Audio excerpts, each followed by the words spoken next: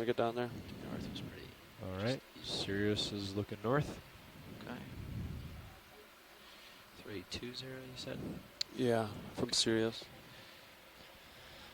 Pushing out. Tether's streaming to our port side.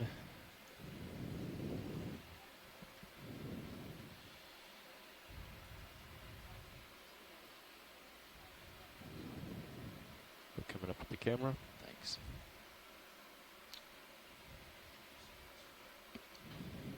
I'll look at 45 and leave it there. Perfect.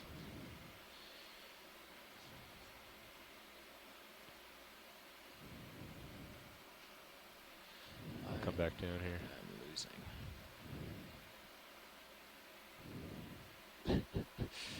I'm going to turn into it. Okay. Coming starboard and pushing. We're full wide, right, Roland? Yes, all cameras full wide. Okay. Pushing into it.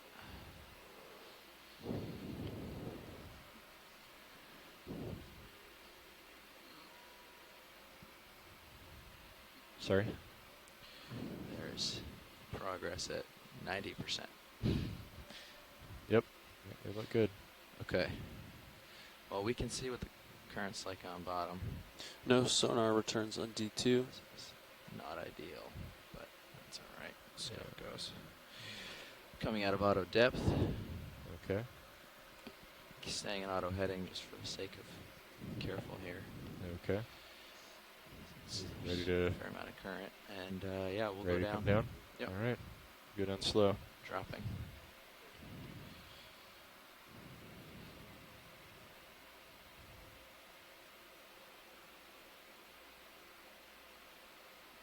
15 meters per minute. Copy.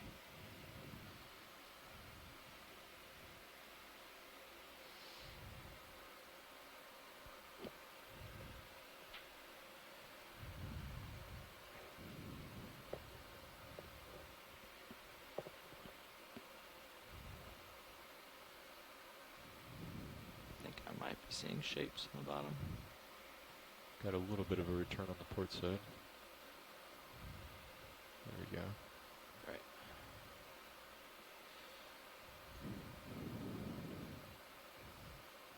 .15-meter altitude. I think I'm getting pulled. My heading's looking more to starboard than I'd like. Yeah, I imagine this current is yanking the tether. All right, I'm starting to get a return on Sirius. We have visual of the seafloor. So the RV right now is at an altitude around Altitude 10 meters. Where you can start seeing the 20. details of the seafloor.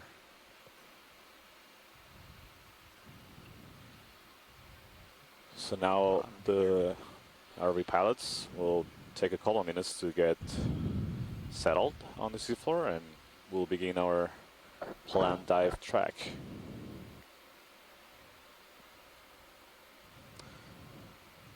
Let's see, current's not so bad here.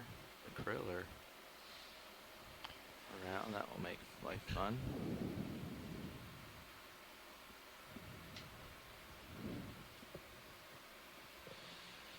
Alright, I'm going to turn my heading left and see what's going on. So you see a lot of dots moving along It's in pretty the benign, so we can view in the main camera of the ROV. head towards the, when it's time to They're move, we actively just head swimming, so towards those our seem to waypoint. be Time comes. small fishes perhaps, or zooplankton. Could be many different species. Could be crustaceans, like shrimp, very small. And Okay. Let's see how that does. these animals might have been following the ROV on the way down, but it's also possible that this is what we call vertical migrators. Not so bad. So they move in the water column, essentially following Pilots, you the okay with the bailout due south? abundances of food. Yeah, that's fine. Bridge RV nav. Let's go with the bailout of due south. We are Well, safely actually, on the bottom. what the hypothesis or Push back our the understanding timing of Yeah. is Thank you, Rich. animals that live in the first couple Terrible. hundred meters All right, do you want to do of introductions? water Sure. is that Sure. during the day many species may go down to depth. Okay. This is to escape the Well, reach of actually, we're sunlight, ready to do not because they introductions can't when you have a tolerate moment. it, but is sunlight makes them more evident to predators. So it's a mechanism to avoid being eaten, to go to depths where you're harder to see. And then many of the species also migrate at night to the surface, where you can basically feed on the surface algae, microscopic algae. So the primary producers in the ocean, just like plants on land, live near the surface. So they make these migrations to feed on them. There's species that do the opposite way, 13, huh? to take advantage of the species that are migrating. So this is very interesting dynamics in the water column in the first couple hundred meters. Okay. On OKEX, right, Roland? So RV pilot and navigator and co-pilot in video, do you want to go ahead and introduce yourselves? Yeah. Sure thing. I'll watch the screen since I'm driving. In the pilot chair for the Global Foundation of Ocean Exploration, we have Jeff Lanning. And as co-pilot, you've got Dan Rogers.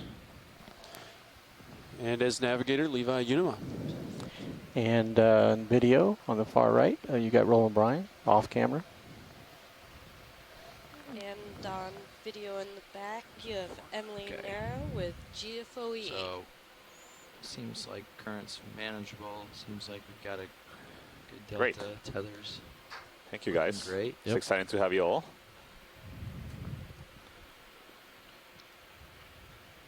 So what you can see, We're ready to. you see something crawling along the Do they want to pick up a rock or just get moving? Go ahead.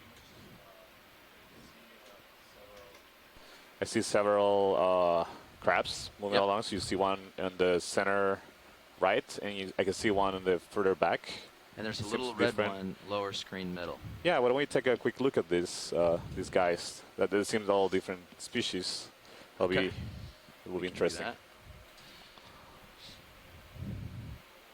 Well, let's start with the little guy standing looking right at us.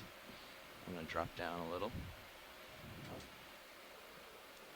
And I guess I can get a little closer if you'd like. I'll pull you back full wide. Thanks. I'm sure. Looks like we need the light bars sort of angled further in front of the vehicle. Yeah, I can play with those. Thanks. All right, Roland, you can start coming in on this little guy.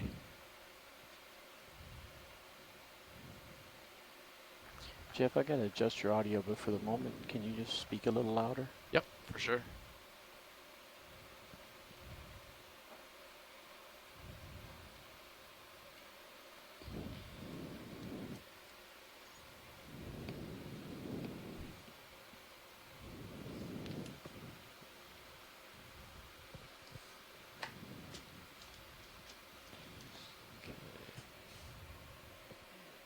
So this looks like a small squat lobster. You can see it has some really big eyes and is looking straight at us. Maxim. Thanks. Real amazing images. So these are very common animals in the deep sea. We find them everywhere. There's many different species of these guys. Adjust your lighting might change a little. Copy that. I think he's wearing glasses.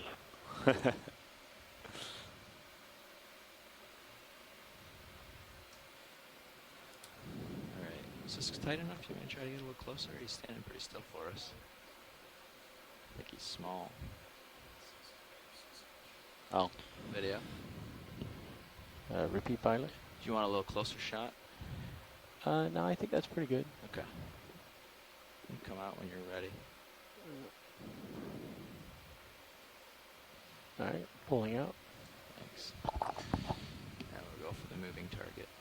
It looks like we have a bunch of small Pilot's permission basaltic, to bring almost like ROV gravel sonar rock. in. Bits of scoria Yes, or please. rubble I mean, I was leaving it out just in case. for it's the so benign, substrate for the There's 30 meters. Crab we're looking Yeah, there at. you go.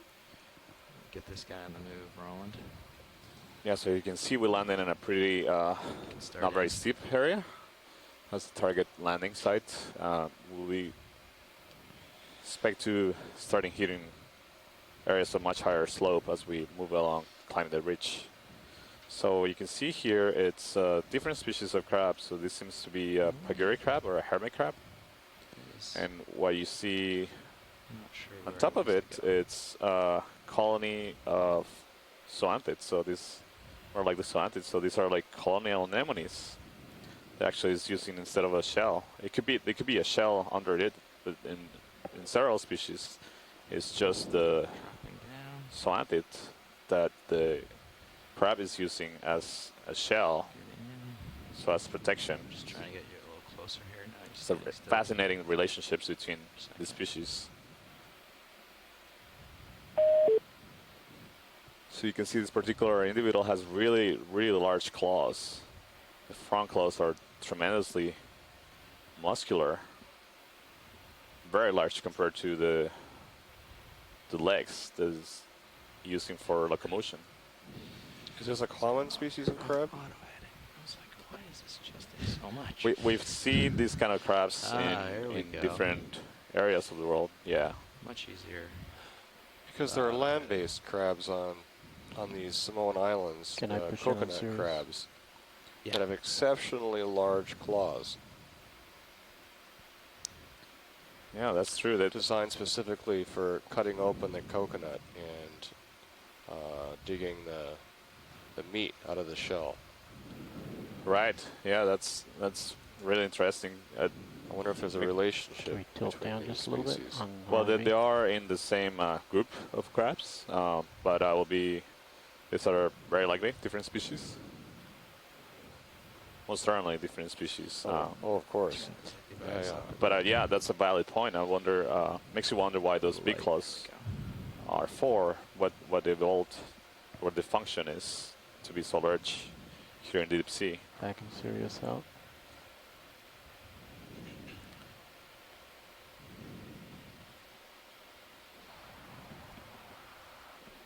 So Santiago, Bruce Money suggested this could be in the genus Symphaguris, which would make it a parapagurid. And there's not necessarily a shell underneath that zoanthid cap on them, because the members of this genus can have these really weird relationships with parazoanthids. So I've never seen anything like this, and I'm going to have to try to Google some images. We've seen other crabs that have this whole gelatinous sort of matrix with zoanthids on top of them, but nothing that looks like this. This is quite unique. Yeah, it's fantastic. And Tina Molodtsova in Russia is pointing out, that the claws are hairy. We see this in some species of crustaceans in deep sea water channel vents, where they grow bacterial filaments, bacterial colonies on their exoskeleton. Okay, video's clear with it when sciences. But this is also really interesting All right. to see this clearly Everything not looks a pretty good. Should we, non-chemosynthetic Should move in. environment. Yeah, Copilot. It's a really Direction of movement. interesting observation we're making right now. 320. I believe I've never seen 320. something like this before either. All right, I'm going to turn my head to port, Jeff, 20 to 25 degrees. And this is Bruce. That thing about Symphaguris was just a guess. I was asking Chris if that might be a possibility. I'm the fish person, not the invertebrate person. So, again, only a guess, not science. Thank you, Bruce. Pilot, can we take a look at that fish that is swimming in the center? Going for it. Come on in, video.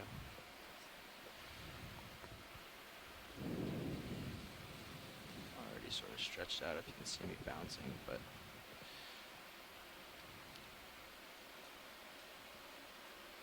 he's swimming away now.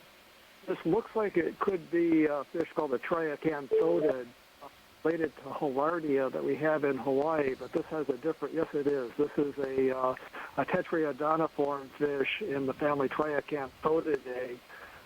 This is something that I haven't seen before, though, so I'm going to have to do a little bit of research to come up with the genus. There's a spotted species in Hawaii and the Marianas, Hillardia goslinite, that associates with soft coral. So this is a relative of that, and they're distant relatives of the triggerfish, the filefish, and very distant relatives of puffers. I'll get back with some more about this in a while. Thank you, Bruce. This is fascinating. That's a partial. Thanks.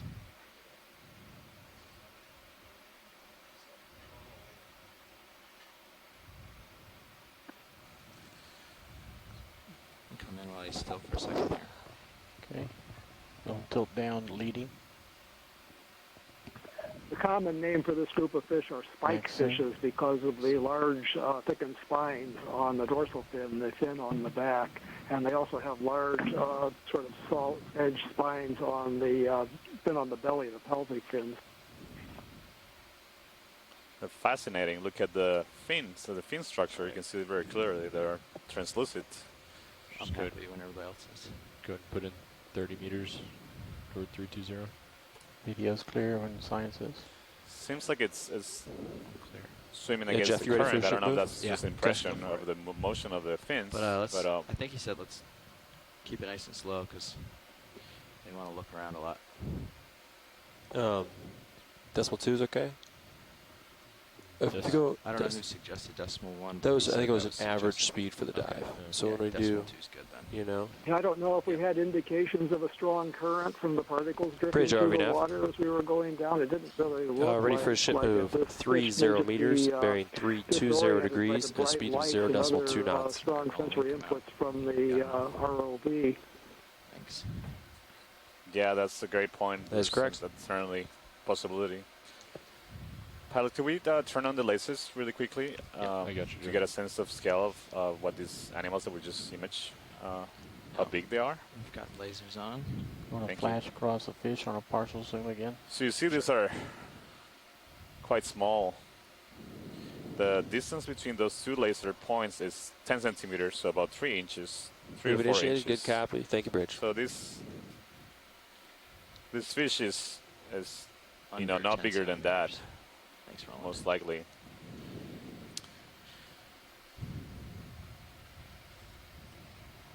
We can get amazing images, close-up images. The cameras on the ROV have really good zooming capabilities. Looks like the lights are still You can pretty see hot. that a lot straight of in front those the vehicle. hermit I wonder if crabs we with can the zoanthid on rotate them, any further in the distance. there's several of I've these got on the uppers this swung area, out. this flat area. Yeah, and they're fully up. It's a little hard to distinguish Maybe if we the drop organisms the lower and ones, the coral, the kick it out. rock I'm not sure which one. rubble we that should is Sure. Try it. in this area. Just the tone is different, but we can. I see something coming up in the left. Just Hala, did you sometimes see it'll those bring out yellow any details in the feathery distance. things? Can we take a look at them, please? Looks like a crinoid. Yeah, feather star crinoid.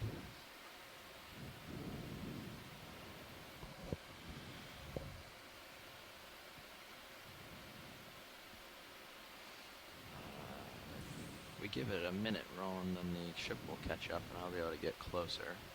If you want to try from here, we can do it here while we wait. So these Does look look like it's close enough sea at this lilies. point if you So wanna these just are sit down. echinoderms, like sea urchins Yeah, and sure. holothurians, so like sea Your cucumbers.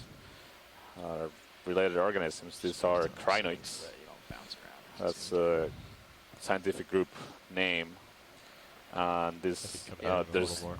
two major divisions between them. So there's this that we refer to as comatullids. You see they don't have a stalk.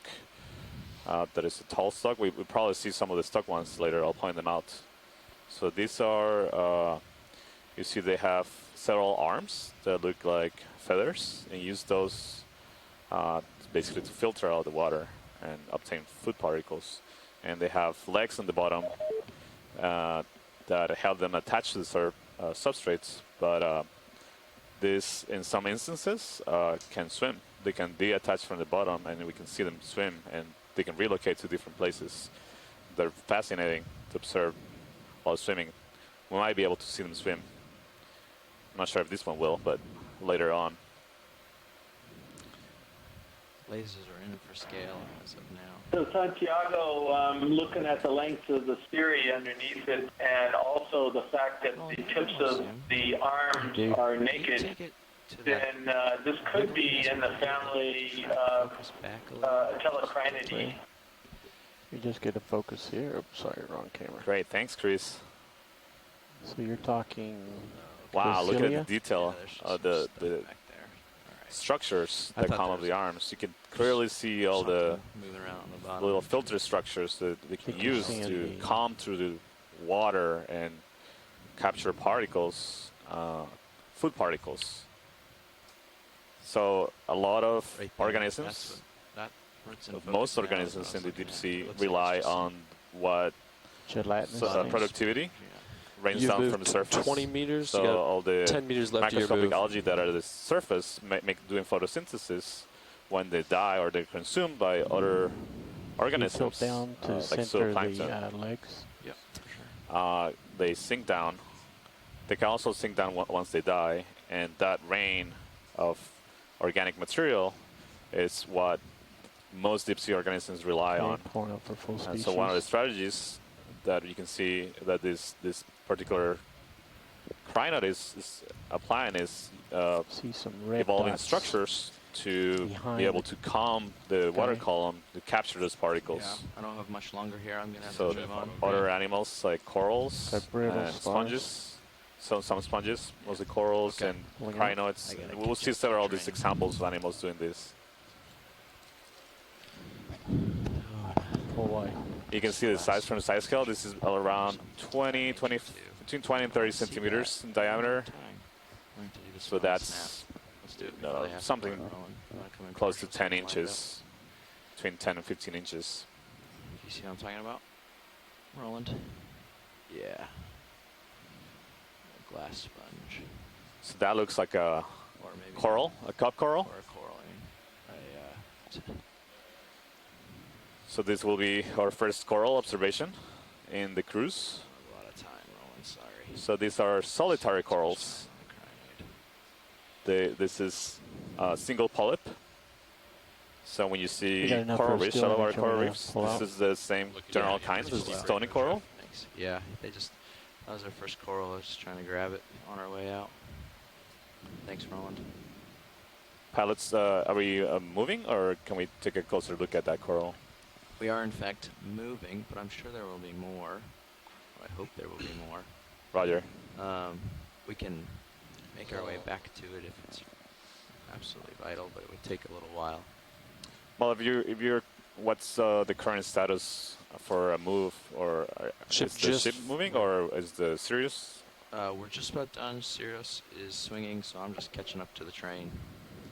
Roger. Here, because spent a bit of time at the Feather Star, and the ship got ahead of us, so I'm just playing a little catch-up game. ROV pilot, that's if we could pick up one of these larger, I think I saw a small Stones. octopus, but a small one. it'd be a good idea to grab something relatively soon. Okay. Yeah, we can do that. I see a couple of candidates up here. That might be. They're all relatively small, so let's shoot for one of the bigger objects that you see. See a potential shiny fish top left. Yeah, ship's in position, so this would be a good time. That looks like about 12 centimeters. You got your beams on. Yep. Is that a good size one? Yeah. So unfortunately, we couldn't That might image work. that coral, but we'll likely see another one along the way. So we'll take time to image that. By now we had to move positions because the overlaying Sirius camera, you can see it in the stream 2, was pulling the ROV, or so we had to advance to catch up with it. You can get a great image of the ROV right now on the camera too. It gives you a good sense of the slope of the terrain, so it's a very gentle slope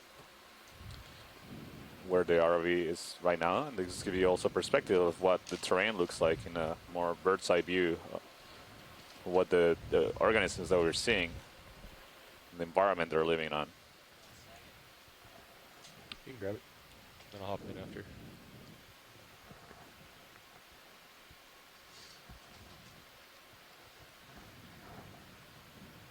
Okay. Actually, do we know what the possible composition of this rock? Is it going to be brittle? Is it going to be pretty hard? Is it? Would you? Did you hear that? Do you still want it if it's brittle? What are we looking for? Just so I know how hard to grab it. Oh, they can't hear me. We hear you. Oh, there we go. Now I can hear you. Did you hear my question? Didn't hear your question. Could you repeat Okay. that, please? The rock I have in front of me, do you have any idea what the composition might be? It's going to be brittle or firm, or It's likely to be firm. if it's Just brittle, do you just still a want basalt. If it's brittle, just we'll move on to something in front of us, another couple meters. I see Okay. something in front of us to the right. it? Okay. So we sometimes squeeze rocks, and if they break apart, we know that people don't necessarily want it. So just didn't There's know a if nice that little was- something crawling by that rock right now. Yeah. Look at that. Yeah, so it looks like a shrimp. Good. Enable the HPU here. Yes, please. And we can get a good look at it. If it You can come in Us. partial video. Get the rock in situ as well as this guy swimming. it's modeling for us. That's beautiful. He also likes the Tiger rock, shrimp. it seems. Looks like a good pick. All right. When the shrimp, oh, he's going all around it. So when the Tilt down. shrimp and he doesn't want us to take it, I think. He's guarding at my rock. So you see, this shrimp also has really large eyes. You can see them; they look iridescent green. Are these antennae as well? These long streaming. What are? Yeah, those are antennae that they usually use to sense as mechanoreceptors to sense the environment. Wow. You can leave it in there, actually, Roland. Like right there is good. So it has very large eyes, but I So was starboard just side. telling you that as at this depth, the amount of light that penetrates is It's, extremely low. Like me adjust the drawers or wings. So some At this point, animals, I'm just gonna poke like it the and shrimp, see what's might going be on, 'cause might be migrating I through have the water a column. feeling that it's They also develop very large eyes that might help them capture the very few photons that reach these depths. But also, there's animals that produce lights, their own light. He's through interested in this claw, perhaps. So since we're, you guys are new to the procedures, we'll run it through real quick. Usually we reach out and prod at the rock first to make sure it's actually loose, because grabbing at a rock on the floor can cause us to bend cylinders in the hand. So we try to be safe for the hand as well as make sure it's a rock we can actually pick up before we get all lined up and grab it. So we'll Roger give it a that. little poke here, see if it moves. If it does, then we can go ahead and grab it.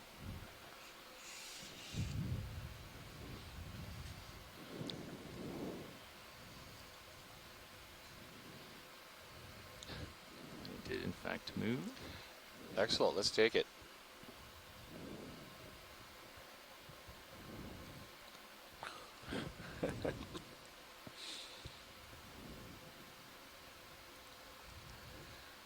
The shrimp seems to have scurried off. Maybe he realized he met his match with claws larger than his own. I'll give this a little squeeze. Seems to be holding. Oh, there's a shrimp again. All right. Do we think Ah, it's it's a good coming back. okay size to go on the starboard? Yeah. Alright. I think It's big enough. it's big enough, yeah. Bring it up and I'll wing you in. Yep.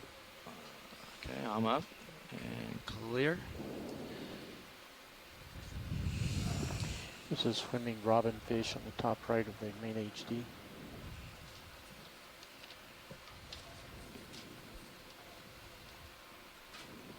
Copy that, rolling. So we should do the SCS. Oh, I missed it. Yeah, I don't think that's going anywhere. You guys want to start thinking about a move, or we got? We're gonna swap Um, seats real quick and then yeah. Okay, Starboard I was gonna wing say we're not upward. forward, not rush. I got dive track, so we're not pressed. So Hydraulics off. Thank you, pilots.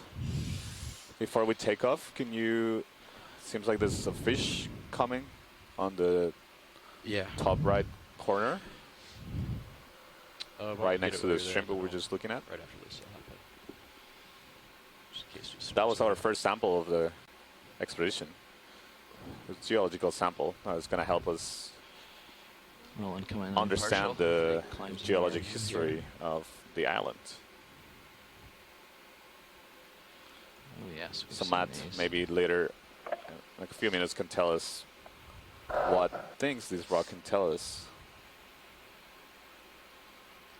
Just gonna let him come in. to This our view. fish is an armored sea robin.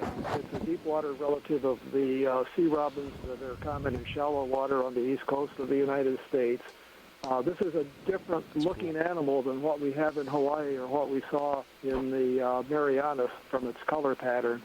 So it's either in the genus Scalicus or Satyrichthys in the family Peristideidae, although recent analysis puts us in the same family as the sea robins, Triglydidae. These Okay. have Just bony coming plates across, all over the I was body with trying to- large spines that you can see. The two sort of horns on the nose, it's hard, we don't know what those are used for. There are the whiskers underneath Find something the interesting and hang out. snout in front of the mouth that have branches on them that are probably sensory. The front part of the pectoral fins, the fins, fan-shaped fins on the side, have thickened free rays, and this fish actually uses those to walk around on the bottom. So those things that you see under the fish, they're like little thin legs. They're actually part of the fin. They're a really interesting fish with a lot of unusual morphological features for life on the sea floor, hunting for little invertebrates, worms, and other things that live in the bottom.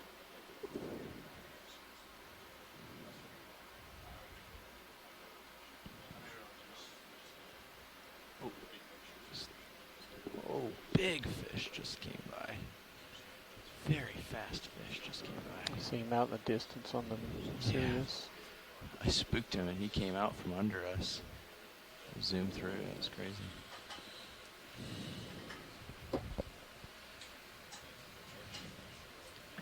These are bottom-living fish that, I don't know if they have a swim bladder or not. If they do, it's a highly reduced, so they're not buoyant, and they spend their life pretty much on the seafloor. The larval stages are up in the plankton. That's how the species is dispersed throughout their range. Again, have to do some research. One note about fishes that we're going to be seeing here in American Samoa is there really hasn't been much work done on the deep water fauna in this part of the world. We're relying on information from what's known over in New Caledonia and in French Polynesia, where there have been a lot of collections, and further along the Western Pacific in Japan and Australia, and making guesses. So as I think Santiago said before, a lot of what we're going to be seeing will be entirely new, and we're going to have lots of puzzles that we'll have to figure out. Yeah, absolutely true, Bruce. Okay, I think we're clear on that. It's extremely interesting to be able to collect these observations and start comparing them to what we've observed in other parts of the world as far as deep sea, and putting this area in context. I'm going to look down on him Copy. with his wings out. This will be a cool view, maybe. We'll zoom in your command. Yeah, go on in. There. Okay, hold. So on the right part of the screen, you see another of those spot lobsters. Looks very similar to the first one we imaged. They had a banded striped pattern on the legs and the big eyes. Hold.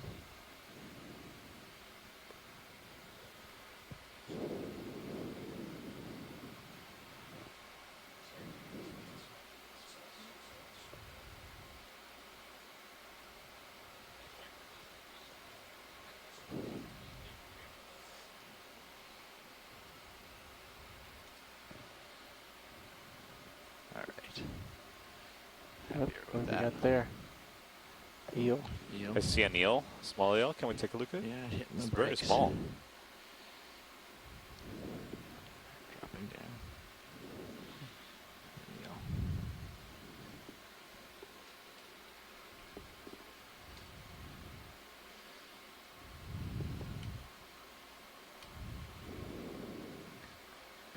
Well, again, this is something different than we've seen on the previous expeditions in Hawaii and the Marianas, but I'm reasonably certain that this is a snake eel in the family Okeanos. It's unusual compared to what we've seen before because it has a dark stripe Get his head. across the head from the Stand snout by. I'm gonna back get to this one the today. gill opening. See something red underneath. Large tubular nostrils for hunting on the bottom. It does not look like a conger eel. It's hard to describe why. More slender Tilt down body, to and read also I'm guessing it's a snake eel, but that's just a guess at the moment. Snake eel is a great name. It looks exactly like a snake. Alright, come on in. It's you can see it's not. It's just Spinning left. moving on the seafloor, very much like a snake.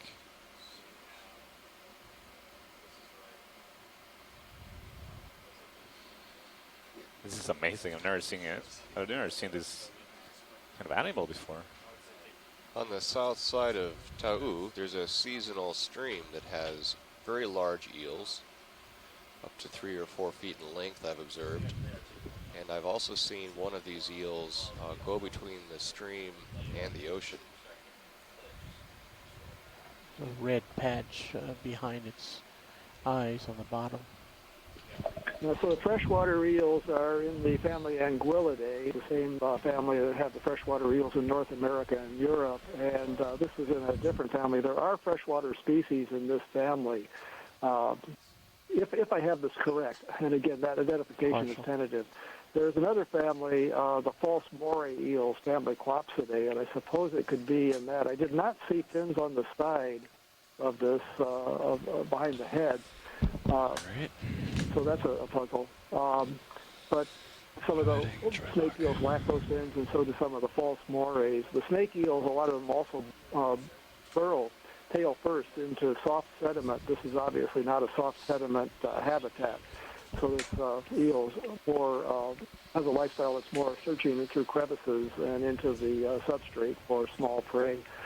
Chris Kelly's on. I'd like to get his opinion about what he thinks this eel might be. One thing that I see is it looks like the area behind the head, around where the gills are, just behind the head, is kind of puffy looking, and that's a characteristic of the snake eels. They have a large branchial area that kind of puffs out. But again, this is all guesswork on my part. We'll have to send these pictures to some of the eel experts for identification.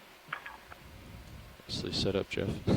Yeah, so Bruce, I was wondering, I was leaning more toward the clopsid rather than the merichids, or I've even forgotten the name of the snake eels, the typical ones in the Ophistidae, Myrocinae, excuse me, in that subfamily. But I was thinking it was more a clopsid just because of the bar under the eye, but for no other reason. Yeah, you're right. I don't know if it's possible to zoom in a little more closely on the area just behind the head. There are pale spots that I see that are lateral line pores, sensory pores, and in the clopsid eels, those are few in number, and they stop a short distance behind the head on the body, while I think the Ophistids have a continuous lateral line all along the body. That's the sort of thing that's difficult to see without a specimen in hand. It's a partial. Palette and video, is it possible to zoom in a little bit more on the lateral side behind the gills? Okay. You can zoom in a bit, Roland. I'll try to center it up. Hold there. Yeah. So max zoom. I'm looking at a picture of a clopsid in the YMC Research Laboratories Animal Guide from probably 2005, and it sure looks like the same type of eel. But again, it's just going by the general appearance of it. I don't know how many of these small eels have got some of that type of coloration.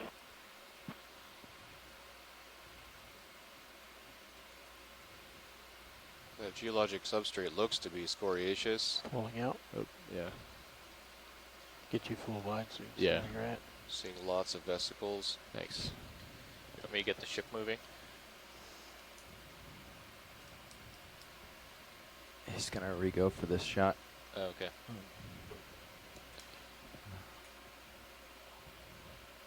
It's pretty small, isn't he? Very. If you put it halfway inside your feet. All right, go ahead and zoom in.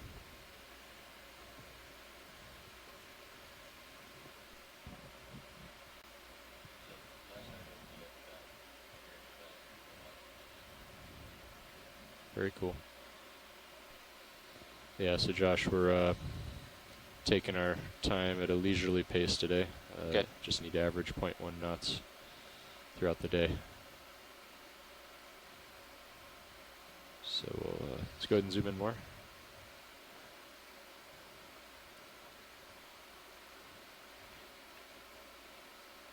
There's a very small little red crab, or shrimp or something.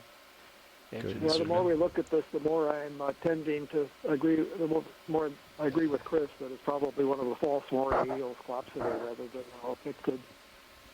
The position of the posterior nostril is another character to the tube-like structure, and I'll have to look at what that is later on, but I don't think we're going to get a picture of that.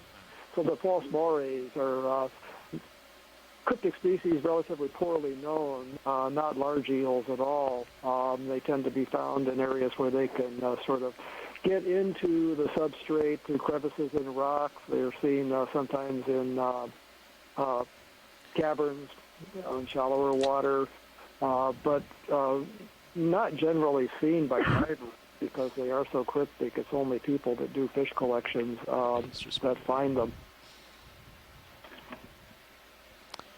I think I just. All right. I think I see a white coral. Yeah, Just let's go full wide here. All right. So Bruce or Chris, do you know if these eels swim in the water column or they tend to stay near the bottom? So So I noticed the 320 interesting coloration. last It's one was. Sorry, more watch white lead. in the bottom. You were turned down darker a on little the top. bit there. This is typical for You can animals get that boogie at 2 tenths when swim you're in ready, the water Josh. column at the first couple hundred meters. Looks like we've only made one ship From the move, so about surface. 30 meters. You know, to our knowledge, these false Yeah, let's go ahead moray and do another eels 30 and meters. snake eels too in general are not water column animals. They would be capable probably of yeah, we'll swimming if a just do predator 320 attacks again. them, There's just still swim 5 up a degrees little on my bit, camera. but they're not midwater animals. There are a couple of exceptions in the What's speed, snake eel 0.2? Yeah, family. 2 tenths is That fine. color pattern that You you wanna go a noted little is further? the counter shading that's often can go seen in 50. midwater animals, but in this You wanna do case, 50? that's probably Last time, not last time what's partway going into the on. move, we And I ran was into a just cup looking coral through and did We can stop. some of the damage it, papers yeah. that I Let's- have about yeah. that family. I 50 don't will be see ready. anything Okay, that see. has that color pattern with the stripe along the snout. Bridge But it looks RVNF. like a lot of the species in that family are Like to dark request on a the ship upper part move, of the body and pale on the 50 lower part of meters the body. at a bearing 320 at a speed of fascinating, 0.2 yeah. knots. Because usually you see that coloration. This for is the same camouflage. shrimp we saw earlier, right? It looks like it. That is correct. Try to be light Thank you. underneath to Okay. reduce Bridge the has to contrast move. with the down, the light that's coming from the surface, and then when you look down There's on it, something so red. the top of it I to see be it. dark to blend in again with the dark background of the deeper ocean. Let's go see what it is. Maybe squid. You want to snap zoom? Video, could you Thank you, put Bridge. the navigation screen in the stream tree? Any interest in this watch lead? If we could do a quick zoom, that'll be right, but I wouldn't sit on.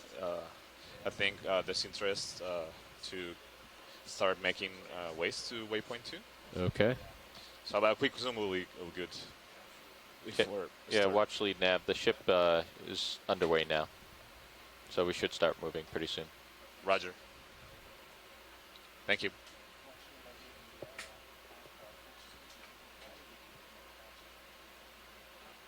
That's good, Roland. There's some requests from Short that they wanted to see where we were. So if you could leave Pilot? it there for Nav? a little bit, Carl, co-pilot, we can dive supervisor. switch it. So I a heard little bit. we're just starting a 50-meter move. Yep. If you Is it at look at the 325? Three. Is it 320? It's in a minute 320. because we're looking at a very interesting sea cucumber. But if you were You interested can see his to little know where fingers we in are, the part that you just can look at the lifted up. stream tree right now. So where the animal that you can see How here far in is the it to main camera waypoint of the 2? ROV is sea cucumber. So Just curious. again, closely related to urchins and sea It's stars. 180 meters. So these are commonly known 180 as meters. Okay. again, sea Well, cucumbers look that under I the take live that at back. the It's seafloor. 150 meters. Sometimes we 150 see them meters, yeah. take off and swim in the water column.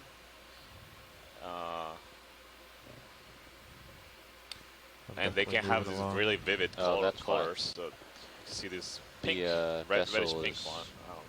Many other species can be purple, yellow, bright purple. Beautiful creatures. It is. These usually are what we consider.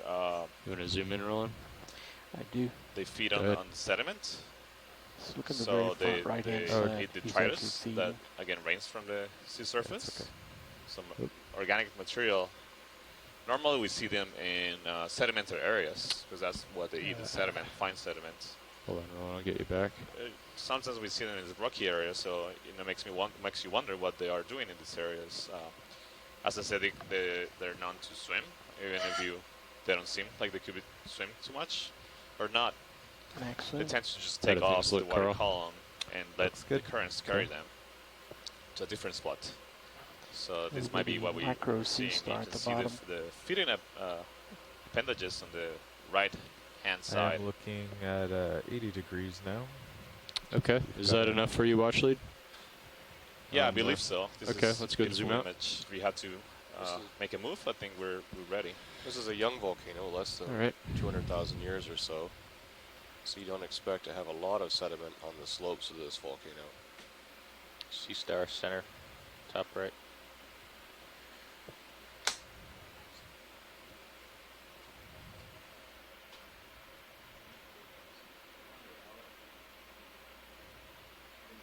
Where at, Josh? Oh, that's a rock. Never mind. Okay. See what I'm talking about? Top left. Yeah. Go check it out. I think that's a fish up ahead. If you want to take a Maybe peek that's at a this fish. yellow I was thinking blob a sea here. toad. Maybe, huh? Roger, let me think you see got if it. pilots can zoom in. Let's do a partial zoom. Oh yeah. What is this? It's a fish. So this is another form of Carfish. This is a sea toad, or coffin fish in the family Chionacidae. It's a type of anglerfish, different family, but same order as the shallow water frogfishes or the deep sea anglerfish. A very short So you can lure set that's that kind of scaring in off a here. depression Lasers clear. on the snout. Okay, let's kill the And these lasers. are ambush predators, just Lasers sitting on the off. bottom, and they rarely move. They can kind of inflate their bodies or deflate their bodies to become more round or flattened. Again, this has a totally different Doesn't color look scared. pattern than the species that we see in Hawaii or the scared? ones that we saw in the Marianas. Nope. The expert on this group is over in All right, Taiwan, let's go ahead and zoom in. Dr. Ho in Taiwan. I'll have to send him pictures, but I'm looking back we, at you after the zoom. we're Okay. able to Shoot identify ahead. a Train lot of ahead these looks, things to family same and kind of genus, flat. Yeah, different we'll be able to shoot species. that pretty May not quick. be able to figure that out unless we No just more collect toadfish. specimens. So Next a minute. sea toad or coffin fish. Okay. You see the pale spot on the body Actually, yeah. behind the sort of arm-like structure of the pectoral fins, those arm or leg-like structures. That pale spot is actually the gill opening. The anglerfishes are unusual because they've got their gill openings behind that fin on the body. Most fishes have the gill opening before the fin. The zoom You'd is. also see the shorter What's that? The zoom's pelvic flickering. fins on Yeah. the belly. Right. There's Right. one you can Okay, see let's go underneath ahead and the zoom out. fish, Yeah, propping we'll the zoom in fish a up. second. So it's propping itself Push up up. on those fins. That's The ground does seem to be rising more to my spectacular port also. Beautiful, beautiful coloring. What's your heading? Oh, it is 320. Okay. All right.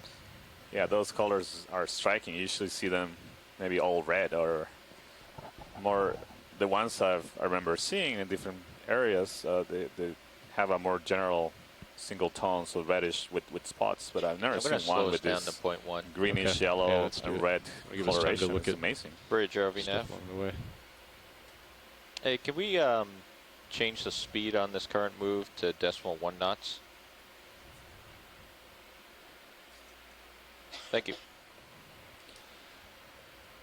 All right, looks like we're advancing more rapidly over the bottom. There's a fuzzy thing at the bottom edge of the screen. Slightly to Thank you, the Rich. right. I see ya. We'll do a real quick zoom. I gotta push out ahead here. Hold there. Is that a coral? Yep. Looks like it.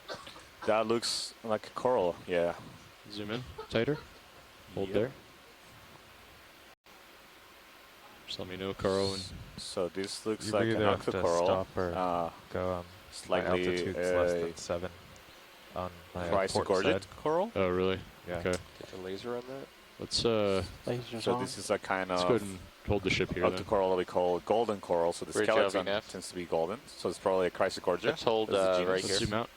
I'm gonna get closer. Uh, Are you comfortable hanging out here, or do you want to? Yeah, I'm comfortable. Okay. Science was asking for lasers. Yeah, I'm gonna get in closer. Or just stop Make the a bridge. ship. Ship is coming to a stop. I think I'd rather do, 0.1. yeah, Shorter moves. shorter moves. Yeah. Because at this depth, there's no delay, so you can just go, look, Yeah. go, look. What was the speed on that last one? Originally 0.2, right? 0.2, I think it was a bit much. Yeah. So this I think is we a only need to small average coral 0.04. colony. Oh, really? Even less? Yeah. You Let's see just the do scale like there, 30 meter hops. 10 and- centimeters. They can be at 0.2 though, just to Yeah. get wide. over with. But Right. So again, that's That'll like give us time to look around. All right, zoom in. 3 inches, 3 to 4 inches, and a little taller than that. actually, can we mark these this are, and go back? I'm still uncomfortable with my altitude. Common Yeah. Or my kind of corals my in the deep sonar is sea? really creeping in there. Dominant. I Okay. see something white in there, Well, but I, Let's. No, actually, Sorry, Roland. go on. Your Sorry. command. Well, are you? Everything look okay? Do you want to? I Yeah, have there a were question just for some- Chris there's Kelly. some We're specs. I at thought they were 497 some meters, bottom, but and it's that really seems to be clarified. I just unusually pulled up shallow for 23 this above type you now, of so- coral. Is Okay. that correct? Carry on. Yes, Yeah, it is, Bruce. you're pretty much And Yeah, I'm not, stationary at this I point. think this Okay. could likely Okay. be in the genus Rather Chrysogorgia. be safe, Les sorry. isn't here right now. But yeah, you're absolutely right. This seems to be pretty shallow for this group. I mean, there's really no sea state We're at a also. depth of so, All I right, mean, zoom we in, could Roland. get below 10 290 meters. meters. Be fine. I've stopped. So it is relatively shallow, but further. not. I wouldn't consider it tremendously shallow. I think we've seen this genus is known from these depths as well. What you can see inside the structural colony are actual anemones. So there's several of these anemones on the branches inside the structure, the skeleton structure of the coral. So again, what I was mentioning is you see the golden coral of the skeleton. So those branches are golden. good That's with what we the call lasers? golden corals. When you Yeah, you can turn them off. when you get the skeleton with the polyps, they look beautiful golden color. And you can tell it's an octocoral. You can see the details of the polyps. So each one of those little look like little flowers almost are polyps. So individual polyps, like the solitary coral that we saw earlier, the cup coral. Are you on shift? So Josh, each or one you of those is a just- polyp, and we can filling tell in it's for an Levi for a octocoral bit. because each polyp has 8 tentacles, and it has Am I on those shift? projections, lateral projections that we call pinnacles. Well, So you- that's characteristic of an I octocoral. go full thought the ship One of the changes at defining 10. features That's all. of this group. 9:30. Oh, 9:30. Okay. Go We're full actually specimen. the All right, most go out. Go out. diverse group of corals or octocorals of all species of non-corals or octocorals. So about 2/3 are octocorals. I thought it was at 10 o'clock for that shift change. That's all. That's all. All right. Let's get rolling. Yeah, Let's thanks, pull out. pilot.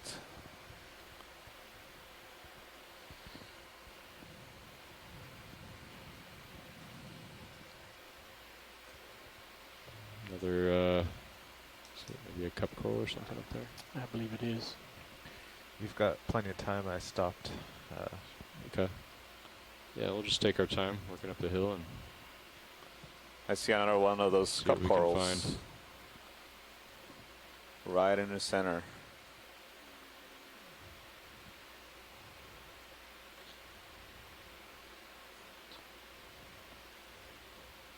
Do we have time for a zoom? Yeah. pilot? absolutely. Since we missed the last one. Okay, go hood rolling.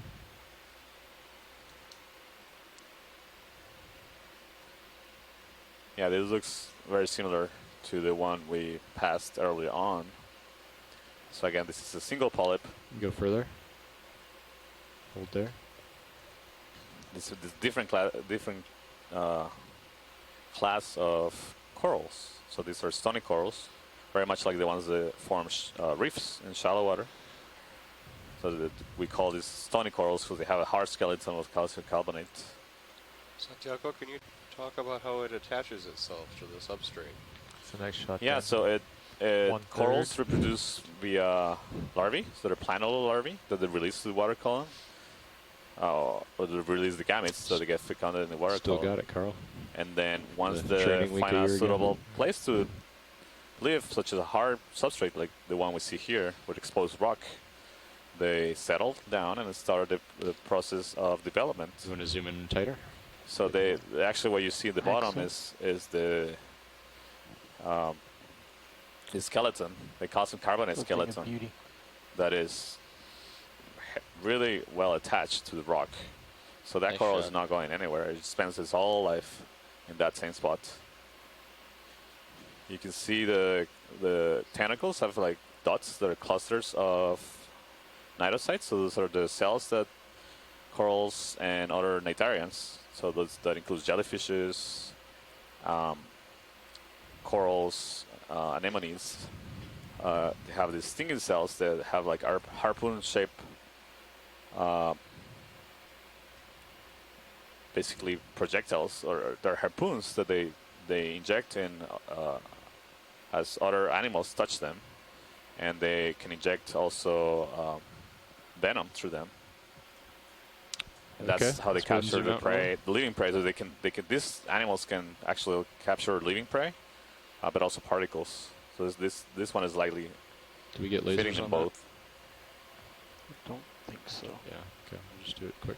So Pretty these small. corals, we identify them mostly by the skeletal structure, Full on. where Okay. the Thank you. tentacles sit in. So the patterns of the skeletal structure is hard to see when the animal is living, unless you're looking at it So from the an top, urchin. and the tentacles are retracted. It is. This is sea urchin now. You see the purple one. So I guess this is amazing that every couple of meters that we move, every couple of yards we move, we see something different, a new species Potential for the orange area. on the lower left.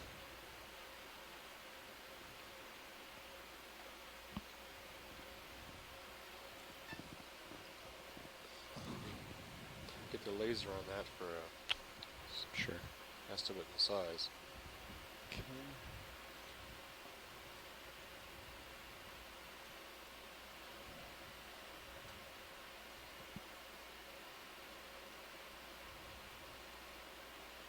About 10 centimeters.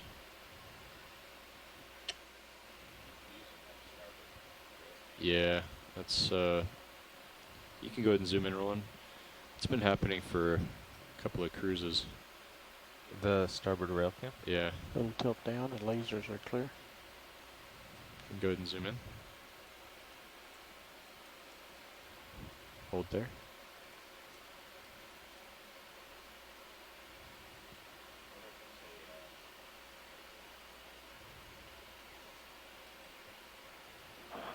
Well, I'll take a stab at this one. I think it's in the family Kinopteridae, which is characterized by having a lot of these really thin spines that actually bend. Zoom in As tighter, you can Roland. see, these can bend and wiggle around That's, quite a bit. Max. Max, okay. And ready to go for a also full just the specimen. general Okay, shape go of ahead. this particular urchin, and these, Staying tight, this but family full. can also have these very colorful species as Maybe well, if you wanna but tilt down that's my at the best feet. guess on this one.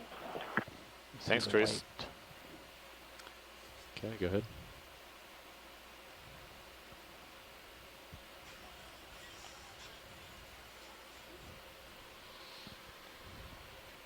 Okay. Okay, let's go full specimen. Cool. So you see this, you can see the spines, but it's also, if you look at the bottom part of it, you see more projections or appendages that look a little bit more soft or bendable. Those are the feet Everything all right, Carl? of the urchin. I was just looking So for they're- my mouse. You use them Okay, to move video's clear. along the Alright, seafloor. zoom out. Seem like they're not moving very fast, but they're actually on the move. You just need to watch it for a long time. You want to adjust something, or I can adjust it for you? Yeah, I was just thinking, I don't think the sonar goes past 60 meters on Sears, so we could reduce the.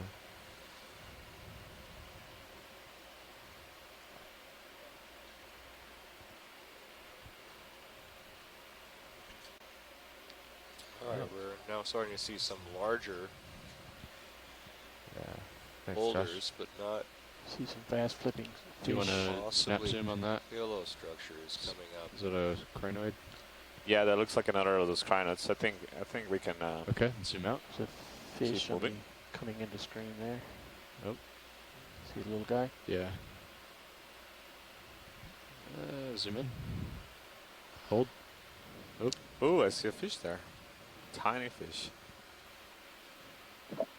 Now, that's a midwater fish called a hatchet fish. I He's think. quick. So are it you. looks like that. It's a relative of the dragon fishes. All right, let's let him go. It could be He's not something called bad. Argyropellicus hemigymnus, or in the genus Polyipnus, some more which is a up ahead. I saw him bottom-associated flickering.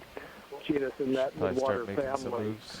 Or So a not the family ship, stirred but up you. picadae, Yeah. the hatchet Yeah, I fishes. mean we're right on We're on target. schedule. Beautiful Yeah. fish.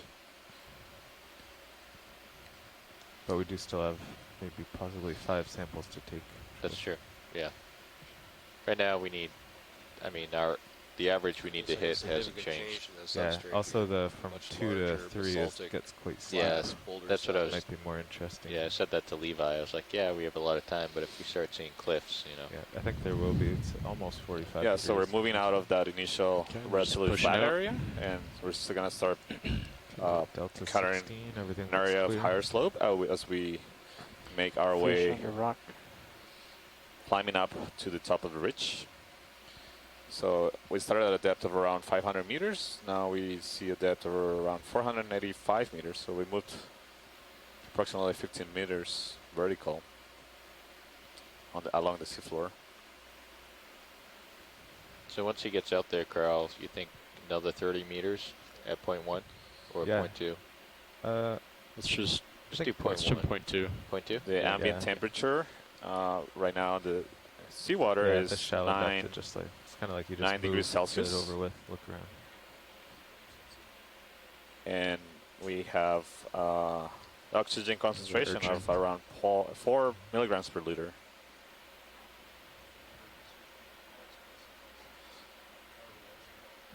Is that a sponge under the rock? Can you snap zoom? Hold. Yeah, that looks like Do we want to get a closer look at that? sure, please. All right, zoom out. So you see more of those crinoids that we observed earlier, the red crinoids. Sorry, urchins. Okay, go ahead and zoom in.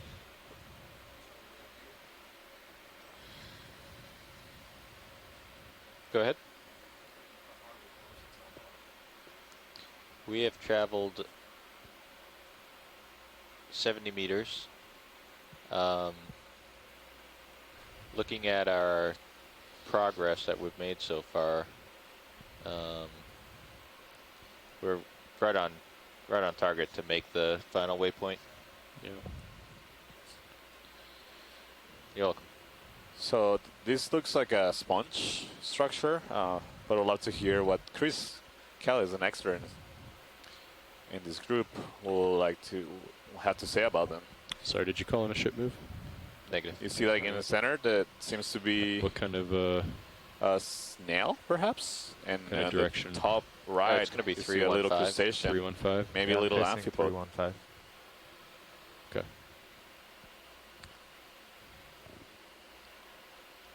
You see this I would say maybe tiny just go ahead and call it in, associates and I'll just push ahead when we're done with this living shot. on the sponge. Copy. You can clearly see the structure Pulling of out for full Bridge, session. RV Go nav. ahead. the Do you want sponge. Is laser Like to Well- request a moment ship too? move 30 meters, bearing 315 Flight at a tilt up. speed decimal 2 knots. They're just out of view. has a great Zoom out a structure to be able to filter water. That's correct. That's a shrimp right on the left. Roger. Has a stripe. Can we take a look at that shrimp and then do you see that red little brittle star as well? Okay, we'll do some quick zooms on that, and we'll Yeah. get moving. So you see there. there are a couple different brittle stars. There's a red one here, and then On the top, Roger, thank you. it's a different white one, and this is a different Moves kind in. of shrimp from the ones we've seen so far. It seems that we also see some tubes from worms on the rock, some perhaps they're pellet worms.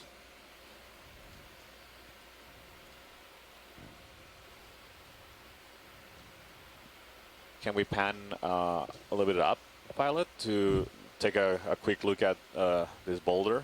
The other things, I see some arms sticking out of those cracks. So those look like other different kinds of brittle stars or ophiuroid stars coming out of the cracks. Really fresh vesicular substrate. It's There's a basalt. few of them.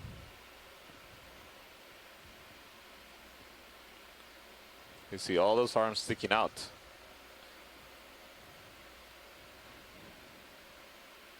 They're hiding the bodies, but they're sticking out the arms. Not sure if these are Bitostar arms or they could be sea star arms, so the Brisingid sea star. I don't know if anybody, the scientists on shore have any thoughts on this. For me, it's hard to tell without seeing the rest of the body. I don't remember if we had lasers on for this. So you see many different organisms living on these more larger boulders Push ahead. Some in sort the of cracks. big fish So right that on your they starboard side there. using those habitats, small Video, you wanna habitats, zoom on micro Sirius? habitats created by the He's larger rocks He's making moves. to I don't know if I'll get him. Nope. using for potentially for coming back protection to you. from predators, and also to reach a higher ground, to be able to be more efficient to capture particles. So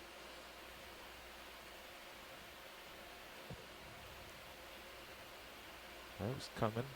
we see a fish in the Sirius cam. There he is. It's coming into view in the You ROV can main go cam. wide It's a on big Sirius fish. now. There you go. That could be. There he is. Can you tilt up on the camera? Oh, so you see it now. He's going away now. Yeah, he's going uphill. Yeah. There's something called a Just a manchong quick, in Hawaii. They're quick shot commercially there. important fish. Alright, I'm From the pushing shape ahead. of the tail, that looked like Like it was in the he's starting genus to make a turn. Pterotictis. Yeah, he might. The Pacific See is, him still. species is Pterotictis Be able to get him. steinbachnerite. Go a little So port. a pomfret or manchong in the family Bramidae, probably Pterotictis. There he is. Thank you, Bruce. It's great to have you with us today. You're very familiar with the Shining fish to your fauna, left, general too. fauna of this area.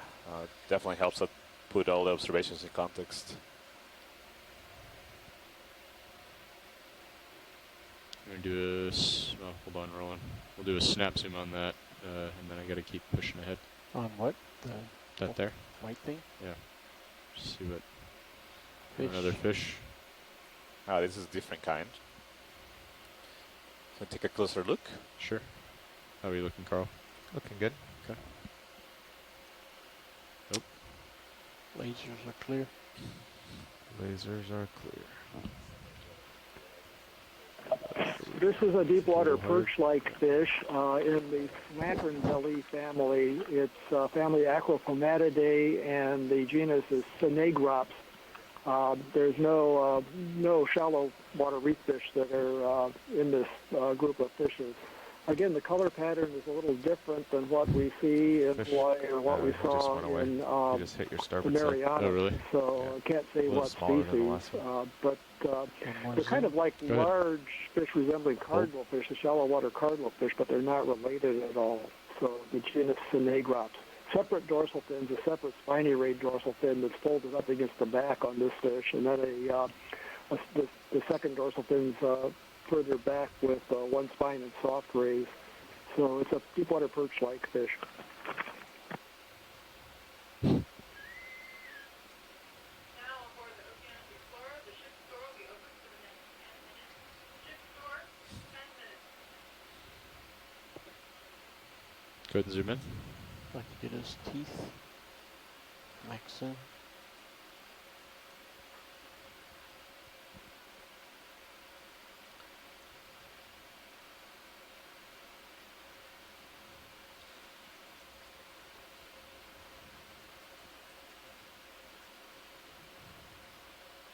All right. I think let's zoom out.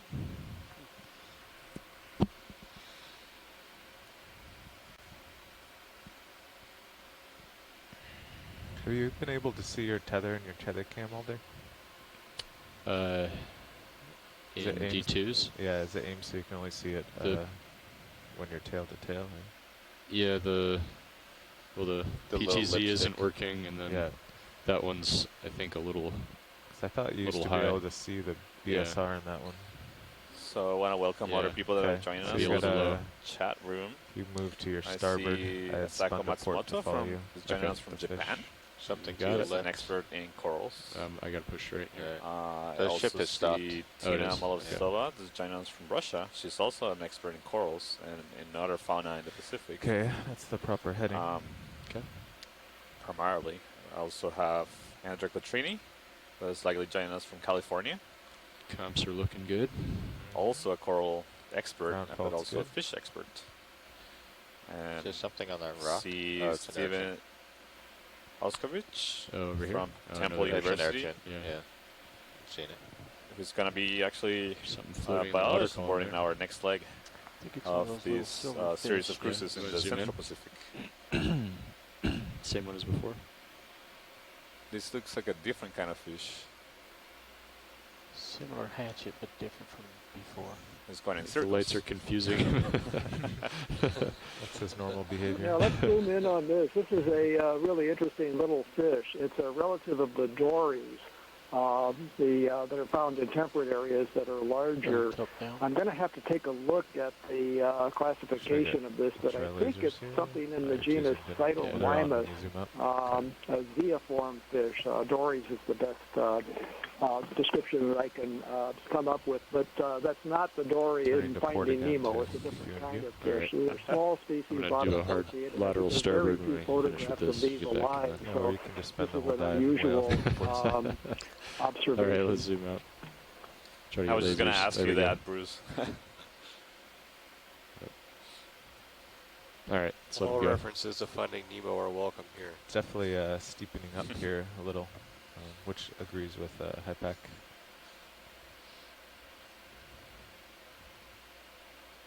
We're off that flat area.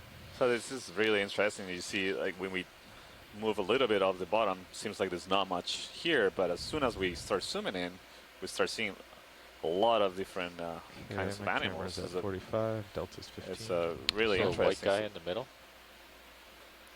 That's the value of having Snap such zoom. a amazing ROV with great cameras and good pilots to manipulate them. We get so much detail. Otherwise, you will lose with a system that is not able to get us this much resolution. Partial. So here we see a sea star that I'm Ready for sure lasers off? Chris Ma, the Smithsonian, is going to be very excited about. So if you can tilt take a up. zoom in, and Okay, you can it'll kill. help us get a identification.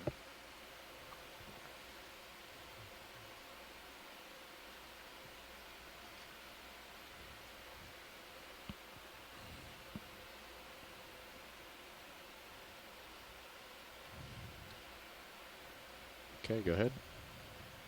I also see Timothy Shank from Woods Hole Oceanographic Institution joining us in the chat.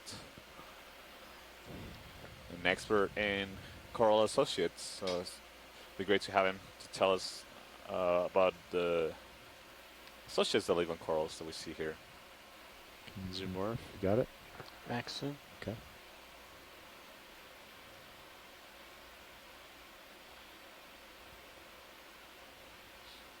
Is this an unusual surface morphology and texture for this? I'm waiting to hear from Chris Matt, the Smithsonian. He's the expert Pull on out, these I kind of thought I saw organisms. So something just about a half a meter up. I feel like whatever I say is going to be wrong.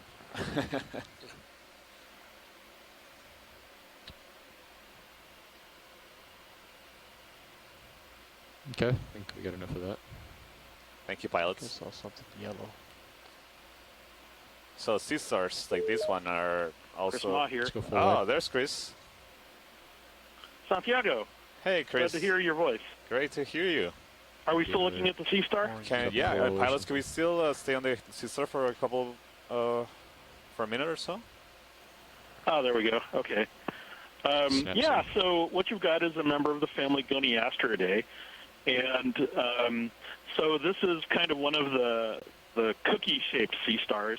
What you're seeing on the surface are the radial areas where the papillae, where the gills emerge, that 5-part arrangement that you're seeing on the top. And so the architecture that you're eyeing, really close up, those are structures known as tabulae. And so those can be, they're like little tables, and they protect the gills from being sort of washed over by mud or other things, or probably to protect them from predators. That identifies this animal as probably in the genus Ceramaster or the closely related Peltaster. The two are very close to one another, and I really need to sort of look at them side by side to sort of tell. But this kind of sea star is very common in the area, and that's almost a problem because they're so diverse. I mean, they all kind of look the same, but they have a lot of distinguishing characteristics close up, and they're very sort of distinctive, so people sort of group them all together. But very interesting animals. And these types of sea stars have been around since the Mesozoic. 30-meter hop. And so you see these kinds of sea stars, these kind of cookie-shaped goniasterids in the Cretaceous, in the chalks of England and in other places. So sometimes you can look at these and you can almost imagine sort of a Cretaceous seascape just by looking at the bottom here, based on all of these very old-looking animals. It's very, that's always what I get when I look at them. So a good animal to start off the dive with. Yeah, okay. Great, that's fascinating. Thank you so much, Chris, for calling in. Yes. Oh, no, well, I look forward to seeing what you come up with next. We covered 130 on the first time out. Yeah, we too. So pilots, this looks like a black coral. I'll come back later when you see another thing. Thank you, and good luck with the dives. Thanks, Chris. Can we get a zoom on Take this it easy, coral? Santiago. Bye. Bye-bye, Chris. So what we're seeing now, it's another coral. Good, zoom in. It's very likely a black coral. We're just waiting for... Yeah, it's a black I'm coral. going to get you guys moving.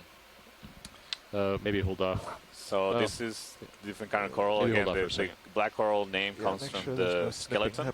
Yeah. There's no what? Under the polyps, under the flesh, it's black. We'll sample. And it's a different kind of coral, different from the hard corals or the octocorals, but also common, very common in the deep sea. You see the polyp disposition is different, so it has a couple of large tentacles and it has a couple more pairs of smaller tentacles.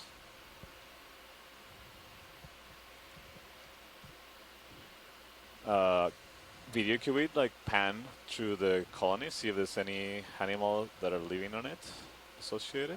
In which direction would you like to move the camera? If we go up and go to the base as well, so basically cover the whole. Okay. So this kind of coral, it's likely in the genus Bathypathes. That has a widespread distribution. So you see the attachment there any more zoom on the rock. Max zoom. Okay. The skeleton of these corals is not calcium carbonate. It's different from the stony corals. These are proteinaceous skeletons. So they're chemically different from the stony corals that form reefs. Thing up there, it looks like. Pink is actually inside the branches. Tissue. These corals are protected under CITES conventions because they are of interest for jewelry. So they're considered protected group in general. The species to the in this right group. side.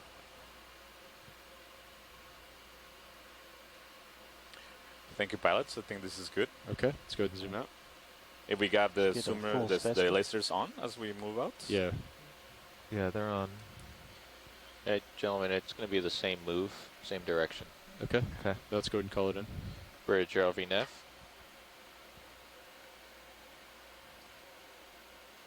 Okay, let's zoom out. Thanks, Roland. Bridge, RV nav. I'd like to request a ship move 30 meters, bearing 315 at decimal 2 knots. Another fish. Snap zoom. That's correct. Roger. I saw that one before, I think.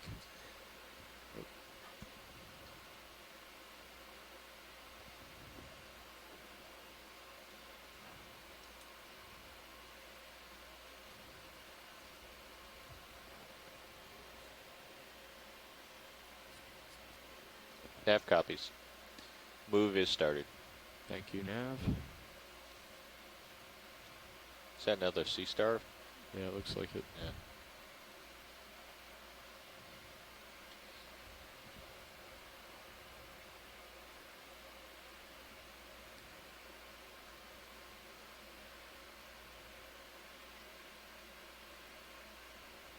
It's a couple.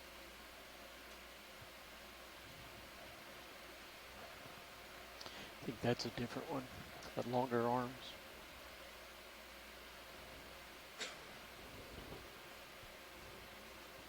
Do a snap zoom.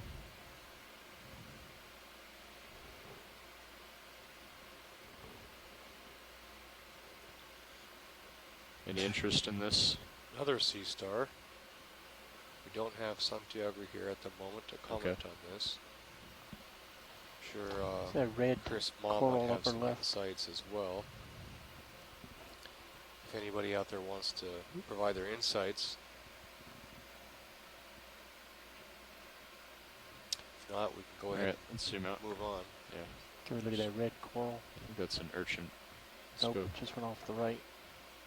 Off the right? Your right voice is very faint Let's now, go so full if you can adjust the microphone, please, that would be good. Just upper Roger left that. of the star itself, near the laser. Okay, snap zoom. Hold there. Oh, I see. Okay. Can we take a look at this coral, pilots? Okay. We will move in closer.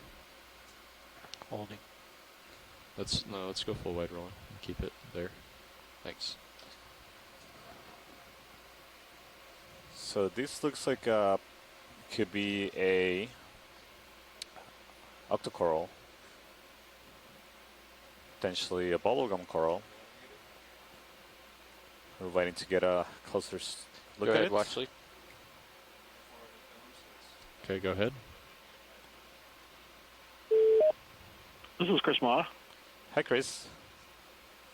Hold there. Hi. I should have just hung up. So that other Sea Star that you saw, I didn't get too close to look at it, but approximately 110 it's one meters. of two things. It's either That's affirmative. a slime star, on something schedule. like Pteraster, and if we get a chance to look at a zoom later on, that would be distinguished by the little hole that's present on the top of the disk. Alternatively, it's another Sea Star in another group called Paranapanthea, which is related to those little sea stars you have in your aquaria that crawl around on the rock, except that it's bigger and has more of a webbed sort of space in between all of the arms. But I didn't get a chance to look at it too closely when the ROV went by it, but I'm sure they'll probably see another one because either one of those animals is frequently encountered in this area. But again, I need to see it. But I suspect, and it's appropriate. Both of them are appropriate to the staff. I tend to go port. Yeah, it's interesting to see what they might be doing here, whether they're feeding on some of the detritus or if this is sort of their habitat. As with many of the other animals, this area is very poorly known, and so these could, in some cases, these are some of the first times some of these animals have been seen alive. And that cookie star we just saw, the Ceramaster, there's a new species of that genus that I'm describing that could easily be that animal. So the potential for discovering new species or simply animals that we've never been able to identify alive remains a really high one for this area. And so that makes it often difficult to sort of positively identify what we get without a collection, which of course I know we have to be very cautious of in this area. So, correct, Chris. Yeah, thank you, Chris. Thanks, Santiago. So the branching coral that we imaged just a couple of minutes ago, that's an ox coral. I think I'm called some bubblegum corals. You see that you're nicely ahead. So it was a little red-pink. That's in the family Paragorgia, and that's a family I personally study a lot. So it was exciting to see it. That was a very small colony, and it was on the underside of the rocks. It made me wonder if that had basically that small rock that was attached to had just rolled down, and that was just in that position. We also saw a cup coral in front of it, and now, as you can see, we're entering a steeper slope terrain.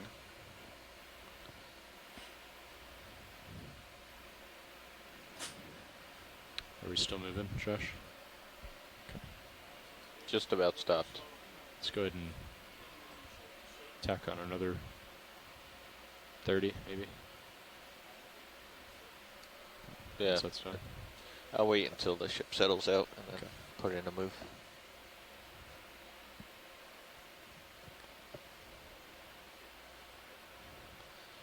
So you see the bottom of where we landed, and this slope is covered with rubble and cobbles, so rocks of different sizes. We collected one rock at the beginning of the dive, so I think it will give us a good idea of the composition and where the region is.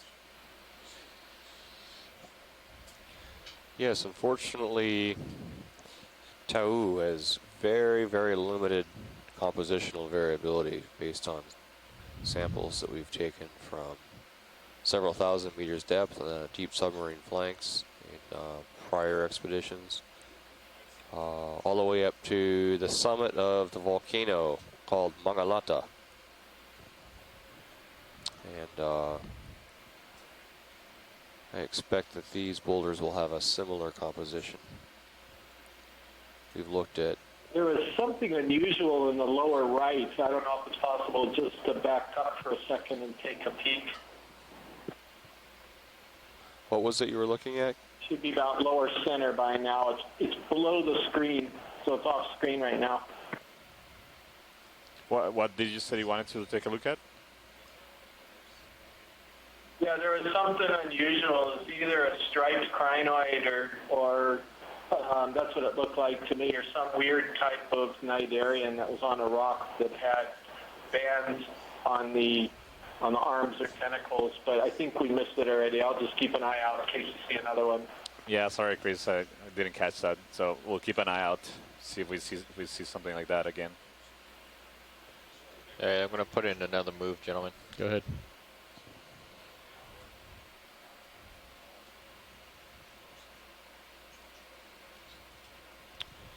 Bridge RVNAV. Request ship move 30 meters, bearing 315, speed .2 knots.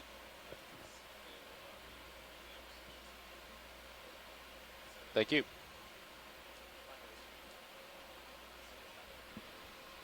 Okay. Thanks, Roland.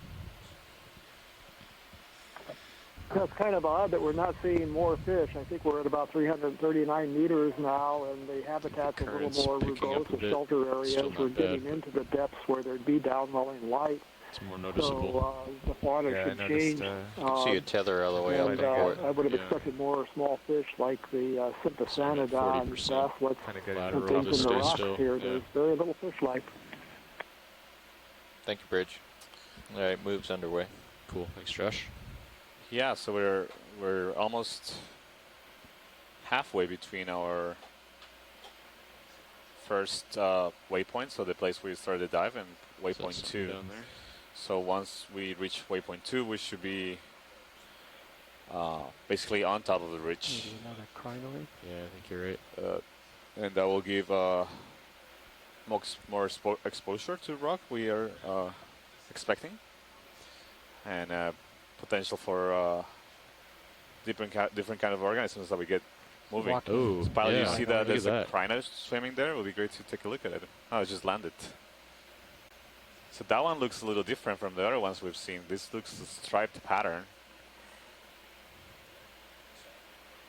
It would be great to take a closer look if it's possible. I know you're in the middle of the move. No, we'll have time. Okay. I think this was the banded crinoid that I saw earlier. I think they reacquired it here. Ah, great. Which is a pretty unusual crinoid. Yeah. I don't think co-pilot heard you. It's okay. They're out of the frame. Maxley. Okay.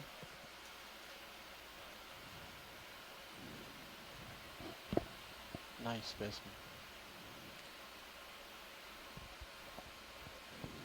So you see that the relative length of the legs of this crinoid compared to the yellow golden one we observed earlier, the legs are shorter relative to the length of the arms and the rest of the body.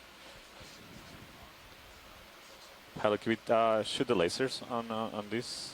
Lasers are on. We'll have to Oh, they zoom are? out. Oh, Yeah. that's okay. That's okay. I was just curious what the size is, but we'll see it when we zoom out.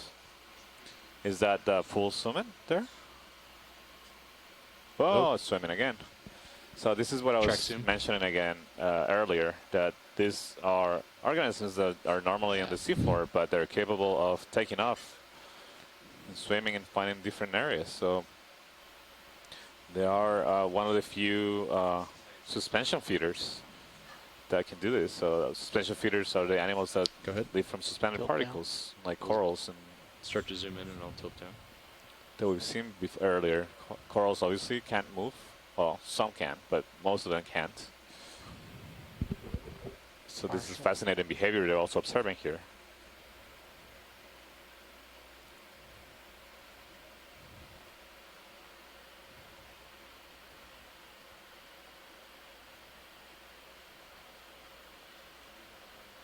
Yeah, it looks like a thin veneer of sediment on a basalt substrate there.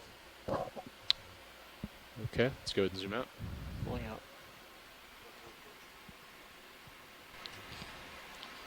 This volcano is so young that we don't expect to see any kind of camera's only 70 degrees. Let's go ahead and push out. Iron manganese oxyhydroxide coating, or iron nodules, or this coating that we would see on the basalt substrate on older islands and seamounts.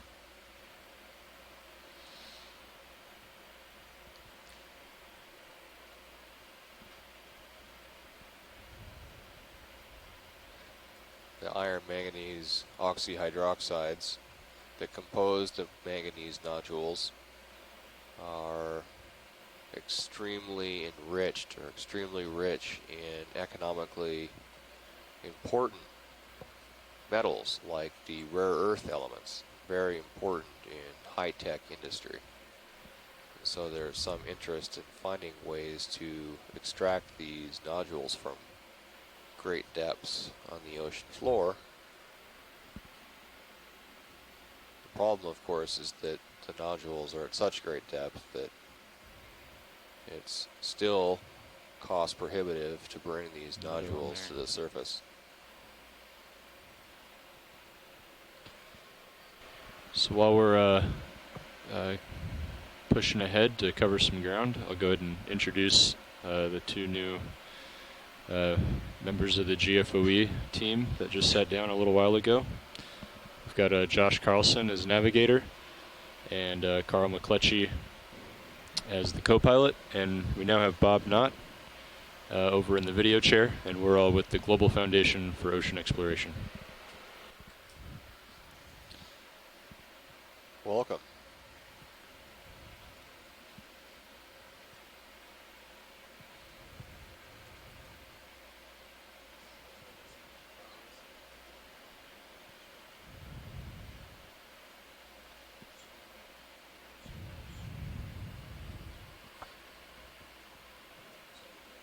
I think you just passed another sea star to your left. That's right.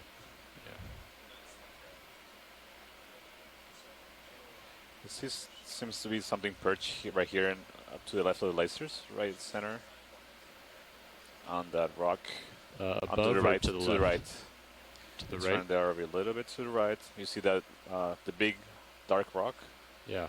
There's something sticking out. Underneath another crinoid, I think, here. All right, go ahead and snap zoom.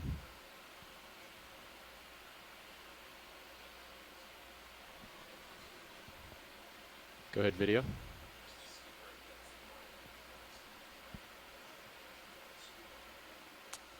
Hold there. Yeah, good eye. Different kind of crinoid. So this is a much more crinoid. Color seems a little bit more pale. I can get a closer look if you'd like, or great, yeah, if this please. is fine. Let's go ahead and zoom in. See if this will be good enough. Hold there. Yeah, this to me looks like a third kind of crinoid from the other ones we've seen today.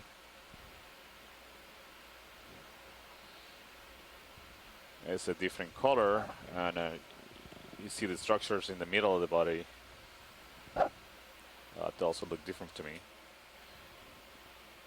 But then again, these are what we call common name is sea lilies, so the crinoids. So there's two main kinds. So this is the ones we've seen so far, including this one, are comatulid crinoids. So they don't live on stalks. They have small appendages that are like legs, and they can swim. We just saw a different kind swimming, a striped one. You can see behind it another arm of a brittle star. They keep hiding. We haven't been able to see a full body one. Pilot, can you or video, can you pan up to see what other things we might see in this rock, on this rock? So you see tiny little tubes that are likely from serpulid tombs. So those are polychaete worms. And what seem to be remnants of skeletons of barnacles. I don't see any that may be living right now. But thank you. Okay, let's go ahead and zoom out. Good. Yeah. Also We'll see go skeleton full wide, please.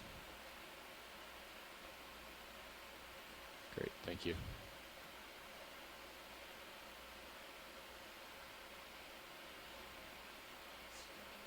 Something there. Push ahead. There's something, you see that rock on the top center coming up? This is urchin and something white on it. Yeah, we'll take a look at that. Yes, please. There's a couple of different things, a few different animals on this rock.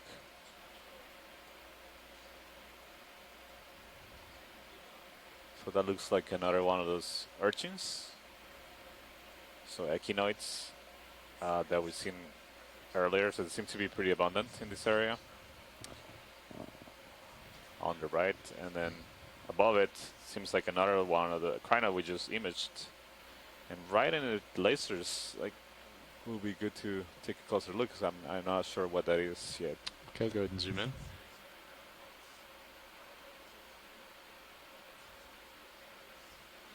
Looks like there's a sponge to your left also. Hold there. Okay, so what we're seeing here is likely an old piece of skeleton of a coral that has been covered by a different kind of organism. It's called a zoanthid, like the one we saw associated with the hermit crab earlier in the dive. Several of those crabs. So these are similar to, or can be thought of as colonial anemones. So they often parasites of corals, or they can also not necessarily be parasites, but grow on exposed coral skeleton once it's dead. So this will be my guess for this case. And on the right you see that white crinoid species that we just imaged earlier, but this is a great opportunity to take a closer look at this one, because the other one was a little bit hidden in a crevice. I don't know if it does full zoom, pilot? We can go tighter, and I can get closer if you'd like. Let's go ahead and go full zoom and see how far that can take us.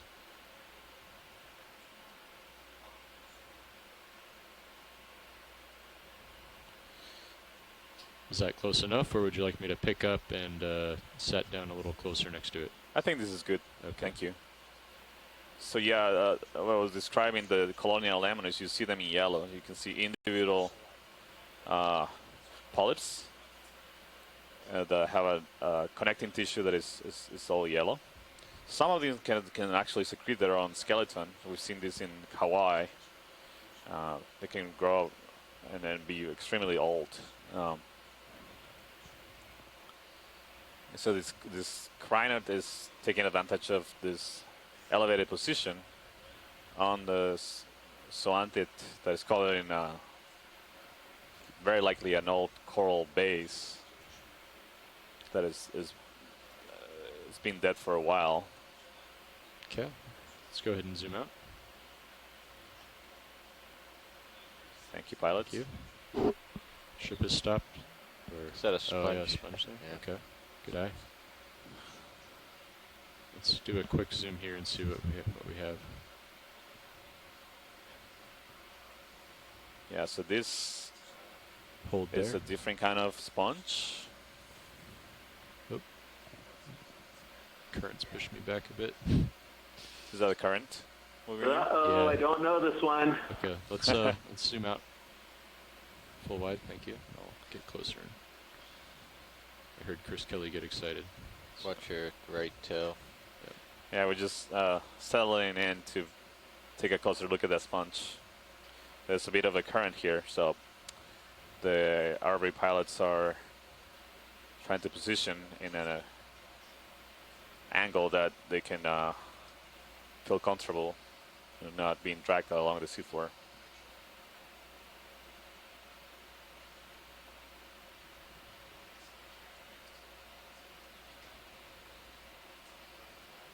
Closer.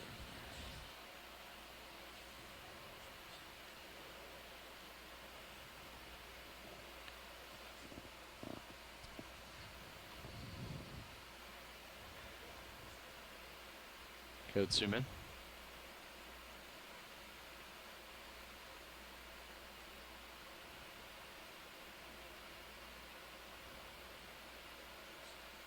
Go a little tighter.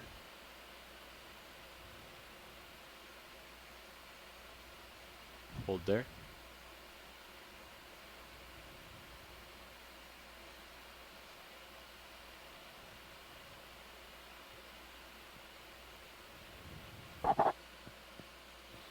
Chris, you have any guesses to this sponge?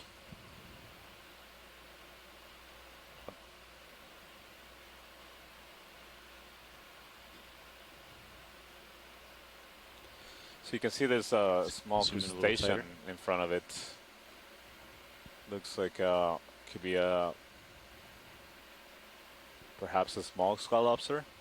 That's Max. Okay, thank you. Very small.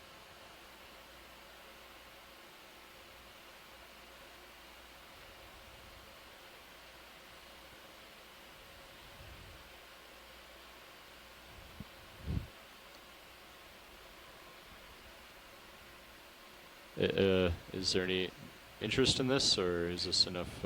Yeah, I was waiting to hear from Chris, but I think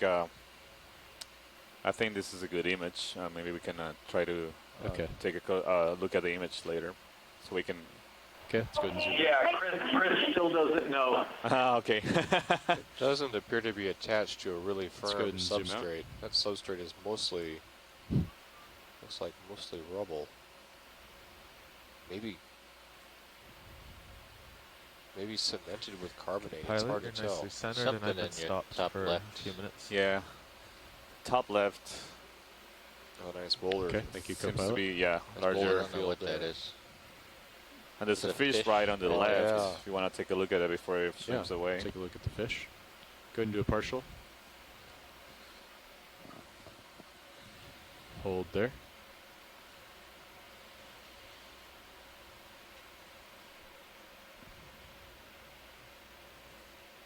And zoom tighter. A little hard to say what this is because we aren't zoomed in yet. Go It ahead, could be a hold type there. of sea bass in the genus Plectrantheus, but it looks a little different. I think it is, though. I think this is a small sea bass, genus Plectrantheus.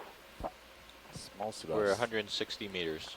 And again, the color pattern is very, very different than what we've seen in Hawaii or in the Marianas. The color patterns are Yeah, this so the is next something called waypoint Pachyranthe is heleni in Hawaii, but this 10 is a meters much more from where we are. slender fish. So, Okay, let's go ahead and zoom And out. then you know, we have if another you- again, Chris 350 Kelly or meters to the others, final waypoint, Andrea or others waypoint have any thoughts 3. on it?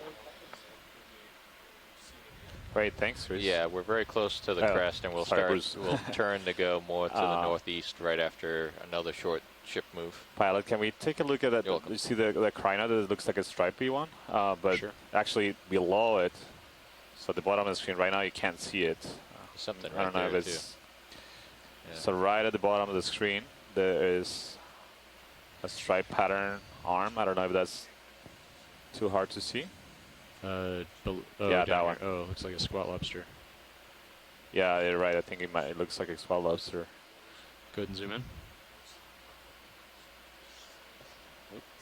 Seems that could be two squat lobsters. Zoom out. Sorry, I lost my toe there.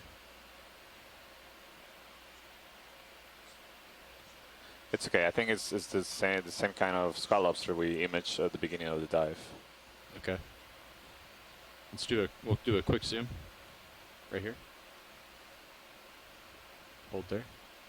Oh no, it's actually something different. Yeah. It's an ophiuroid. Oh, interesting.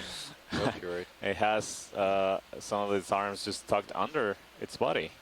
There is a squat lobster, it's a tiny one. It's a different kind. Wow, this is an amazing ophiuroid. You see all these dots on the body, and yeah, it has some of the arms stuck under it. This is very interesting behavior. I wonder what it's doing. I don't. Some loose rubble here. It looks like one of those amanita mushrooms that grow in forests. So we're approaching, we're only about 10 meters below the crest of this volcanic ridge. So I'm curious to see if these communities change as we approach the top of this ridge.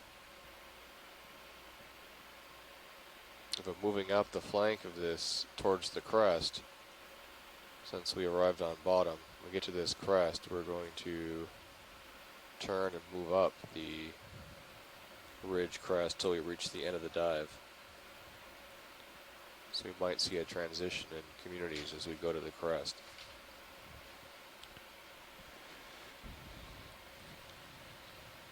Okay, is that enough video watch lead? Yeah, that's great, thank you. All right, let's go ahead and zoom out.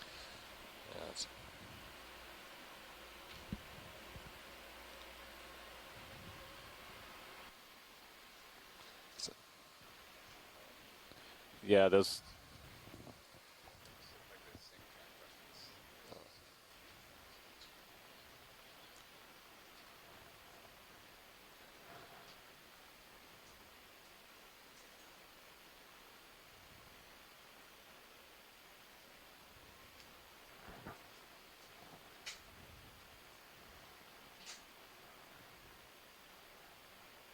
Oh, what's this? Oh, just below us in front. This is unusual looking.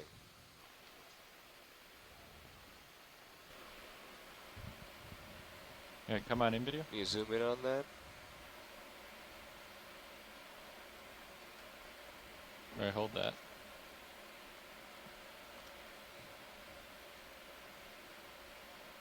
Any idea?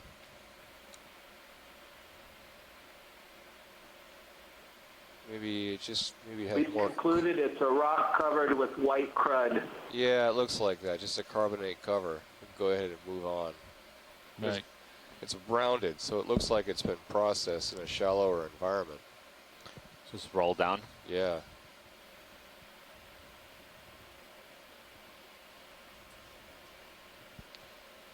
All right, if you're happy, we'll. Yeah, let's go ahead and move on. All right, should we go ahead and get a ship move heading up the ridge? Sure. Are you still happy with 315 co-pilot? Angular. Oh, before you move, I see a crack. You see to the right. If you turn the ROV a little bit to the right, you see there's a crack, and there seems to be perhaps a crab sticking out or a fish.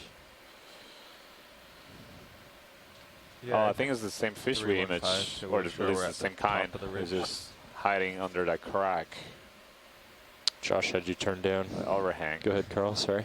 Yeah, this is another one of the Plectrantheus species. There was an idea kicked around that it might have been Plectrantheus formimori, named after a French ichthyologist, but that one has black spots at the certain, but fins, and this one's got a different color pattern. There are a lot of species in this genus, looks maybe like another 30 or 40 species. And we're seeing a number we'll try 30 of meters. dives here in the Pacific that don't quite match up with anything that's been described. So, again, it's going to take some work to try to figure out what the species is, if we could figure it out at all, that we may not. But a sea bass, small sea bass species in the genus Plectrantheus. Want me to go ahead and call it in, Josh?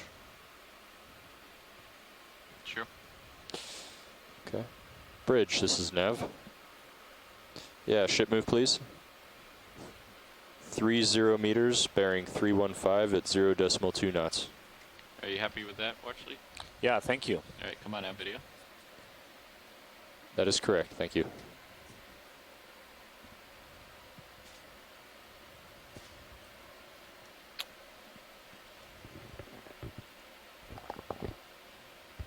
Ooh, there is quite a bit of current here. Let's do a snap right here, video.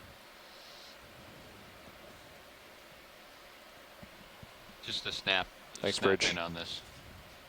Just a quick. All right, we've seen that crinoid before. All right, yeah. Come on out.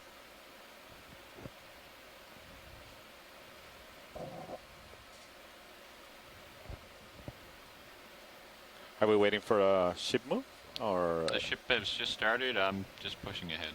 Okay.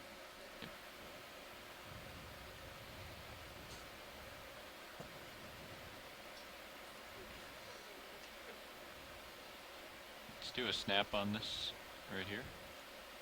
Yeah, it's just like, no, this is a different kind of urchin. It'll be great to take a closer look at it. Copy that. Come on it. Hold that, Bob. Yeah, this one you can see has got the stiffer spines that aren't bent down so much, but it may still be in that same family kind of theory. It's hard to say.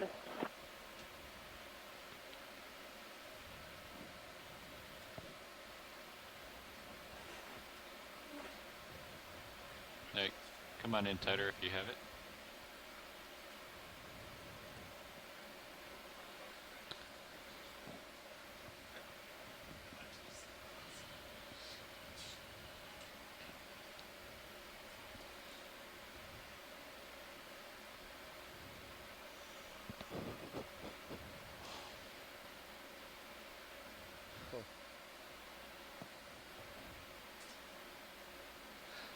Looks like some of the cacti we have in Southern California. I'm sure the spines serve a similar purpose. Absolutely, yeah. They're great structures for defense against predators. So you see it right now, it's moving. Oh, you can see possibly see the legs there as well. Or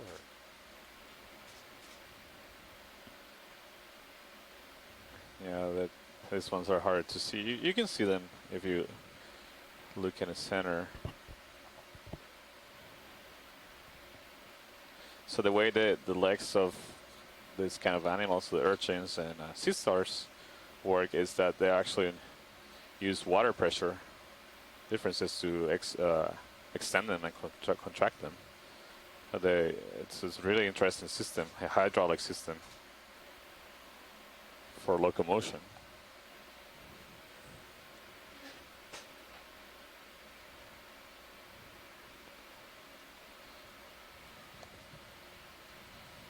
Alright, video, if you're good. I think science is good with this. Yeah, thank you. So, yeah, so you see a couple of those crinoids that we've seen earlier.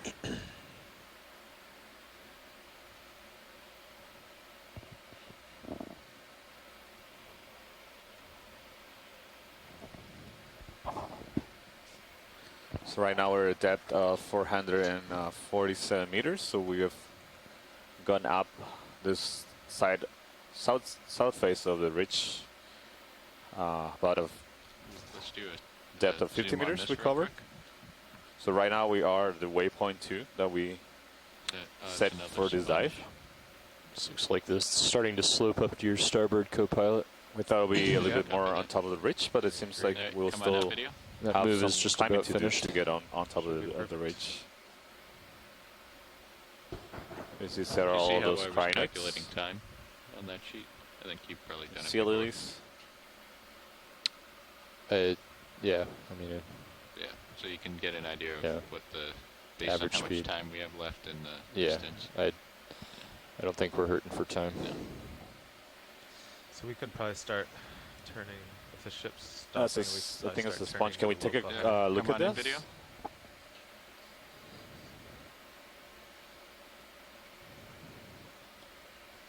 Huh, so this looks very similar to the sponge we imaged earlier that we couldn't give it a good ID. Maybe this image will help us a little bit more. No, it's just embarrassing. I don't know what this is. Great, Chris. What have you done with this, you alien?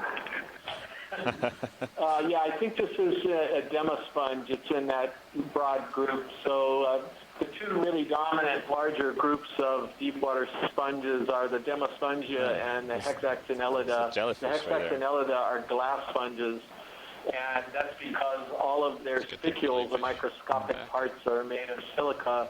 The Demosponges can have a mixture of carbonate and silica type of spicules, if I'm not mistaken. I don't know that group very well. And they tend to be shallower in general. There's only... well, let's put it this way, there's fewer Demosponges in really deep water than there are glass sponges. All right, come on out. We just saw a tiny jellyfish swimming by. Okay, pilot, I'm looking back at you. All right, I got to move along. There was something white that might have been a white coral that's up above. At this point. Yeah. Oh, that would be... So if you want to readjust and there it is, that find the tangled local thing. high. I don't know what that is. Yeah. Put another move in. Yeah, pilots, can we take a look at this white branching organism? Do I have time, Carl? Yeah, the ship stopped. Okay. Good to go.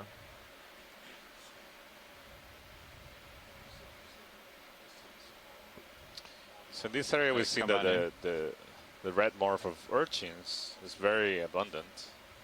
This looks like a crinoid, but this is very white. I wonder if it's the same kind of as the pale crinoid that we have seen in the dive. Maybe it was just, but this one is very white. Again, I don't know if color is this distincting character to distinguish species, or it might just be a variation in the color. Up a bit on the head pack. It does have the tentacles a little bit Do you have any curled. more, Bob? Any more zoom? Yeah, come on in. So it might be, it could be a different kind of crinoid. It could be a fourth kind of crinoid from the ones we've seen before. Yeah, come out just a little bit. I'm going to try to get the... Whatever it is, it's having a bad hair day. Yeah, so generally... Yeah, generally like a 0.30 or something. Okay. It'll be pretty flat for this portion. Yeah. Yeah, come on in, Bob, if you have any more zoom. Yeah, can't really get a shot at the disc. All right, if you're happy, science. Yeah, this is great. Thank you. All right, come on out, Bob. Seems that the current is also strong here, so. Yeah, it's making things a little challenging. Yep. Appreciate your effort. So what'd you say you thought the uphill would be, Dan? So crinoids generally seem to like be 0.30. particularly abundant group in this area, as well as urchins. Josh, I can start turning that way. We've seen a few corals, but not too to many. my starboard on sonar. Yeah, that's what I'm seeing too. Okay. Yeah, there's more crinoids here.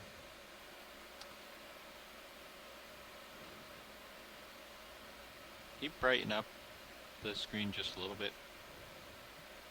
Video? Yeah, thank you. Yeah, it's going to be pretty flat for the next 100 meters. So Josh, my sonar's showing... See a red? Due north I know, those are arms sticking out of that rock, but I think we tried to image those earlier. If we can take a quick Do you want to do a just to confirm. 30-meter hop What did you north. want to see?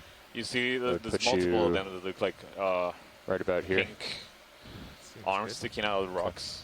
To but the dead right. center, in front, on top of the lasers. Oh, okay. Yeah, come on in video. Right where the lasers are. There's many of them. Many, many, many of them. Good eye. Just scan a little bit, see if I can. Yeah, so this looked like crinoid arms that we've seen earlier. This looks like oh, there's an eel. Look, there's a snake eel ahead. So seems that they like this. I think that's another one of the. I think it's another one of the false moires, but a different color pattern. But that bicolor pattern is very distinctive for those. So I'm guessing a family Quopsidae underneath a cowrie shell. Yeah, it seems like they like the crevices in this boulder. Matt, do you think this is basalt or? Absolutely. Yeah, and it's oxidized a bit. Yeah. You see the reddish hue on the surface. It's still pretty fresh. Yeah. So this. You see that sediment on the boulder there as well. That sediment that's covering the substrate everywhere. Right. Looks relatively coarse. It might be material that's raining off the reef just above. So you think the spaces in this rock, or the crevices, are caused due to weathering, or they have a volcanic origin, maybe gases trapped? A lot of them could be vesicles. Yeah. Pilots, can we take a swim in this?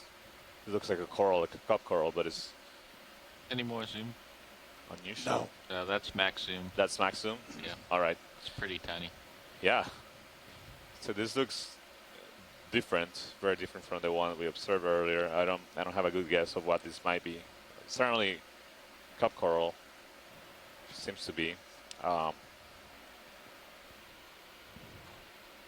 then we see some other morphs of ophidroid arms coming out as a small skull lobster, and in the back seems to be a tube anemone coming out.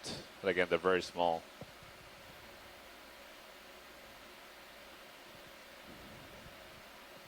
So this crevices in the rocks and the basalt What's that guy? seem to be providing an excellent habitat to a lot of animals that live in here.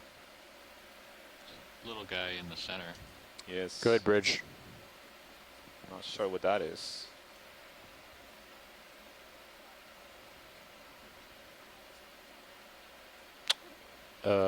Okay. Thanks, Bridge. Okay. Thank you, Bridge. Did you catch that, Carl? Yeah, what is the wind on the ship's bow right now? Yeah, just about. Is there any surface current? Take a look. Very oxidized. Very Basalt, light yeah. currents. It's pretty much rust. The coloration. Traction. Very lightly iron oxides. Is that right, Matt?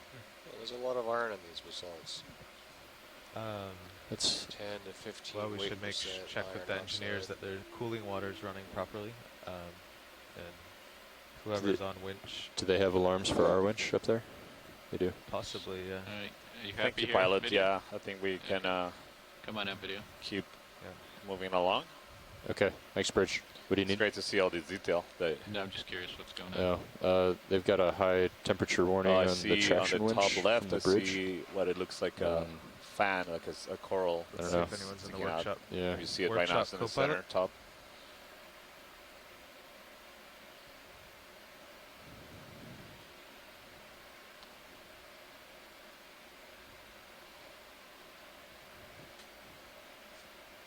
Let's do a zoom here. Video. Yeah, so this is an octocoral. This is primenoid octocoral. So Wow. it has a very. Wondering if it's just the orientation of the RV, or it looks more like a how to describe it, like a conical shape, or disposition of the tentacles.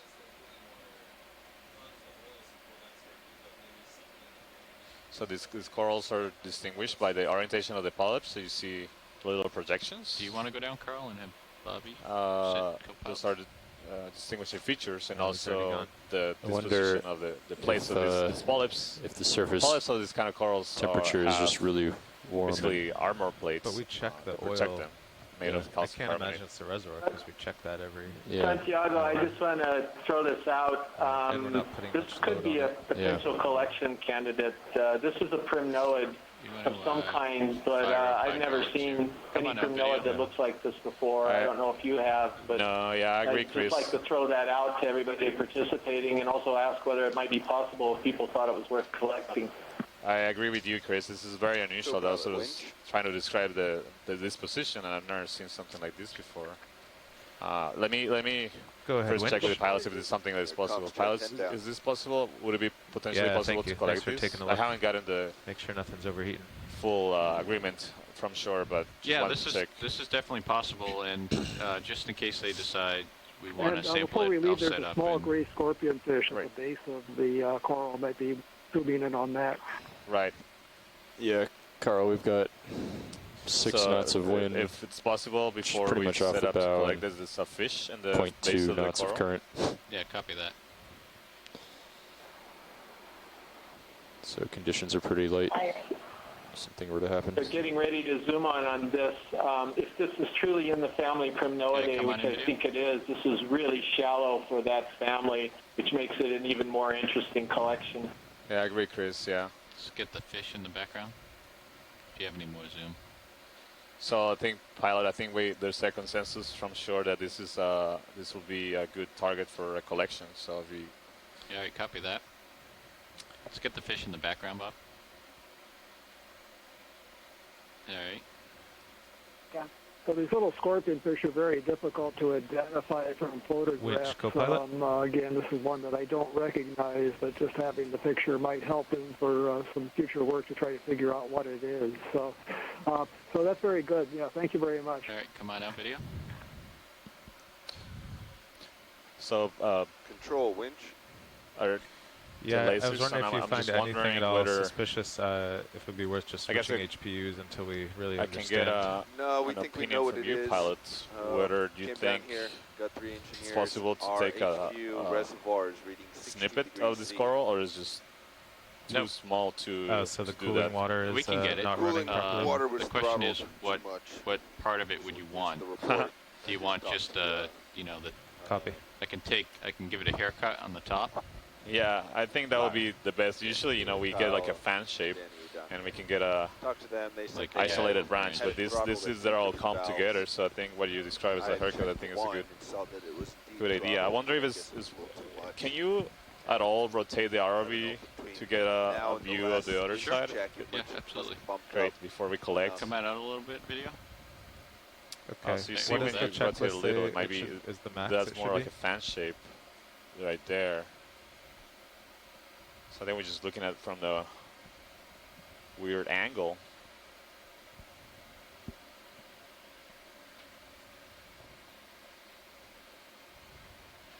Control winch. Yeah, All right, come on in, video. Yeah, did you copy that stuff? I did. What is the max that the checklist says it should be? I think it's like 65. Okay, that's what I thought. Change that. So it went to 60, the alarm went off, but we caught it. Yeah, so supply. Yeah, So I supply mentioned the is like difficulty of identifying 86, scorpionfish turn is from about 90 photographs, degrees. and all the first characters and the Reservoir keys temp for is identification are right things at like the positions and shapes of the And they tooth open- patches on the inside They of the opened that roof of water the just mouth, and minutes things ago. that we Yeah, so can't they see. come So down if they can grab the fish and open its mouth and look inside, that would be great, but I don't think they're going to be able to do that. Sounds good. Yes. The problem is, and this was part of their discussion, there's no real Pilot, good could way we to pan down to the tell where base these hand of this valves coral? how open or closed they are.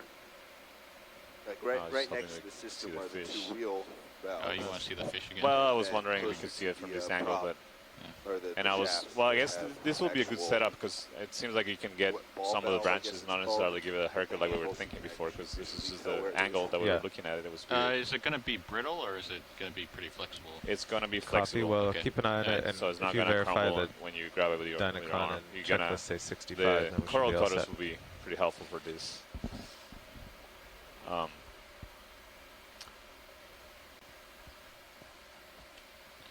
So I was wondering if there were actually two corals to two fans, basically parallel to each other. But you're looking at the base, it seems like it's just one. Their hydraulics just might be on. Do two you want rows Mini-Zeus of on your right screen? branches, sure. which is really unusual. Oh, I see a comment in the chat from Tina Moldstov and Russia that she agrees with this. Do you want me to take Mini-Zeus? Yeah, go for it. Okay. See if I can drift in away here. Oh, you weren't quite set up. Yeah, come on out, video. Well, I was, and then I drifted. Gotcha.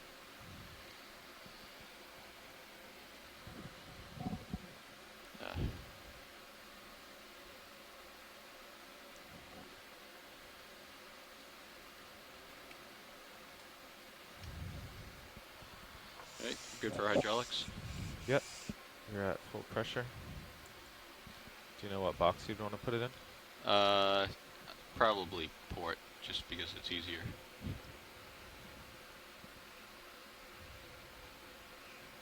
Can we come out just a little bit? Alright.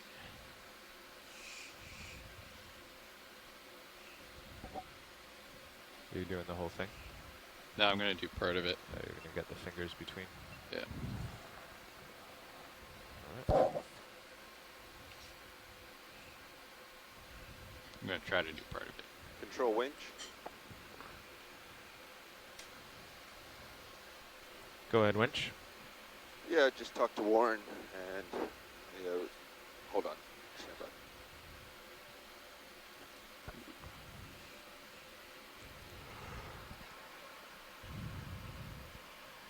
Sorry, Control. Back with you. I was just talking to Warren. There's a spot lobster there too. That's an confirmed associate there of this coral. An issue of Wasn't very clear from the swim we did earlier. the flow. That's probably that inside the structure they of the skeleton. are supposed to throttle it at the discharge, which is one of those wheel cranks. But kind of for convenience, they also throttle it at the intake, or the supply, which is the ball valve handle, because it's a little bit easier to see. And I guess someone throttled it this on kind of one, corals and are someone pretty throttled badly. it on the other. They don't have a that caught brittle skeleton. slowed down the They're flow, made of mostly a protonation skeleton. Their alarm So they up can in be the bridge is quite flexible. 150 degrees, 150. So just under 70 degrees C. We're currently at 140 Fahrenheit or 60 C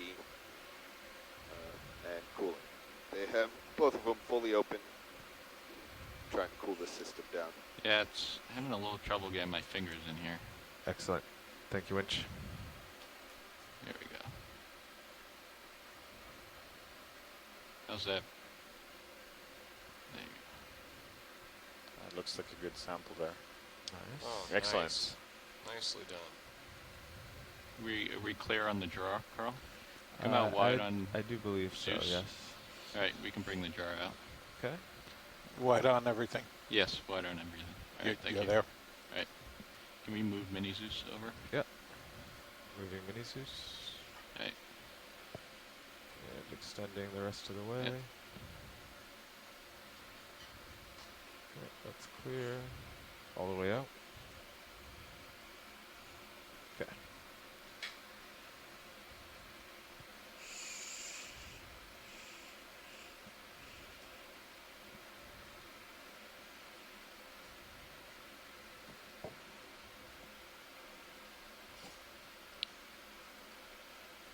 Is this going in the port? Which Sam? Okay. I think it's the outboard. Port outboard? Yeah. Very nice. Port outboard clear. biobox. It's a pretty nice coral there. Great, thank you, pilots. Can we, before we take off, can we just take a couple of more images of the coral? Absolutely. This Do is you a want me good to angle, I Zeus back think. to your arm? No, it's good. Okay. So we can get a little bit more detail of the branching, which is also important, but that we can't capture with the All right, come on in video on main Zeus.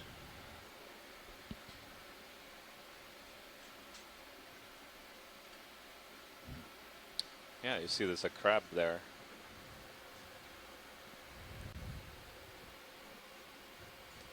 This is, yeah, between the two rows of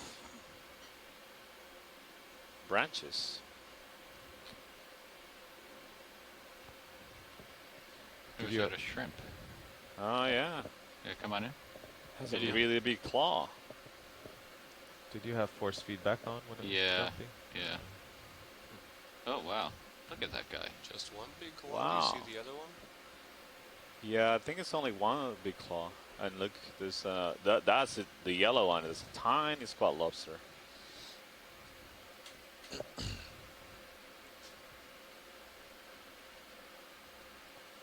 Wow.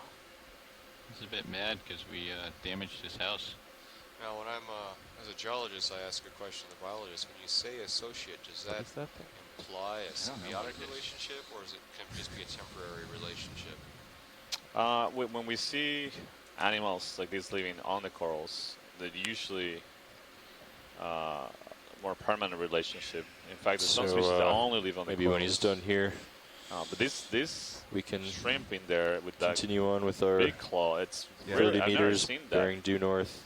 kind of associate before. Usually these corals are, have a brittle star associates. Just try to get the shrimp with them.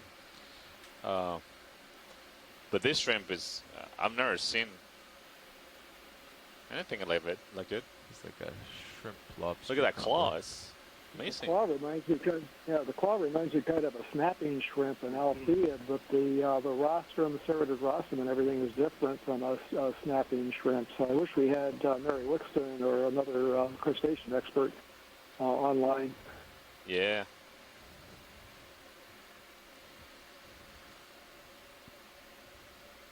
Yeah, these are great images. Thank you. See if I can. Hi, this is Megan Putz at the EDC. I think that shrimp is actually an alpheid shrimp. A snapping shrimp has that big claw that snaps together and makes a relatively loud sound. He seems to be a little mad that we collected half his home, though. So that would be an alpheid shrimp. Hey, thank you. All right, let me know when you're good, or if you want another view. I think this is good. Thank you, pilots. I think we can continue. All right, come on out.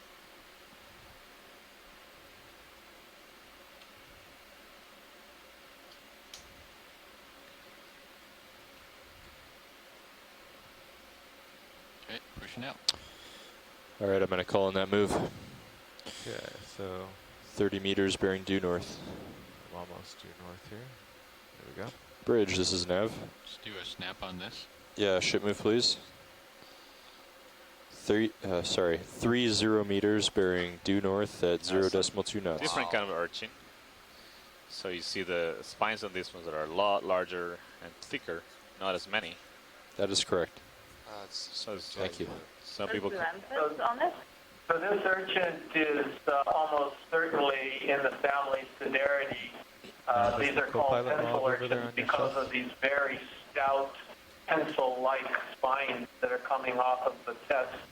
And this one could be in the genus Stereocedaris or possibly Stylocedaris, but almost certainly Cedaridae is the family. Yeah. Good copy, Bridge. I'm wondering what's behind it. It looks. I'm not sure if that's part of the urchin or is fitting on that. Is that full zoom, pilot? Is that full zoom video? Do we have any more? I think that's full zoom. Yep. Oh, yeah, there's something living there. I think that looks like a leg. Yeah, you see the legs? Like a leg coming out. Yeah. So it might be feeding on some type of crustacean, but it's weird. Go ahead, watch lead. Not sure what we're seeing here. Come out a little bit, video. Seeing some feeding. I'm not sure exactly what it's We feeding are 170 meters from on bottom and 340 meters from waypoint 3. We have about 5 hours left on bottom. Yeah, I think. Thank you. All right, come back in, Pop.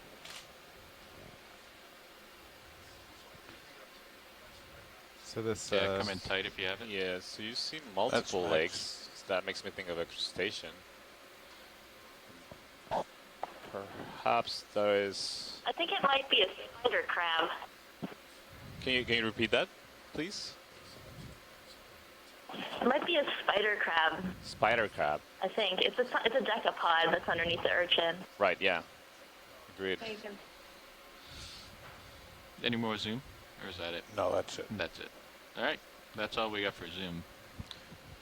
This is great, pilots. You can also see on some of the spines, the pencil spines, the thick ones. There's also zoanthids, like the one we saw on the stock of the likely the coral earlier. Well, there's a crinoid on top of it, so they can settle in many different places. They take a good substrate whenever they can find it. Surprisingly, we rarely see them colonizing rocks. They try to prefer organic substrates, so structures that are created by other animals. We see them also on stalk of sponges, as we saw earlier, associated with hermit crabs, as parasites of corals, and growing on the spines of urchins. A really fascinating group.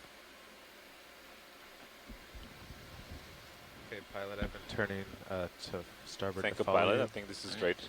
Let's come on out video.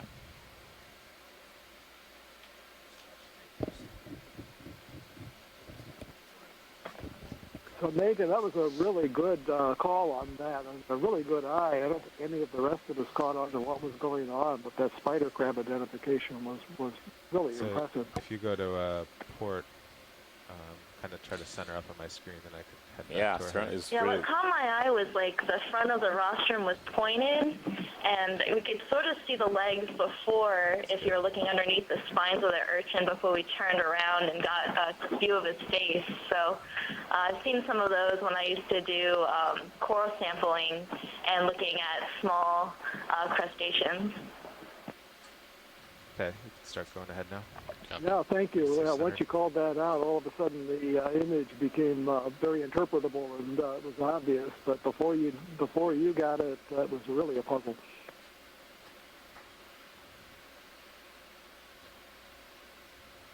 Yeah, great. This is a great example of the advantages of telepresence. We can have different experts calling in and providing their opinions on what we are seeing, especially in these areas where we have very little or no knowledge at all of what kind of organisms we might find here. Let's get this sea star. Yes, please. Is that ship moved on now? Come on in. We're still underway. Okay. Another 5 meters. Hold that.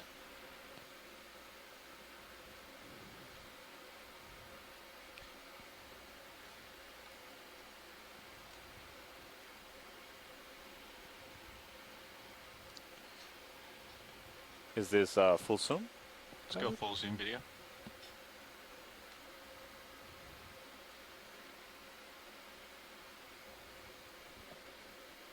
That's full zoom, Science. Great, thank you.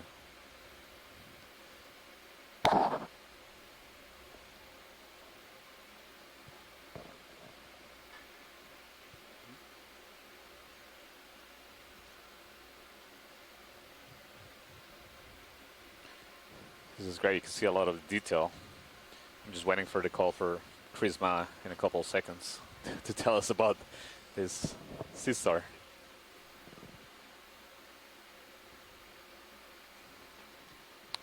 Looks like the ship moves complete. So again, sea stars are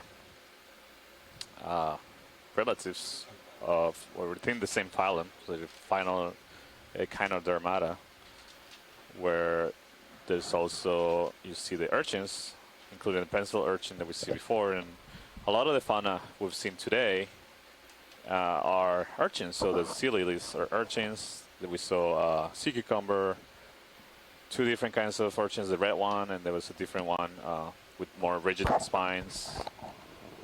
Sea stars and all the little arms that we've seen in the crevices in the rocks are brittle stars. Oh, there's Chris. Hi, Chris. Hey. Wow, that's really nice. So this looks like Paranapanthia. It's in the family Asterinidae. Honestly, though, I don't know that it is Should be just the about settled out. Paranapanthia that I recognize. Pretty It's flat terrain around this us. genus is a group of sea stars that is found sort of throughout the Indo-Pacific at moderate depth to deep water depth, around sort of 300 to 600 meters. They're not very well studied, but their shallow water representatives are very familiar. Some of the little tiny sea stars that you see on the inside of tropical aquaria, or on the west coast, bat stars, for example, things like Bateria or Asterina are members of this same family. But the whatever this is very poorly known. A lot of these deep sea asterinids are there's just nothing known about them. We're still oftentimes trying to figure out which ones are which. They recently undergone a major revision, and hopefully that'll stick for a little while. But this looks to me like I said, Paranapanthia or something related to it. It isn't something I recognize. It probably is new, but there are lots of these things that are probably poorly known at best. But you've seen lots of echinoderms that are doing remarkable things so far. That spotted orange brittle star that we passed a few minutes ago, I didn't recognize that, and that relationship between the sideroid and that crab was something that I've never seen before either. Lots of just fascinating echinoderm relationships that you're observing, and any one of these would probably be worth collecting and be the subject of a paper just from the picture. I've already spoken to Chuck Messing, who is the crinoid expert, and he's verified several of the crinoids that you're looking at as separate species, and each one of them is poorly known. Usually, a lot of these animals are collected in whether they're crinoids or sea stars or what have you, they're collected in very bad condition, very fragmentary shape, from nets and trawls and things. And so seeing them, intact like this is often, they're literally unrecognizable because they're kind of seen in their living condition. So, we often have to look at the living ones in order to sort of look at a specimen of a living one in order to sort of backtrack what might have been collected before, to sort of put all of the evidence together as to what we know it as. So, I mean, if this ends up being on a coral that you collect later on, that would be splendid. But many interesting observations. Agree, Chris. Yeah, it's fascinating. I think if the camera just swings a little bit to the left, there's another sea star that's different than this one on the rock, right at the edge of the frame.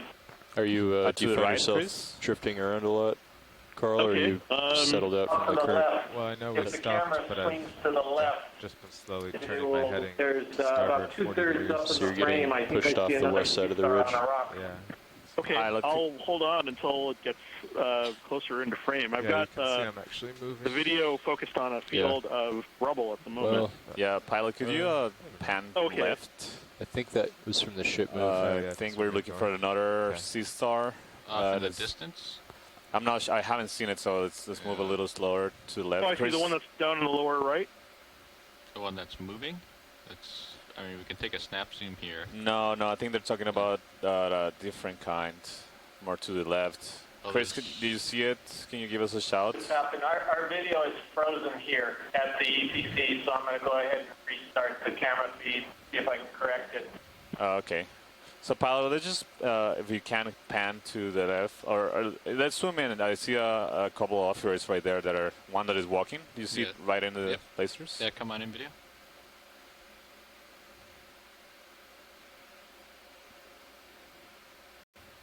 So this might be, I'm going to come up on top of it. This might be the one that had like the dots on top that we saw earlier. Yeah, I see it from the angle. Yeah. Like the... Yeah. Unfortunately, I haven't had a chance to figure that one out either. But, I mean, you would think that something with such a distinctive color pattern would be immediately recognizable. But, yeah. I'm not seeing... I mean, usually with one in hand, I can sort of get it to family. But it doesn't immediately jump out at me as far as the name. But it's definitely the one that you saw before. And, wow, that is just an amazing animal. It certainly is. It's How big is that? It's come on down a little bit, video. Let's see, I think, pilots, do we have the lasers Are on? the lasers on? Yeah, there it is. So it's about 15 centimeters Oh, he has a friend coming over. from the tip of the one tentacle to the other, Chris. You see there's 10 centimeters Wow. between the lasers. So. Oh, and there's another one. Yeah, there's another one coming. Different one. Let's get this guy, video. Yeah. They're on the move. Wow, this is more brittle stars, I think, than I've seen in quite a long time. Oh, and there is a sea star up on the right there, isn't there? You saw one? Let's see. Up in the upper right, there's a white. Pilot, I think there's a sea star on the right there. I think that might be what Chris is, the white thing on the rock. Yeah, come on in, video. Yeah, I only saw it briefly. No, that looks maybe like that's just a bunch something of- else. But you know what? This looks like it could be a barnacle. Oh, yeah, I'm sorry, it is a barnacle. Yeah. Huh. Yeah, well, come on in, Huh, video. wow. next video. And pilots. Okay, well. There's a lot of things here. Yeah, no kidding. So I'm going to move to my left, and yes, we see that other sea star. Okay, well, I just sort of sent off a picture of that spotted brittle star to some colleagues, and we'll see if it's anything that they recognize, and I'll let you know if that's the case. Right, thank you, Chris. Oh, wait, no, wait, is that, what's that in the, oh, no, it's a rock. Let's get There's a big snap on this. I'm seeing something big with lots of arms in the background. Yeah, that looks like another crinoid, but I'm not sure. This might be like not the pale morph that we've seen earlier. Yes, that looks like the pale morph. All right, come on out, video. Definitely a big abundance of echinoderms. Oh, that's a different kind of echinoderm. You can see that? That it looks like a What is that? black and white on top of the lasers. Huh. Yeah, coming in. That's a different kind of crinoid.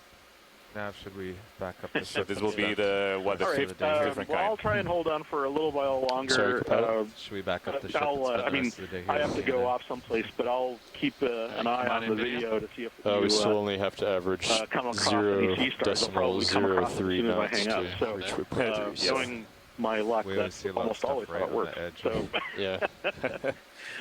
thank you very much. Yeah, wow. thank you, Chris. It's great to have you. I appreciate it. Yeah, so this is a different kind of crinoid from the ones we've seen. So I call this a fifth morpho species that we've seen so far. Different coloration is, again, you see that the main arms, the central part of the arms is dark purple, and the projections from it end up in white tips. You see another off-road on the rock. It's definitely a good spot for it to be an echinoderm here. Okay, let's come out partial.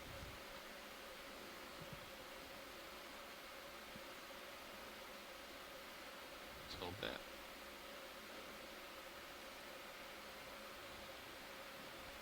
All right, if we're good here, thanks. Yeah, we're good. Thank you so much. This is a great image. All right, we can go full wide. Thank you.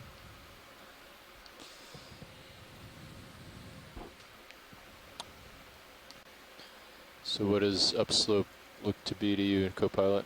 It's still, I still have a lot off to my port, like more to the north. Yeah. Okay. Very roughly 0, Can you 3, bring 5. out my upper swing arms a little bit? Are they all the way rotated out?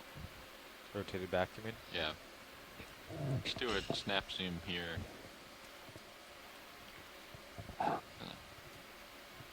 Oh, look at that. This looks like a bigger squat lobster. Come on down a little bit. Moonidopsis is much larger than the ones we've seen before. So again, this is a new observation for this dive. It's a very diverse group in the deep sea, the squat lobsters. There's a couple of different families. Chrysogorgids. Yeah, come on in, video. Not chrysogorgids, what I'm saying. I'm sorry, I'm spacing out about the family. That's the coral family. Let's get the top of the head. Chirostelids, that's what I was trying to say. Come in tighter. Do you have any more? Yeah, right there.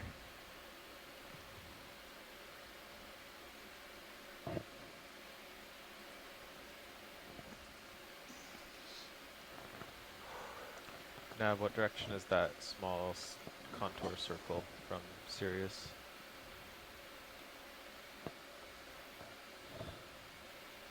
Zero 2 5.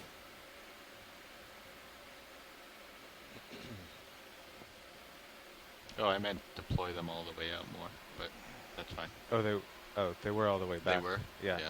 Oh, do you want me to put them back there? Yes. So these are also part of a group, a larger group called Anamura that includes the hermit crabs. So that. All right. You good? We can come out. Yeah. Thank you, BD. All right, Bob. We can come out. Thank you.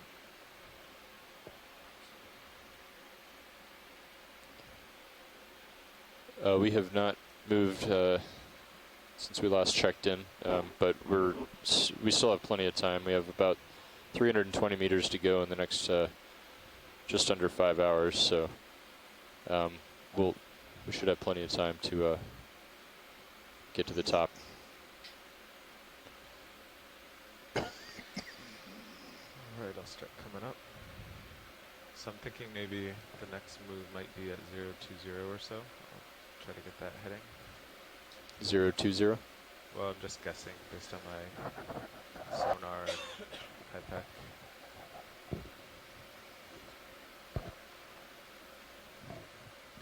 I see another one of those searches. Can we take a look at those white lumps on the rock, please? Sure. Come on in, video. We could even, we could make it a little more northerly if you want. All right, hold that. So those look like barnacles again. They're pretty large barnacles. They don't like have the zero, arms maybe around out. here. Yeah. 010.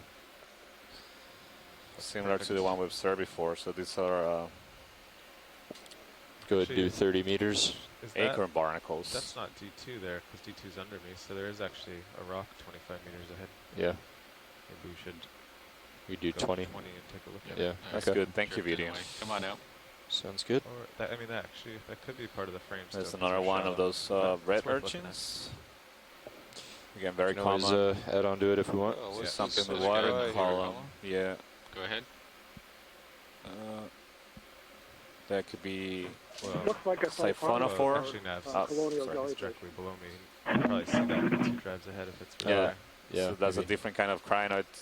25 meters Sorry, ahead, like Nidarian. So I kind of suspect that's the frame, come on. but Yeah, it's I do too. in the same group as corals and anemones that we've seen earlier. But these are, for the most part, pelagic. That means they live suspended in the water column. The water column Just had like to be jellyfishes. Again, in the lower right. They're colonial, so there's multiple individuals. Or what you think as individuals, but they actually divide functions in the body of the organism. Very fascinating creatures. I'm given. Also very like unknown, it's really hard to collect them. To push ahead. So we know very little about them in the deep sea. I see a fish on the right, pilot. We just passed it. Under the frame. Right on the bottom, right. Rock? Now it will be in the center, bottom. There you go. Next to the lasers, right there. No. No? Not pan a little bit down, or move a little bit down and to the left now. Do you see him at the bottom, the left corner? I see him. The red guy. Yes. Yeah. Right, come on in, video. Santiago. And so this is another one of the scorpion fish. I'm not sure if it's the same species that we saw before. It looks a little different with more of a rounded head. This could be something called Sitartes guntheri, which is a very common species. I think it has a worldwide distribution. Yeah, now that is more of a rounded head and less prominent spines than the one that we saw before. So they're called scorpion fish because the spines on the fin on the back of the body are venomous. Let's go ahead and do the 30 meters then. And they're related to the lion Josh was just looking around and notoriety from being introduced into seemed the like Atlantic 010 Ocean. was have poisonous spines or uphill still, spines. so let's do 30 meters 010 scorpionfish, and again, my when guess you guys are ready. is in the genus Sitartes. Actually, there are two species that could be in this area, so I have to be a little cautious about giving a species name. I'll wait till. Hey, thank you, Bruce. He gets ahead. And seems like every time we zoom in a fish is a different kind. It's just amazing the diversity we're seeing here. All right, if you're ready, Science. Yeah, thank you, pilot. Right, come on up.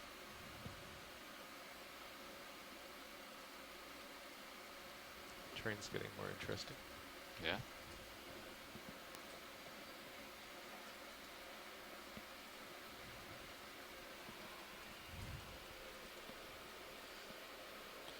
You wanna? Yeah, so we see further ahead, you see white. I think we only have a half hour left. So. Planar features, so that look like sponges to me from a distance. That the most closest one seems like a sponge here, and I think it would be good observation to make because we haven't seen this kind earlier, I don't think.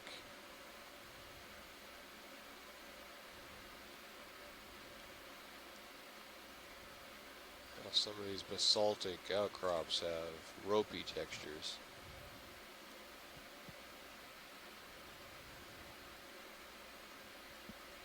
Okay, come on in, video.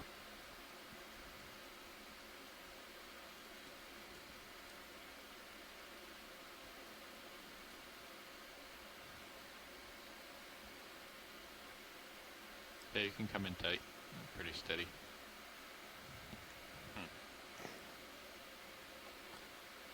Fraser, do you think this is the same sponge that we've seen throughout the dive? I see a barnacle. No, and you're embarrassing me again here. I have no clue. I think it's a dema sponge of some kind. I wish Shirley Pomponi was on today, because she knows that group a lot better. But yeah, this is different, and that's my best guess. Sorry. That's okay. I thought I'll ask. My impression is that the other sponges we've seen had this sort of fuzzy sediment layer, like a dairy sponge outside, but they had some faces that were exposed more to, I guess, the inner part of the sponge. Come on, so I'm wondering if this is what we're seeing just from a different weird. side. It's like the current is depressing the tether there. Yeah. Well, you could be right on, but this one looks like its morphology is more ribbon-like. You can sort of see it extending along the rocks there, but you know the other ones kind of looked a little ribbony too. So yeah, you could be right. Just checking it out. Right, yeah. And you see here on top of the rock, very large barnacle plates. I'm not sure they're alive. They look dead, but they're very, very large. They're like almost 10 centimeters wide. Thank you, pilot. So you see further in the distance, I think to the left where we're heading, there's many more of these sponges on the rocks. All right. Yeah, the current's definitely coming down on us.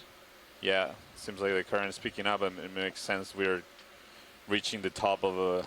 We're pretty much on top of the ridge now, so we have all right maximum exposure. And right now we're looking uphill to continue climbing. Yeah, another ship move, please. Just ahead and above. 30 meters, bearing 010 at 0.2 knots. This direction, 325, something around there. There's sort of a white sponge that's in the upper center area around one. It has a different color. It's not as yellow as the other ones. I think that's something different that might be worth taking a peek at. Yeah, I agree, Chris. So, pilot, do you see that? What the guy suit in the thing? center? Yeah, that right in the center. It looks like a different kind of sponge. It's right at the end of my leash, but I should be able to get a zoom on it. Then can we take a look at this closer thing that it looks just down? Right below it? Yeah. Yeah, we can do both. Thank you, Bridge. It might be another of the crinoids, so the pale form, morph. Yep. It looks like the pale morphotype of crinoid that we've seen. And look at all those arms sticking out of the crevice. It's just amazing. This is just like a great place to be. Definitely a brittle star. There's so many of them.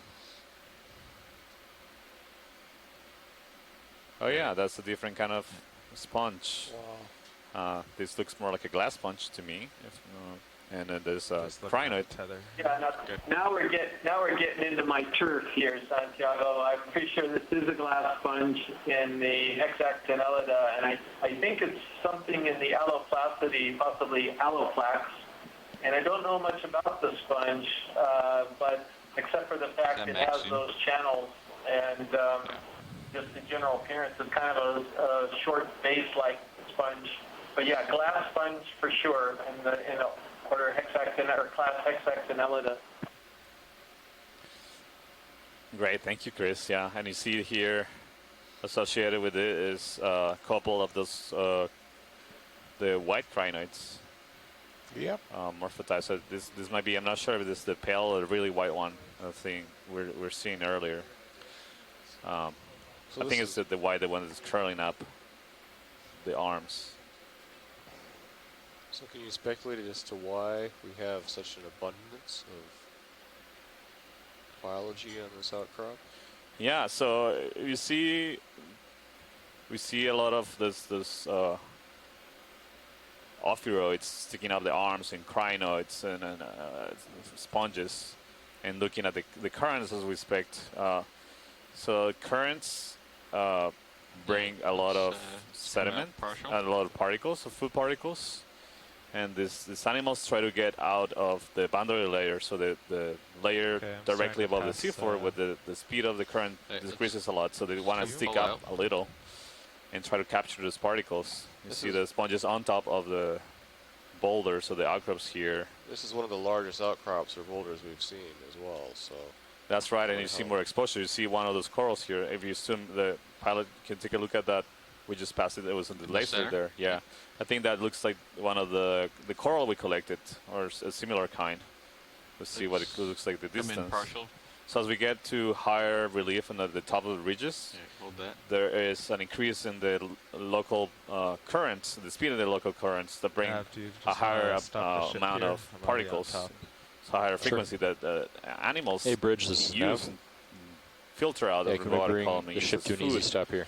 So you can see it's an incredible amount of this brittle stars sticking out their arms and trying to capture particles. So it's a prime spot for this kind of suspension feeding. So I bet we're going to see an increase of more of these corals, this kind of corals, and different kind of corals that are also suspension feeders. They love living in these places. The ship didn't go that far. Yeah, associated with this coral, you see the sponge is the same kind of coral we saw earlier. We went about 20 meters. You see the two, basically, planes of branches. So it looks like if it was a fan that is just bending in half, essentially, just folding in half. So the ship went about 20 meters. I was wondering if this Sirius went about 20 like, meters or so. Might be the same kind of snapping shrimp. Maybe. I think if you look center, that looks like the claw. Yeah, maybe. that looks like the claw snapping shrimp. I mean, this is not unusual. We see like the associations can be in many cases between corals and animals. They can be specific. They can be certain species of associates, or crabs or anemones or ophiuroids living in certain species of corals. There's some flexibility to it, so that there'll be a few different species they can live on. But it seems to be that in general they're very just a little bit. tight relationships. We know of several cases of animals of certain kinds of associates, crustaceans that live only in particular species of corals, and they live their whole lives in them. Of course, of this particular case, we know very little of the life history, since this is possible that these are completely new species. Oh yeah, see the claw. Yeah, you see small squat lobsters too, like we saw in the other coral. Yeah, that's the same guy. So we see at least 3 different associated species with this primnoid octocoral here. Come in tight. Corals, just like you see the rocks supporting being important habitats to other organisms, corals are also very important habitats to the organisms. You see they use it very likely as for protection, but also as substrate to be in higher ground, to be able to capture food particles.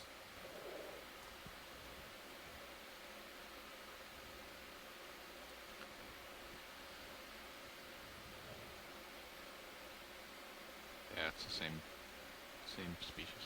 This is great. Thank you. Come on out. Santiago, you discussed before how the corals can benefit from Let's get this sea some star of these real associates. Yeah, so we as I was saying, the natural histories and the interactions. Oh, this is another good sister. Oh. I think we can. Is this similar to the one we saw earlier? It does look similar to me, but Chris was saying that they're very abundant and diverse in the seafloor, and it's hard. You had to look at very close detail to tell them apart, and even with the amazing beauty we can get, it might be difficult to distinguish them. So that's a good image that maybe Chris can later identify. If you have any more zoom, come on in. Max. So sorry, talk about the associations of the corals. We know very associations in detail, simply because we don't have enough information. But we do have evidence, for example, of associated brittle stars with corals in the Gulf of Mexico that have helped the corals that were exposed to the oil spill in the Gulf of Mexico. The ones that had associated ophiuroids, associated brittle stars, recovered much faster than the ones that did not. So it seems like there's a clear benefit of having an associated, at least in that particular case, an associated species to be able to keep the health of the coral, while the coral is giving up the benefit of a shelter or a higher ground that will facilitate the capture of food. So all these associations are very important in driving biodiversity in the deep sea, and really we know very little of them, but there seems to be fascinating examples that have very important ecological roles in these communities. Let's do a snap on this squat lobster as I go by. It's looking like we have some pillow outcrops here. Would there be an interest in collecting a sample, a salt sample here?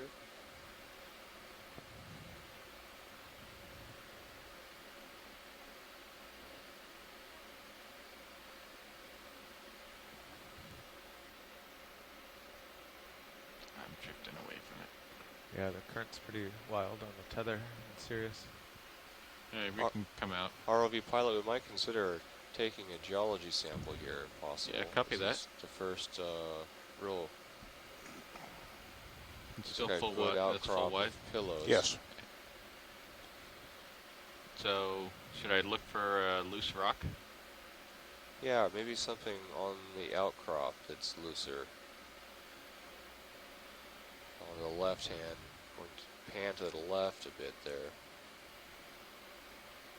If you pan to the left, right there in the middle now. Yep. So this guy. Right above the laser. Oh, up there? Yeah, these all look loose. This guy on the lasers right now is definitely loose. You go to the right a bit. Yep. About a meter.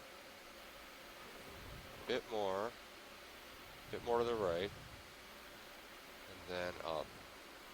Up a little bit, up a little bit. Right there. Is that loose? Right there. Your laser's right Yeah, on we it. can. I think most of these are going to be loose. Okay.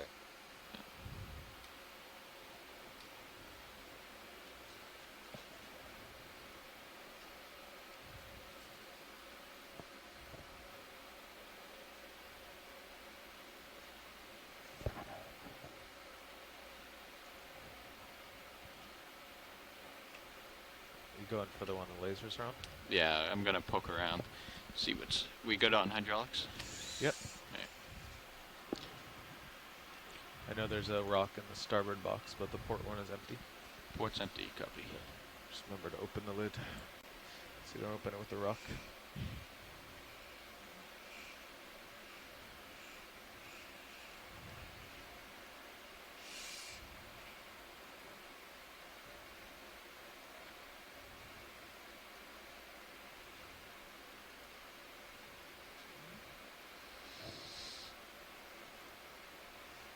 So this one right here is loose.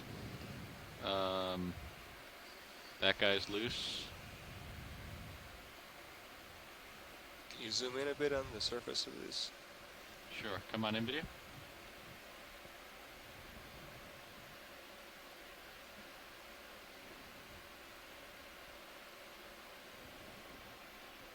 One on the right-hand side of that screen there.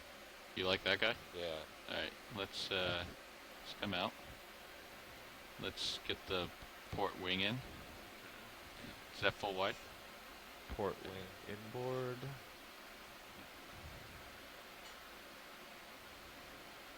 It's all the way. Do you want a mini Zeus on your right screen? Sure.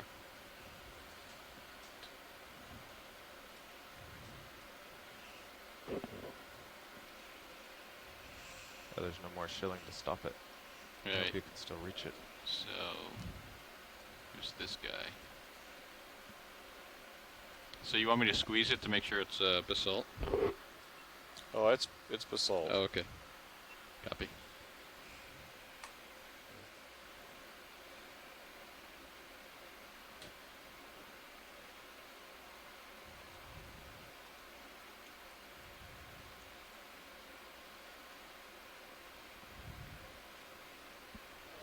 Alright, can you tilt my camera up? Yep. And let's zoom in on this.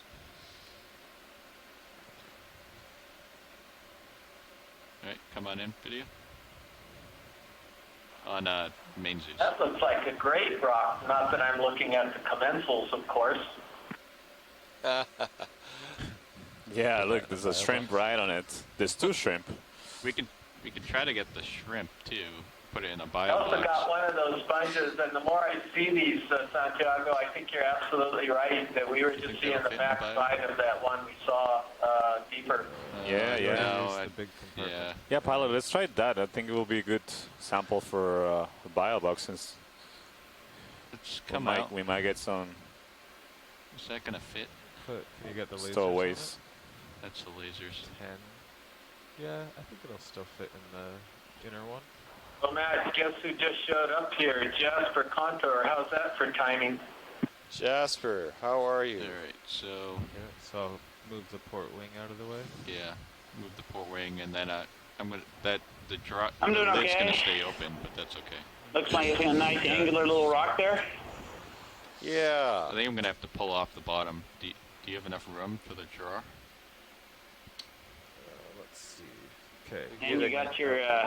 two shrimp little, and a sponge for commensal free. species on there too. Yeah. Do I have enough room for the drawer? That was not anticipated. I'll try it. Yeah, we'll try it slowly. Yep. Okay. Let's see. Just keep an eye on those coral, that's all. Yeah.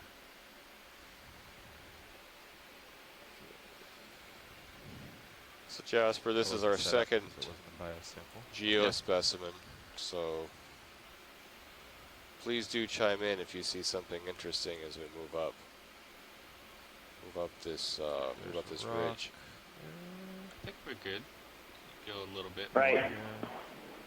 Yeah, I had Pretty class stable. and wasn't able to tune in until just now. Okay, go a little more. Looks like all my cameras look like it's close. I think I can get in there. Okay. Can you tilt down on the Benizus? Yep.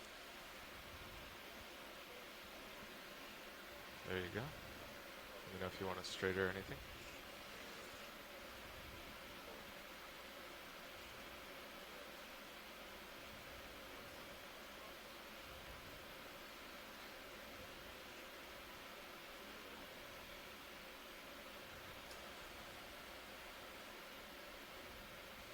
This is the port inboard bio box.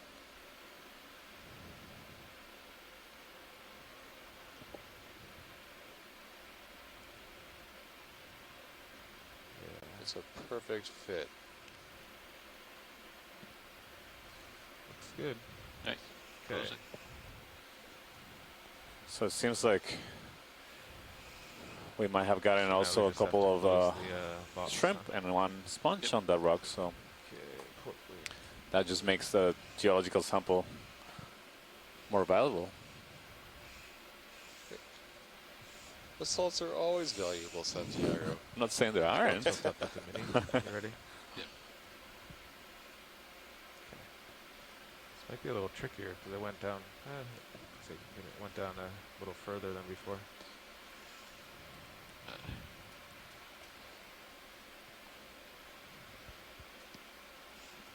We'll put a bigger stop in tonight.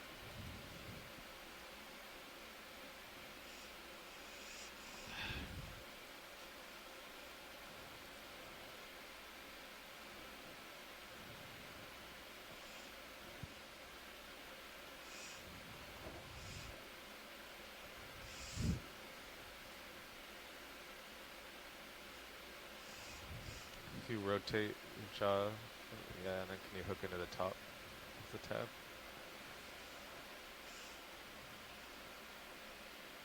All right.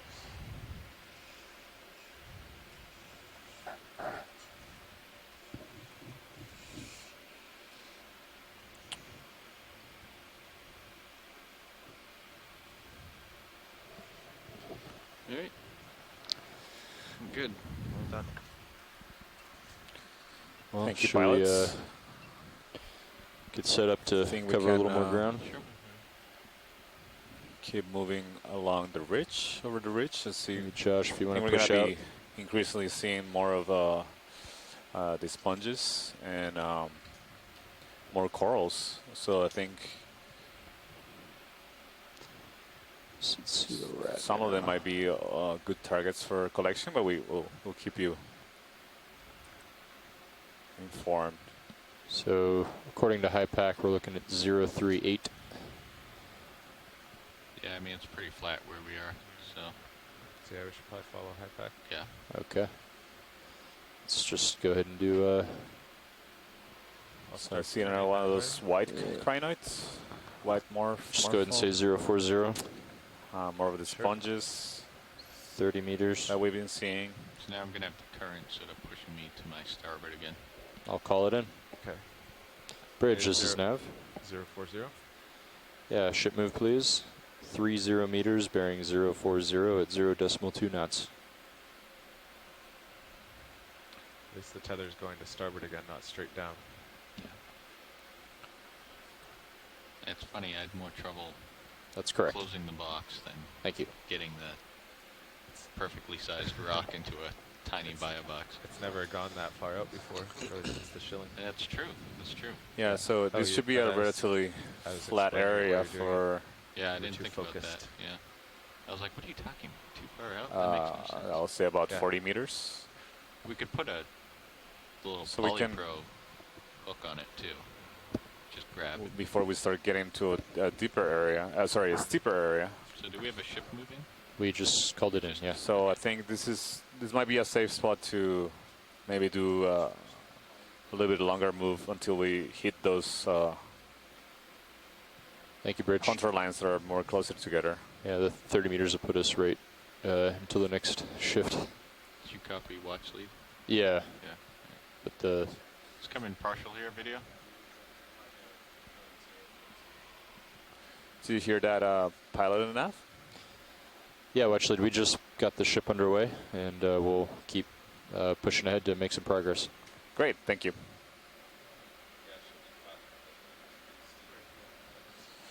All right, come on up.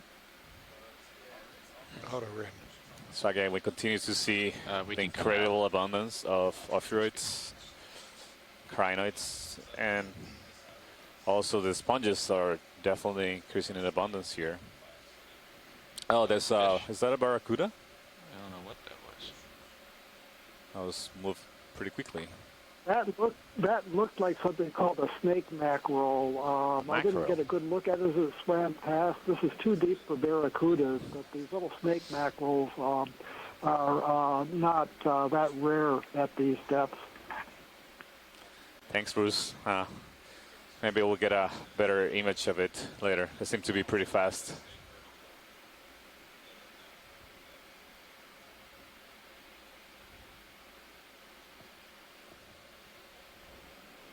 Bruce, I'm trying to remember. So snake mackerels, is that also a gimpillid? I usually think of those as oil fish. I was just trying to put in a possible record for it.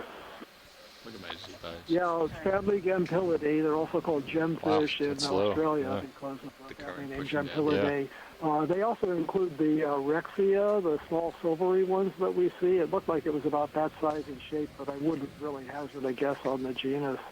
So some of the other types of the oil fish would be Rexia, Promethictes. I can't remember what some of the other genera are. Your view. Yeah, no, I'm just trying to figure out the uphill direction. Yeah, I mean the sonar is a little bit more. So I just wanted to remind everybody that right now we are within the boundaries of the National Marine Sanctuary of American Samoa. And they've granted us permissions to make observations and collect here. Which is great. There's very little or pretty much nothing known about the deeper portions of the sanctuary. So we are hoping that all of these observations will be useful for the management of the sanctuary. This area of the sanctuary is actually considered one of the sanctuaries or the marine protected areas. Just come in tight. That might have one of the greatest diversities of marine life in the sanctuary system. What we're seeing here is a squat lobster that looks similar to the squat lobster that we imaged as soon as we hit the seafloor. And there's a fish right under that rock. Obviously, it's very hard to image. All right, come on out, video. See if I can. But again, we see that all these spaces in the rocks are completely inhabited by animals.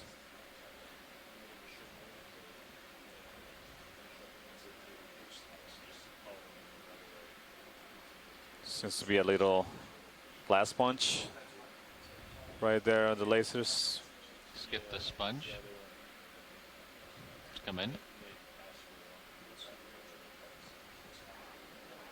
Yeah, so these, this sponge I think could be similar to the one that we imaged before, the possible alloplax, and then those sort of ribbon-like sponges on the rocks, they are different than the ones we were seeing below. I think those that were up above this, above this little sponge here, those are in the genus Postolastra. It's a demosponge as well, but it forms these ribbon-like colonies on the edges of rocks. Let's get the fish. Roger, thank you, Chris. Oh, there's a fish. Well, that's another one of these little sea basses, the Plectranthia species. It looks like the same species that we were seeing before, but we don't know what the species actually is. And that's true for a lot of these deep water fish, particularly on the even deeper dives of the Okeanos Explorer. We can get the identifications to the genus level, groups of species, but we can't identify the specific species because specimens are needed for that.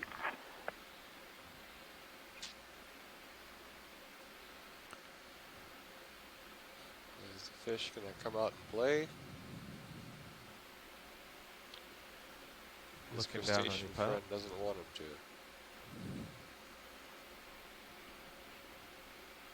All right. Let's come out, Bob. I gotta move.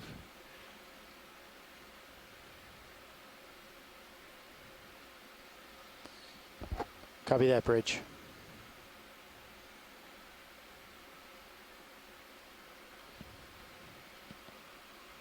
So here you see many of those more linear sponges. Can we take a look at the ribbon sponges, as Chris was calling them? Can you take a closer look at one of those ribbon ones, pilot? Absolutely. Thank you.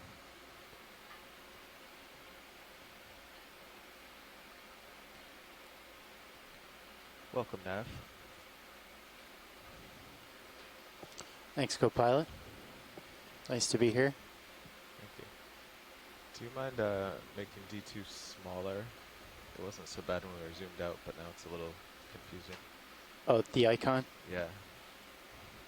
Can do.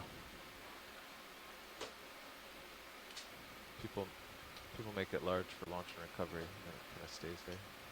All right, come on in video.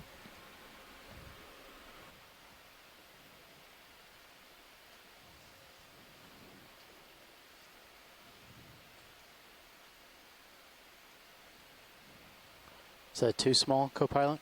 No, that's good. I think actual size might actually be 2, but 3 is okay.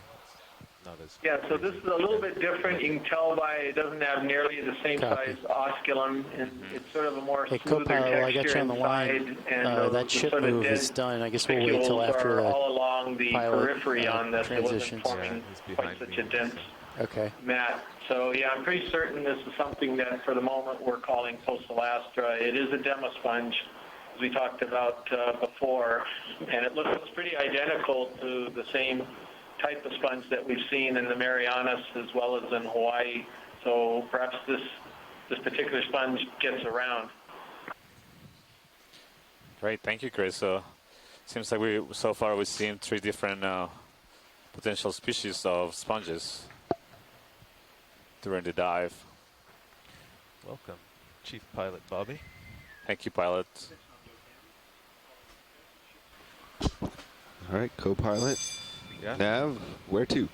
We're just having a pilot change 040 right now. You've got a little behind me. So they're discussing the plan. Get you ahead first, and we'll Video, let's come wide. Keep going that way. So, pilot and Nav, do you want to introduce yourselves to the feed?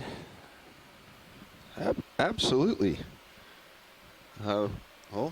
Switching into the pilot seat here, representing GFOE, I'm Bobby Moore. And to my left here at Nav,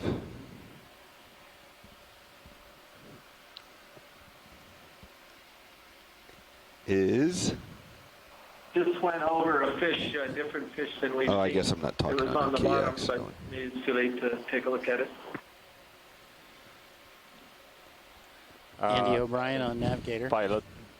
I think we just passed a fish on the left that they wanted to see on shore. We just moved a little bit to the Carl left. McCletchy on co-pilot, about to switch out with Don, who will introduce himself. Great, thank you, pilots. Yeah, watch lead. Where's this fish? Chris, do you see it? It's further below the camera frame, but we could probably go on. It was just a different fish. We hadn't seen that one so far on the dive, that's all. Yeah, it might have swum away as we moved over. That's okay, pilot. I think we can continue along the track, climbing up this ridge. Forward. So, Chris, this is Bruce. I missed that when I was looking away. Do you have an idea of what it was?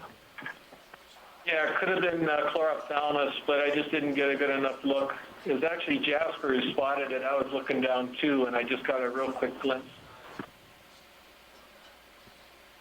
Okay, thanks.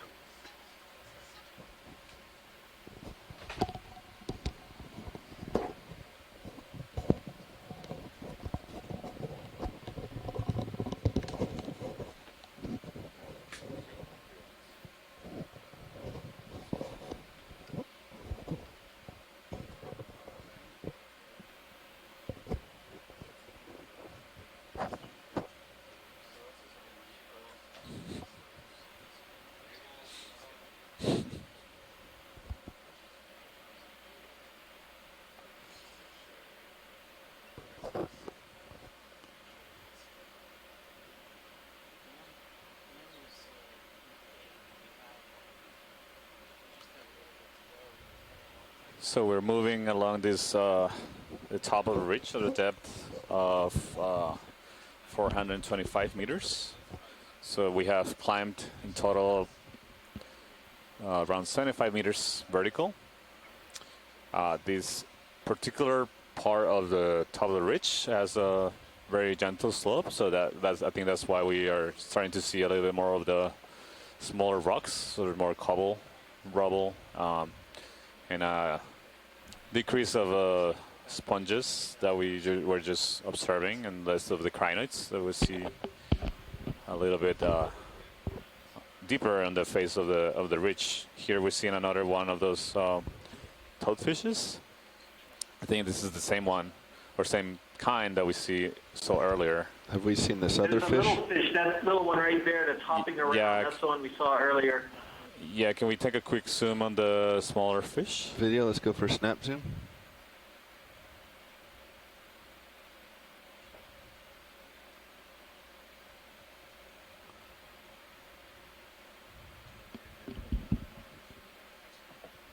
Yeah, so Chris was right, I think, before with this. This is a fish called the green eye. They're relatives of the shallow water lizard fishes that people see snorkeling or diving in tropical areas. These are sort of ambush predators. They're a little more active than the sea toad that was up above. The very large eyes have a reflective inner layer of tapetum that reflects green when there's light showing on them. That's why they get their names. There is another similar family that used to be included in the family trying to calibrate my called the Paralopidae. It doesn't have a common name. That have oblong blotches on the body, but I don't think this is in that family. Once again, we can't say what species it is. The green eyes are a little interesting because they're synchronous hermaphrodites, both male and female at the same time, an adaptation for reproduction in the deep sea where it may be difficult to find mates. We don't know anything about their actual spawning, though, so whether they're capable of spawning both as male and female at a single instant, or if they can just sort of switch back and forth depending on what the other fish is when they spawn. But they're interesting little fish, the green eyes. Thank you, Bruce. Watch lead, are you happy with this? Yeah, this is good. All right. I saw a couple of little cup corals on the right. Just if you stayed on the zoom, I don't know if you can. Let's go back zoom in. Sorry. Let's see. So you see a purple. Mm-hmm. Let's go in, video. There we go. We're Give it full all zoom. the way in now. We are, okay. I am pretty far away. Yeah, that's a little cup coral. We saw a very similar one earlier. I think it's probably the same species. So, but I'm not sure what. Do you need to get closer? Watch lead. We can. Sure. Yeah, that'll be great. All right, let's come on. These are. We've only observed 2 different kinds of stony corals so far in this dive. So this is one of the 2, both cup corals. So it'll be good to get a good image of it to have an idea of what it might be.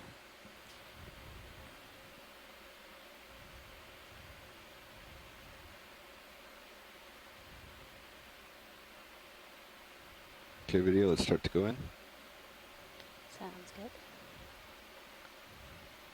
Yep. Keep going.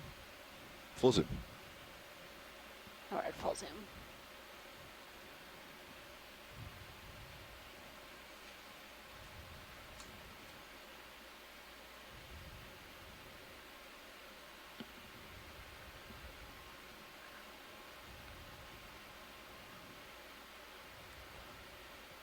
Yeah, this has an interesting coloration. It's purple. Usually we see the skeletons of these corals, or at least the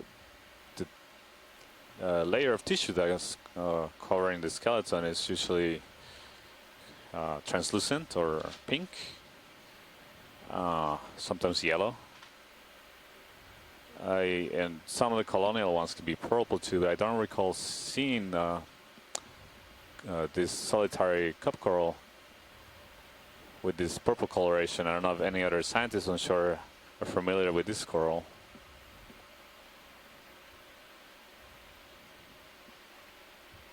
It's pretty small. We can try to get in a little bit closer, but I'm not sure we'll get much better. Yeah, it's quite small. It's just a couple Looks like there's a centimeters. crab in the background at the top too. I think this is good. I think it's hard to get the details. Videos come wide one more. All We right. haven't heard anything from the shore, so let's see if we can't creep just a little bit closer. We're full wide.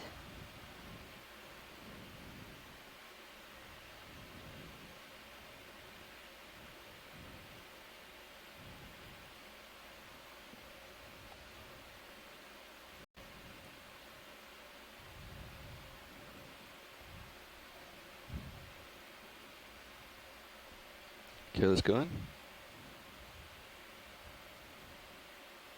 So it's partial. Keep going. And full. That's about the best we're gonna do. Watch lead. Yeah, thank you, pilot. Yeah, it's very interesting. That's a great image. I don't think we have any good guesses at this moment of what really pulling your tether. species it? it might It be, is. but it's a valuable All observation. Video, since we're here, let's come out slightly and get just a top-down view of this guy. I'm not sure if we have this angle on him yet. Yeah, I think that'll be good to get that in. Go ahead. Your call, video. All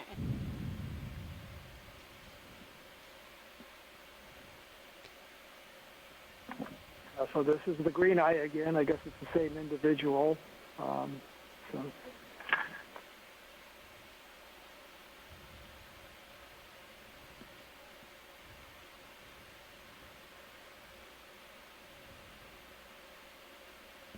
So you can kind of see some of the greenish reflection from the eye here. That's not actually from the inside of the eye now, but it gives you an idea of how they get that common name, green eye.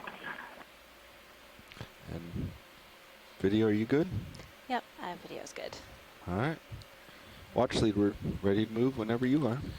Yeah, I think we're ready to keep going. Thank you. All right, let's come wide. All right. And there's a large fish going to be coming in screen to my left. If I come around slowly, we might catch it. He hit the bottom just a minute ago, that guy. Let's snap There he zoom, goes. ID.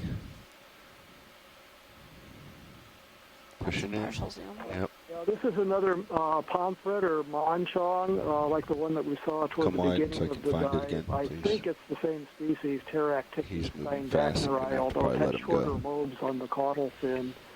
Yeah. So this is a I don't commercially want to keep important venturing towards species. you. It's a good food fish, quite tasty, white meat, and I think we got an species and ID similar anyway. ones are caught by longline fisheries out of Hawaii. All right, they're cruising. moving on. Sort I of, might have a little bit more zoom to pull out. coastal, not coastal Sure, go ahead. but All right, now we're full wide. pelagic species, but also cruise I along think the he caught my bottom. lights and decided to stay away. Thank you, Bruce. All right, bringing my camera back down. So we're continuing along on the move. Do you have a ship move in? No, we to the base no, of we the don't right next now. So we're steeper stationary. area on Do we top need of the to ridge. be moving? We have time to get to the waypoint. I think we're ready for another move. Okay. So the last move was at 040. Right now, the bearing for Sirius to the waypoint 037. Okay. Looking at sonar, it looks like the local high might be around 020.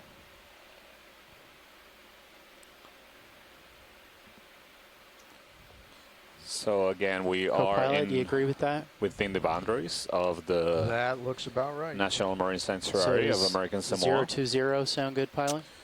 This sanctuary is Video, can you tell comprised us of that 6 another protected green areas eye? covering about 13,000 snap square zoom. miles of All right. nearshore we're coral looking at reef another and also green. offshore open ocean waters. in the Samoan archipelago. Yeah, I believe that's the same thing. We can come wide. The sanctuary includes ecosystems or protects ecosystems that include coral reefs. Sorry, was Bruce perhaps going to say something? Co-pilot Nav.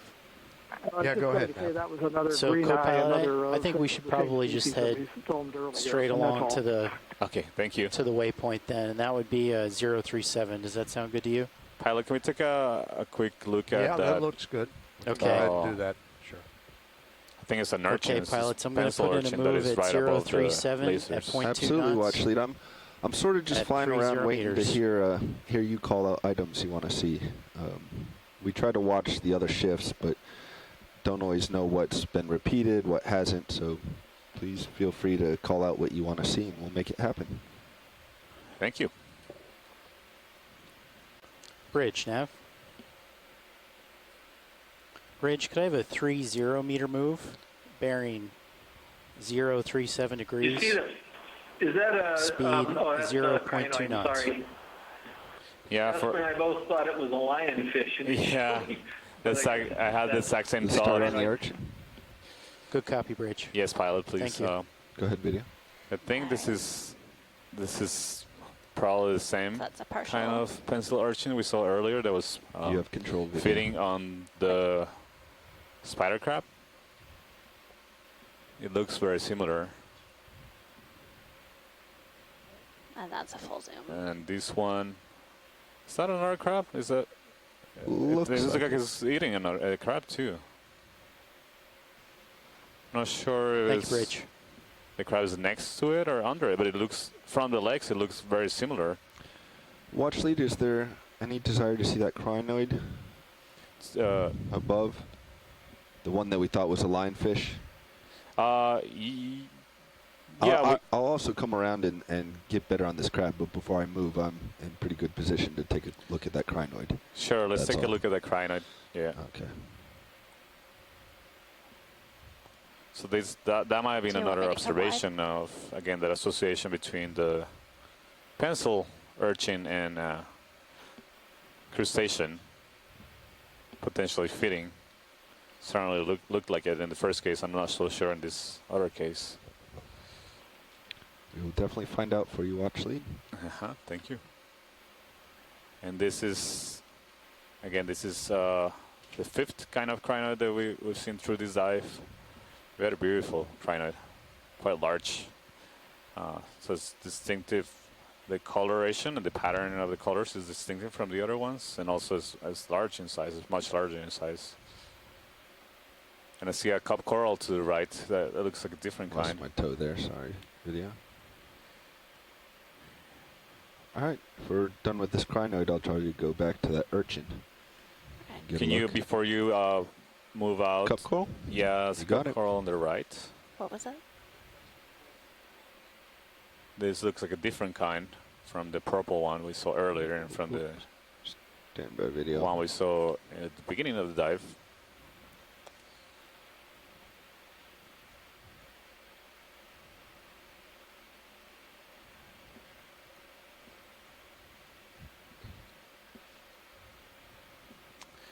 Yeah, it's a small one again. Definitely different from the other ones we've seen so far.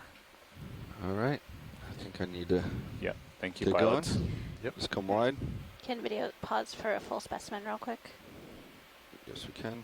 Great. But I might not be able to. I'd already. Okay. Yeah, let's just let it go so I can get at this crab. All right. Sorry about that video. That's all right. Coming wide. TV. Hey, Matt. So we're at 400 meters or so depth. Looks pretty rubbly. It could be that this is just more explosive material, that sort of rubbly stuff that kind of may have rolled downhill a little bit or something like that instead of a lava flow. It definitely doesn't look like round pillows, and it doesn't look like a nice lava flow. I'm wondering whether this is slightly more explosive from the interaction with seawater. All right. Thanks, Video, let's Jasper. see what this Matt crab is is doing. actually stepped momentarily to have lunch, but I'll let him know that you are trying to get his opinion on the morphology of this rocks and the geology of this place once you come back. Go ahead, video, whenever you're ready. Well, see, it's perfect because we can't refute Jasper's opinion now. That's right. Huh. So this looks like a different kind of crab. And I'm not sure if it's Pilot, just by the side of the urchins. The urchin is actually Roger that. Thanks, co-pilot. Right. keeping it there. I don't see how it would be keeping it there. Lost a toe. Stand by. It's going to be bumpy a little bit, but I'll get you back.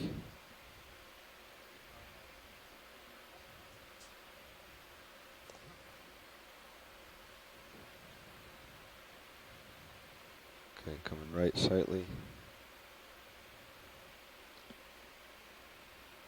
Yeah, to me this looks more like they're just next to each other rather than the urchin eating the crab. Roger that. Start moving out. Is that everything you have, video? Yep, that's as far everything. As it goes, okay.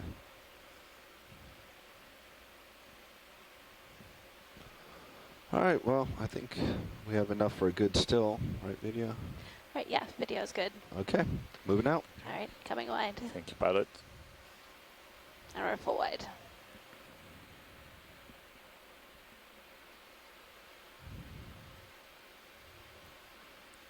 Pilot's nav, that ship move is complete. So to the left seems like there's another one of the corals that we may have sampled. What was that? Oh, Or that we sampled 30 meters? earlier in the dive, the primate corals. That was a 30-meter move? That's right, co-pilot. Roger that. Thank you.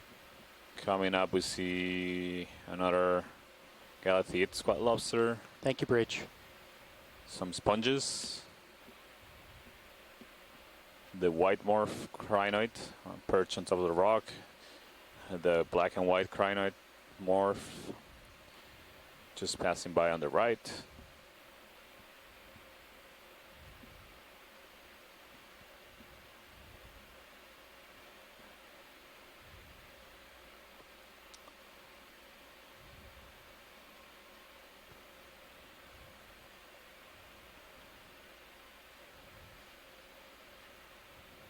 They're coming now.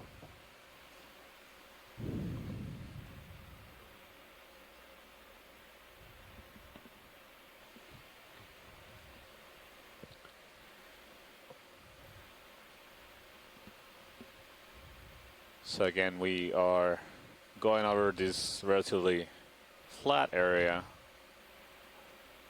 and we soon should be starting to see an increase in slope again. We're on top of the ridge and continue to experience some significant currents. Seems like the current is probably coming from the northwest. Correct. The pilot agrees. It's good with the pilot agrees. Yep. And this current is, probably a feature that it is constantly happening here. That washes off the sediment of these rocks, so keeps them clean, relatively clean. It's suitable for other animals to colonize, and also bring in particles that they can use as food. Pilot's nav. Go ahead. So are we ready for another move?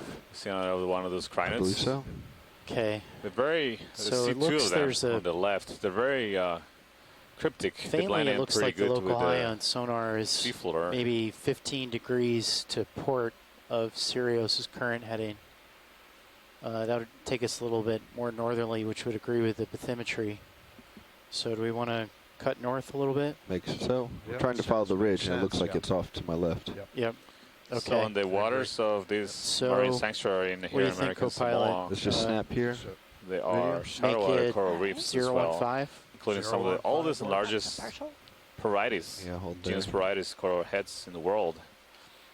Yep. And Believe there's we've also seen that. hydrothermal event communities, which we'll be visiting in later dives. That looks like another one. Yep.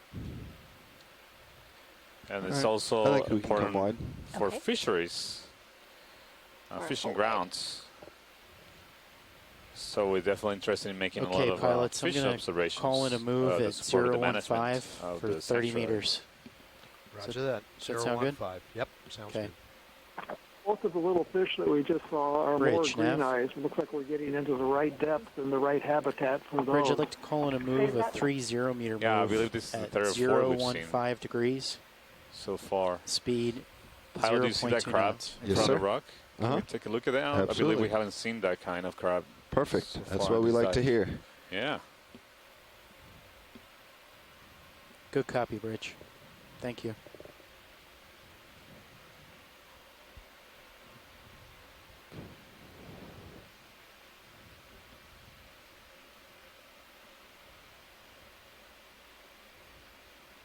That's a different crab that we're looking at there. That's a brachyurin crab, I think.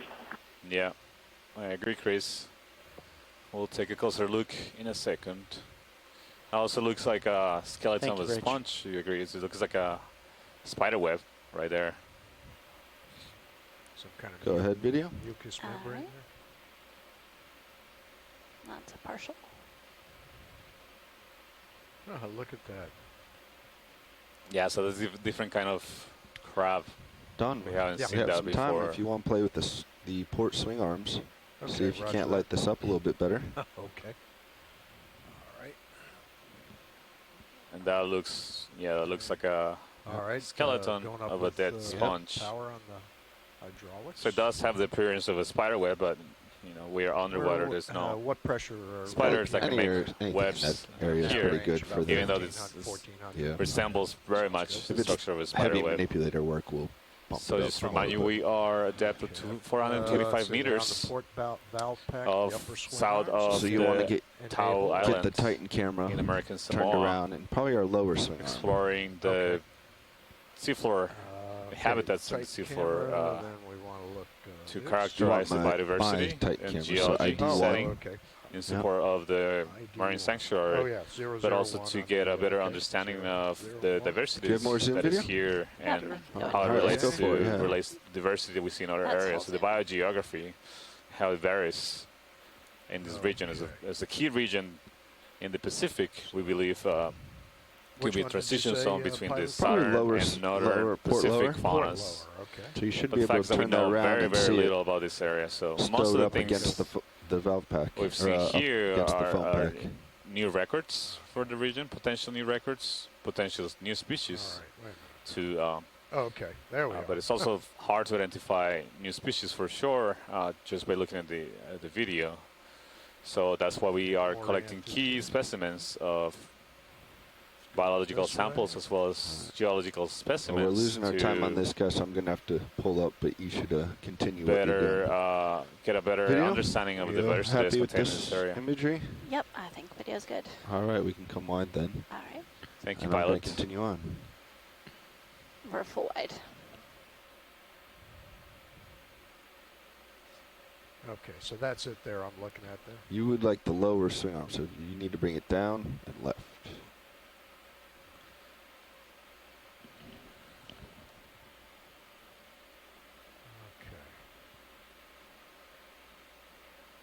Okay. So you are backwards. I don't know quite how you did that. Yep. Keep going. Keep Okay, going. There we go.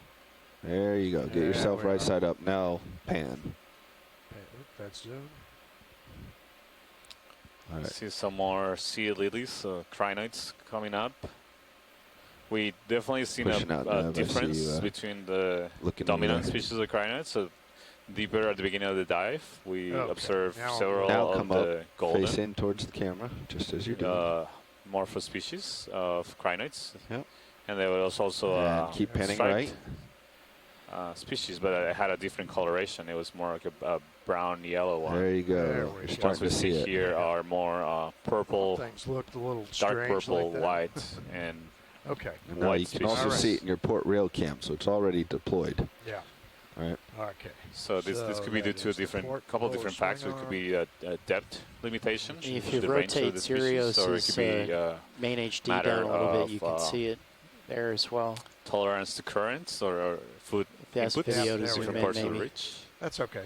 That's okay. So in that instance at the crab, we would have had you bring that So I'm instead gonna of step being parallel with the front of the vehicle, hook it quickly in to grab towards some that lunch, rock. and the mat is back here. But why don't you And go I believe move the arm Jasper back and wanted your forth. opinion on some of the geology that we've seen.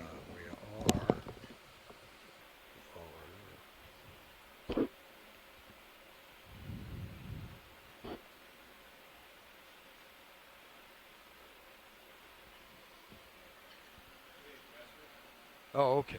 Hey, I'm Jasper. looking for the one that says port on here, but that's all on the port valve pack, right? So, okay. Correct. Jasper has bugged out. He's got a class or something else. So you got John Smith here if you guys want to talk geo talk. It's low stow deploy. Yeah, so you'd want to go inboard. It's inboard or outboard, right? Okay, Yep. I see it. And now see how you're in my Right. eye. Yep. Yep.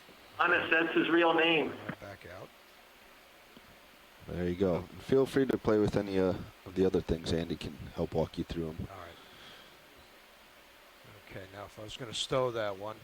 So the lowers you can make contact with manipulators and other items. So you always want to bring them out from the vehicle, so outboard on both sides. So go perpendicular. Exactly. You want to go normal to the vehicle before you stow it. Okay, so and right about there would be. Yep, and then opposite. And pretty much the limit. So when you would stow it, you'd bring it all the way outboard to the limit. Outboard. Yep. Okay, gotcha. All right, right there. And then you would stow. Okay, so and same goes for deployment. You want to make sure it's fully outboard before you deploy it, because during the white balances, people will just turn them without deploying them. They'll just turn them upright, and if you were to deploy, it's going to come down on the arm or something else. So always want to bring your camera around and make sure they are perpendicular and outboard. Okay. Watch lead, anything striking your interest here? Not right now. Okay, we'll keep moving. Port side. Okay, pilots, that previous move is complete. It was at 015. All right, let's keep it going. Okay, so another move at 015.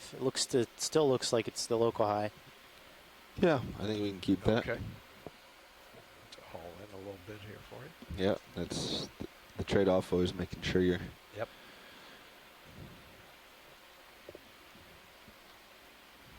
Okay.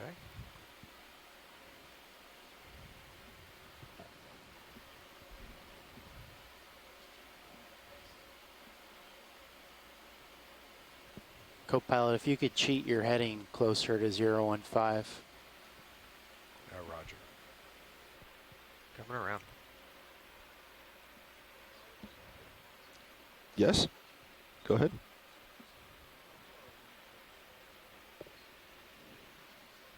Yeah.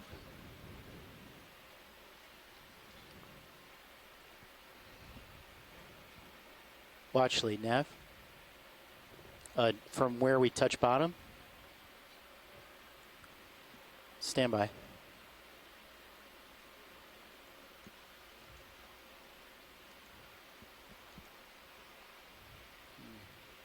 can see how quickly the vehicle moves when I'm off stick. Still quite the current.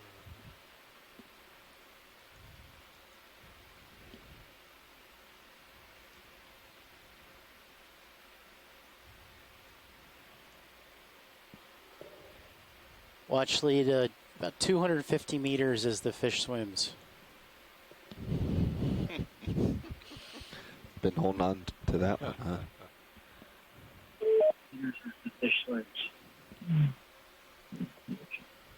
Okay, pilots, I'm going to call in that move then when you're ready. 30 meters Pilot's at ready. 015. Go pilots ready. Copy. Bridge, nav. Bridge, could I have a 30 meter move at 015 degrees? Speed. Video, if you see anything 0.2 over there knots. that I'm missing, feel free to let me know. Sounds good. I'll definitely pipe up when I see something. That's right, Bridge. Thank you.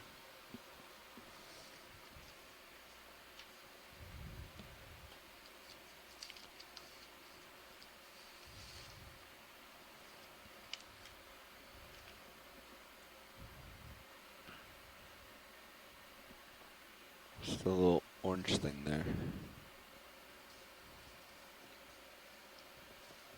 Let's find out.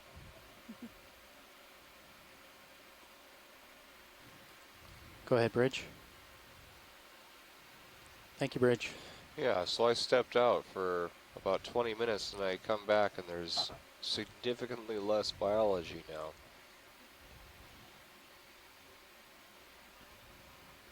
Video, let's go ahead. All right. Just see what it is. That's a partial. Doesn't look too exciting. Should I take a full zoom? Go ahead.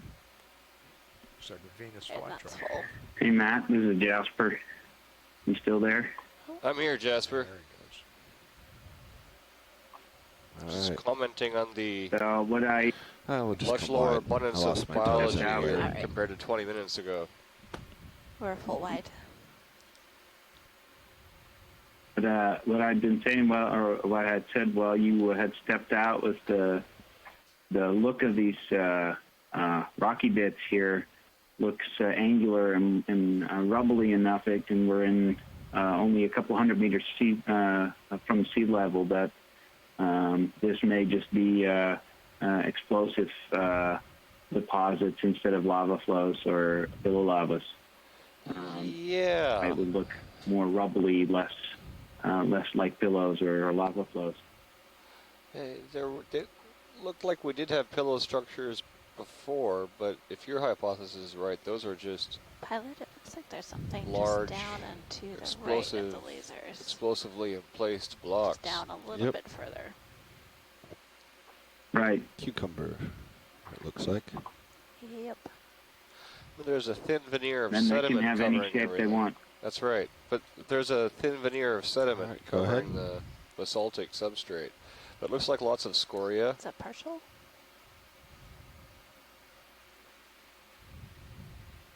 Yeah, that's what you would expect it to be if it was, and that's kind of what you might expect within, 400 meters from sea level. It may well be that type of product. That's a full zoom. Can the biologist comment on what we're looking at right now? Does anybody? Okay. Yeah, so this is a sea cucumber, a holothuroidean. I don't recognize it as anything I've ever seen before. I'm trying to even figure out what family it belongs in. But yeah, so I'm going to be looking through my photos for a moment. But a great shot of one, really unique. Beautiful. Is it? It looks like it's picking up sediment and pulling it in.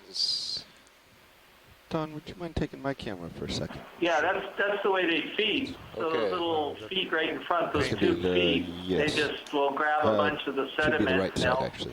they'll consume that, and they'll get detritus and other things mixed in with the sediment. Just center me up And here. then the sediment comes out the other end of them eventually. But that's what they do for a living. Should be proportional control. It's kind of, Okay, it's a lot. it's That not is the a best, lot more but responsive than the Sirius one. How's that? just to, can you do a hair more? Perfect. Oh, Chris, That'll do. Chris Kelly was Good just pull. commenting on this sea All right. cucumber. It Feel looks free like to it's pass feeding on the cameras back. sediment, pulling in chunks of sediment. And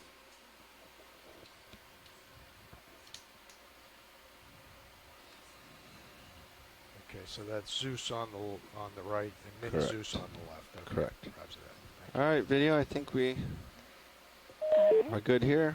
Do you agree? Yep, I agree. All right, let's move on. All right, full wide. Good spot. Thank you. And We're right over top. I don't have much time, so let's just do a snap. I think we've seen these items before. All right, go ahead and in. Yep. Yep, these are the Nav, are they finished with Yeah, that? I think this is. I think we can continue on. This is the Just the coming up same on a spot, now co-pilot. or Just come similar on, kind of please. what's square lobster that we've seen Just Yep. extend Full it, wide. keep it going. throughout the dive. Copy that. We shall move on. I'll call another one in. Pilots 30 meters, 015. Same move again. Roger that. Yeah, Jasper, I was commenting earlier on how the geochemistry of this island is very uniform. One of our colleagues did a portion of a thesis chapter on this island, and she analyzed something like 30 different basalts, subaerial basalts. Bridge, can I have a 30 meter move? Bearing 015. All pretty much the same speed composition. 0.2 knots. So the biology here, I love to see the diversity of biology because thank you. You don't see that in terms of the chemistry from this island. Very uniform compositions.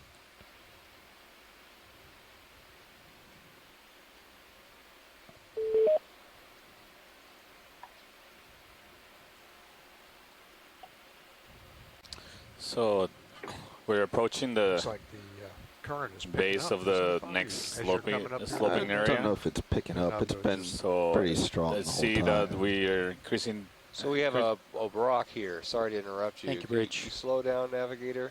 Pan to the left. What? Pilots, the ship is continuing What that is move. this? Is this a rock? Roger that, copy.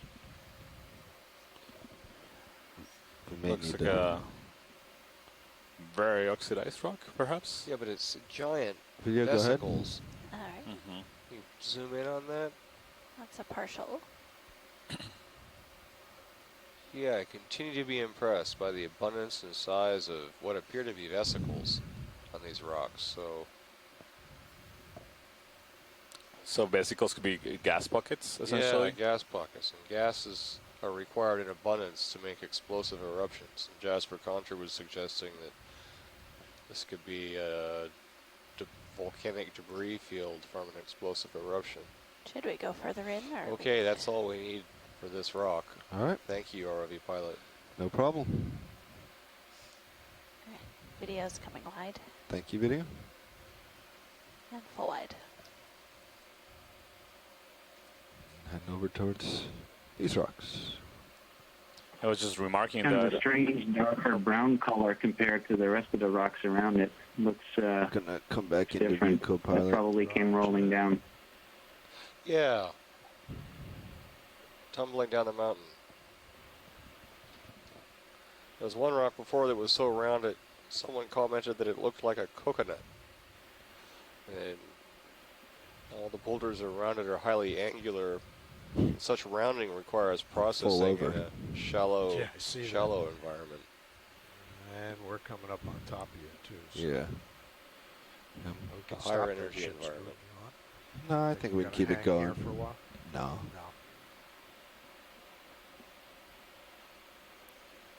But yeah, So it seems like there's a little bit just doing a nice, easy less move. of the abundant fauna that we're seeing, at least with the larger one, of the crinoids and the sponges and the red urchins that we were seeing earlier. The first half of the dive. I don't think I'll be able to stop to get it. Okay. But thanks for the call out.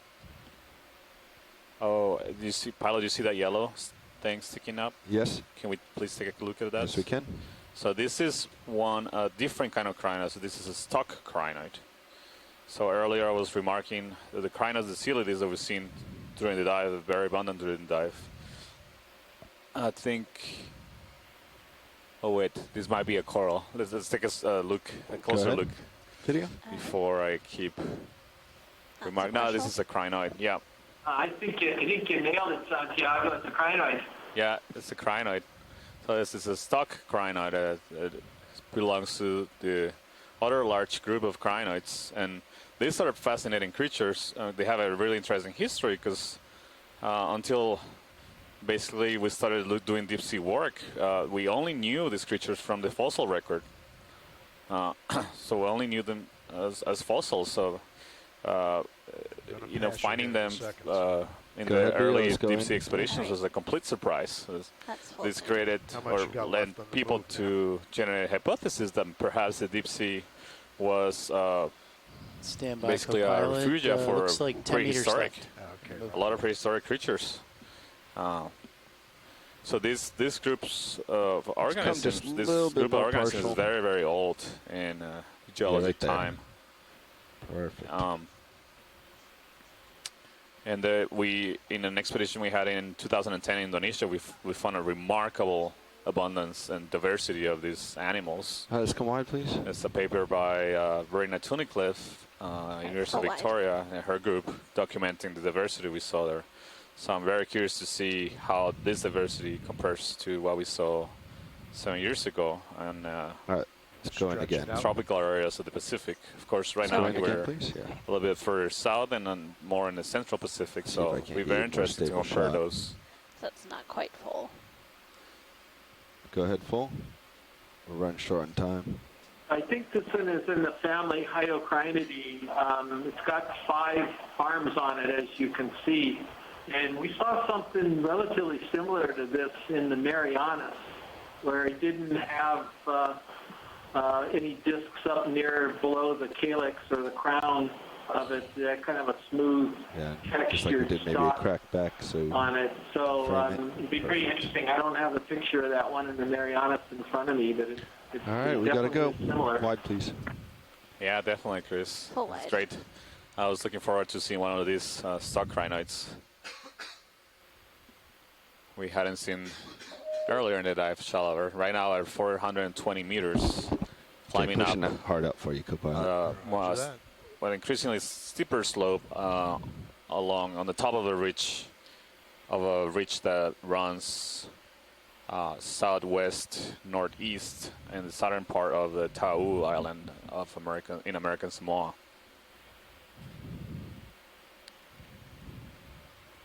Starting to get in some steeper slope here. Thank you, Bridge. So you see, we've had constant come up, co-pilot. strong currents throughout the dive, and this is something that we expected due to the terrain.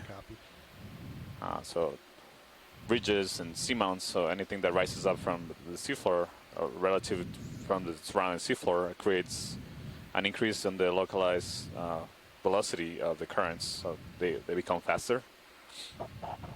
And these are ideal places for animals that live in harsh substrates, like corals and this crinoid that we just observed, and sponges, different species of crinoids and other fish species that are adapted to live in these habitats, so these harsh substrate habitats. And this in particular, this area is extremely rugged. There's a lot of crevices in the rocks, so Matt and Jasper discussing the possible explosive nature of this. We're gonna lose him if I get what any is closer. striking to me is That's a partial. they create excellent habitats for a lot of animals that live in those crevices. Go ahead, wider or full. That's full. This little fish is a deep water cardinal fish, family Epigonidae. I've seen a couple of them now, so they should become fairly abundant. They often occur in large numbers of these depths.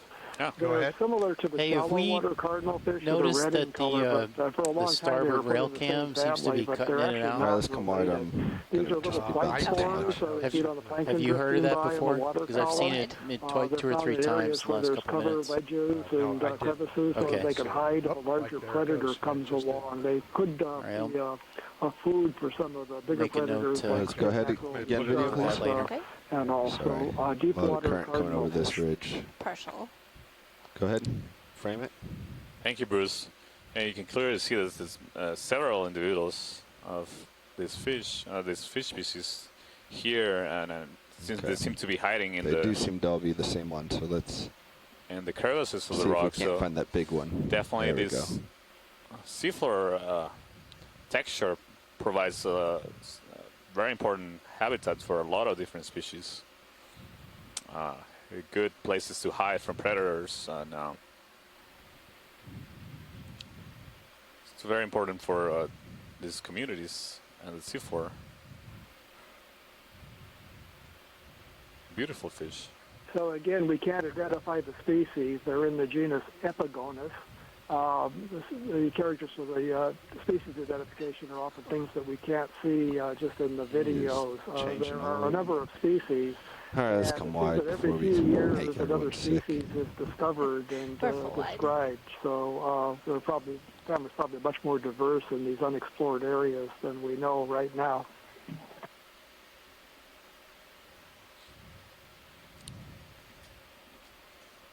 pilot, if you can turn right after finish imaging this fish. I saw something red sticking out of the rock. Video, let's go in real quick. I was able to sit down and he's cooperating.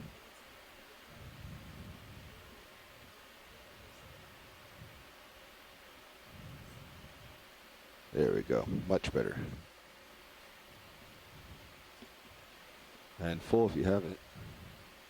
Oh. Never mind, let's go look at the red thing. All right. So I commented earlier that I would have expected to start seeing some of the fishes with spiny rays on their dorsal fins, spiny rayed fishes in abundance, and this is a really good example of that type of fish. So as we move shallower, we should see more fish like this that tend to find shelter in rugged areas with overhangs, ledges, and little caverns and all, because we're moving up into the area where there's downwelling light, and it's good for small fish that could be eaten by bigger things to be able to hide quickly if a predator approaches. Are you talking about the small red thing or the dark red, almost urchin-looking creature we saw earlier? No, yeah, what you have right above the lasers. Perfect. Might be another fish. ROV workshop, Nav.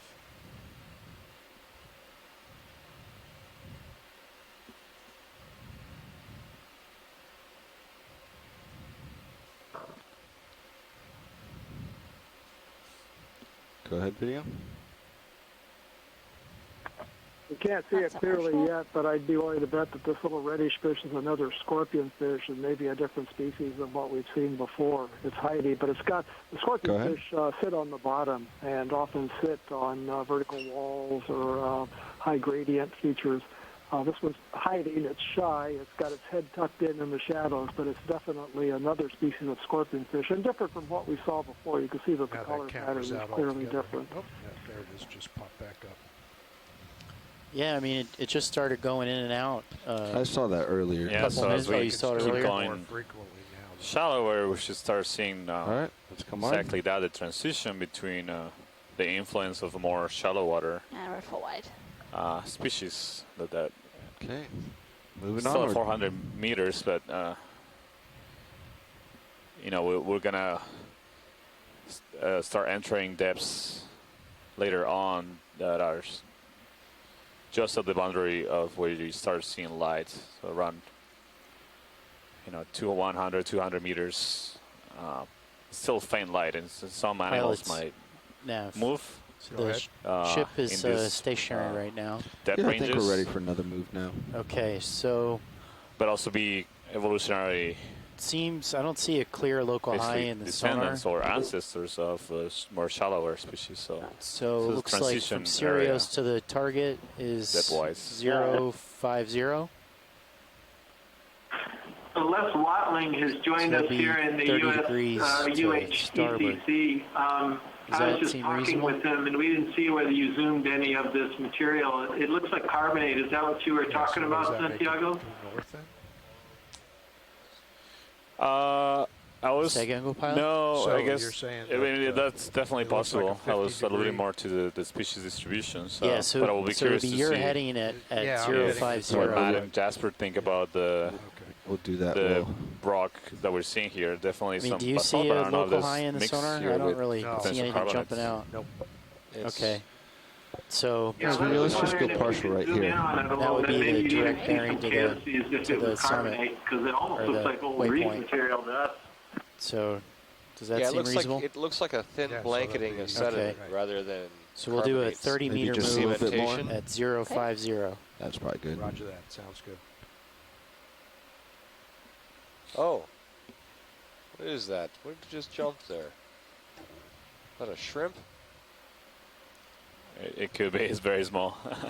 Has a tiny little ophiuroid just crawling along on the top right. So Matt, what do you think this is? You still think it's volcanic? Oh, you know, no, it is volcanic. I think it's volcanic. It's just has I think it's bits of scoria, volcanic scoria, just class of that. You can see abundant vesicles here. And I think there's ready for that move, or a should I thin hold off? veneer of sediment on the surface, but you'd really have to poke it with Make sure we ask the the watch claw, or lead. better yet, Sounds like they're scoop getting some excited up to with really this. tell what it is. Okay, we can stand by. Well, let's What come do you wide. think, Bobby? All right. Sorry, what's that pilot? co-pilot? Whether we should full initiate wide. the move. It sounds like they're interested in this topography here. I think we probably could, but We can stand by. yeah, let's stand by one. All right, With watch plenty of leads. time. We're going to give you a scrape with our toe. Sounds good. Sounds good, yeah.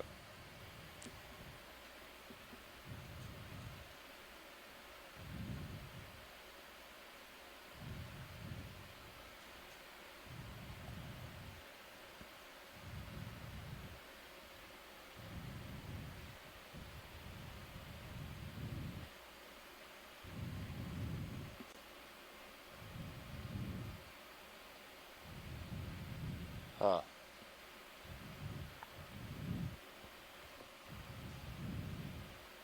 Bizarre.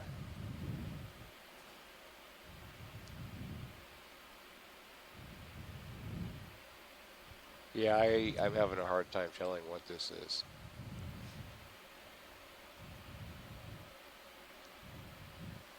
All right, video. Yeah, we should probably... Huh. Seems pretty. Yeah, it looks soft. like clay. Yeah. Soft clay.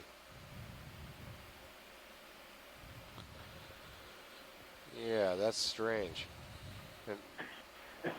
So scraping it was cheating. Les and I give in. We don't think it's carbonate anymore. Doesn't seem like basalt anymore. Here we. Let's go in video. Let's get right up and close. So maybe it is some type of consolidated sediment or something. Maybe, Matt? I don't know. Yeah, I don't know either. Or could it be very weather basalt? Yeah, but there looks to be little bits and pieces of scoria in there, too. Come down to the other patch.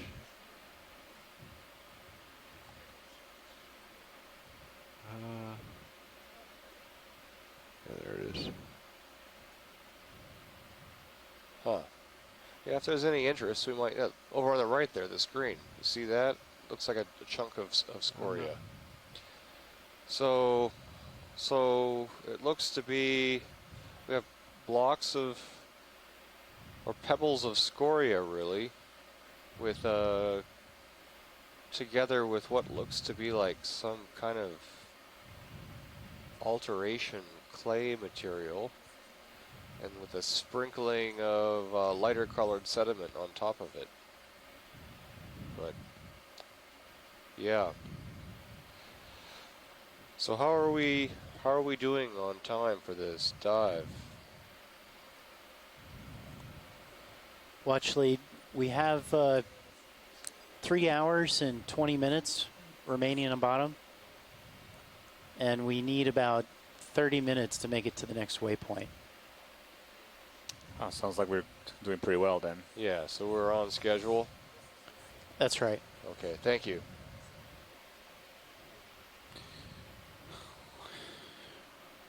If you're good, All right, Matt, we should I think move we on, can yeah. keep going. Thank All you. right, let's come on. Yeah, Thank no you, problem. pilots. Watch Thank leads. you. Happy to Camera, accommodate. RV pilot. Yeah, very Full interesting. wide. Definitely informative to be able to do a little bit of manipulation there. And that scrape is probably the best thing we'd get. I'm not sure we'd get much more from the manipulator or any of our tools. I mean, putting the entire weight of the vehicle is about the best we can offer for that. Yeah. What's also interesting, looking at all the little spaces in the rock or in the substrate, is that here there seems to be less abundance of those arms of the off-roads that we were seeing sticking out everywhere. A little bit deeper in the dive, I don't see that anymore. Yeah, you see a break here on the So I kind think of we can get the ship moving. animals that we were seeing in the abundance. Copy that, pilots. So I'll call in Curious a to see what it 30 looks meter like. move at 050. And we continue climbing up. Bridge, nav. Bridge, can I have a 30 meter move? Bearing 050. Speed 0.2 knots. Feels the current has gone down with this new slope. Good copy, Bridge. Look at this. I'm not moving at all. I'm off stick and sitting still. Interesting. Almost So looking at the particular, that might looks like it's be from associated down with slope. the change in fauna. A different current regime, and You don't it's feel hard to anything tell. going down It might be a body? temporary No, variation. I but haven't touched. You got no thrust. Oh, a little bit of thrust. The down is similar to what it was. Gotcha. But the left-right is not really existent anymore. Go ahead, Bridge. Thank you, So Bridge. as we came up over that last little bump where we were looking at the redfish, I wouldn't be so it dropped surprised off. If you come up 50 meters, there's it's definitely a going the lot other less direction around abundance these of ridges and mounts like that. megafauna here.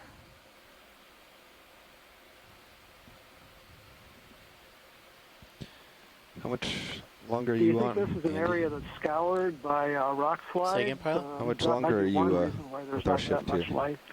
I think it was noon to 2. Oh, okay. Pilot, it looks There's like something there's red under in Well, one I of got those you on the holes line. We just on the started that left. ship move. Okay. You see what I'm right there in the center of the Got it. lasers pilot. You can take a look at that. Fish? Yeah. Might be a fish.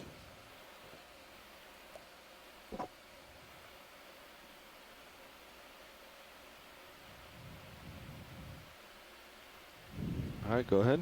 Video. Oh, it's an urchin. It's a partial.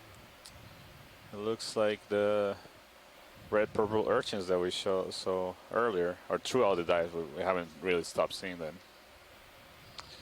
Feel Seems free to be- zoom when ready. That's full. Although this one looks a little different to me. The basis of the spines perhaps look a little bit more. You want to bring that port arm around? Oh, and I'm not sure. Roger. Stand by. Just keep an eye on it so you don't bring it into the This slope. looks different to me. So maybe stow it a little bit. Chris, do you? It's probably fine where it is. The lower What do you one, think Yeah, about the this lower one? one, I think. Well, if you want, I'll move it. Want to bring it in a little bit? Yeah, Okay. just nice and slow. All right. Ramping up. When you get a chance after looking at this urchin, can you do a nice close-up scan of that net as well so we can see how all those guy wires and everything are all arranged? Sure. Stand by video, hold it. This is the drill. This is the drill. Fire, fire, fire. Smoke, fire has been detected Alright. in the laundry room. All hands report to your fire and emergency station. Stand clear of fire screen doors. Smoke, fire has been detected in the laundry I think that helped co-pilot. Okay. Good. So, pilot, can we take just a left pan to take a look at that Absolutely. sponge spiderweb structure on the left? Panning left. Yeah, right there.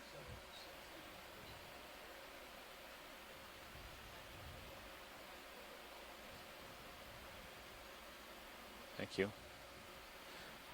Video has come out just a hair. There we go.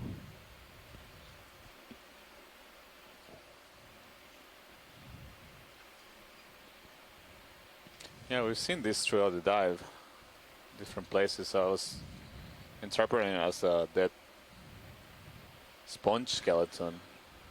All right, I think But I would like when to we're hear done, what it's ready to move other on. people Yeah, think it's about ready to this. move. We're coming on top. Right, I think video's good. Okay, let's come on.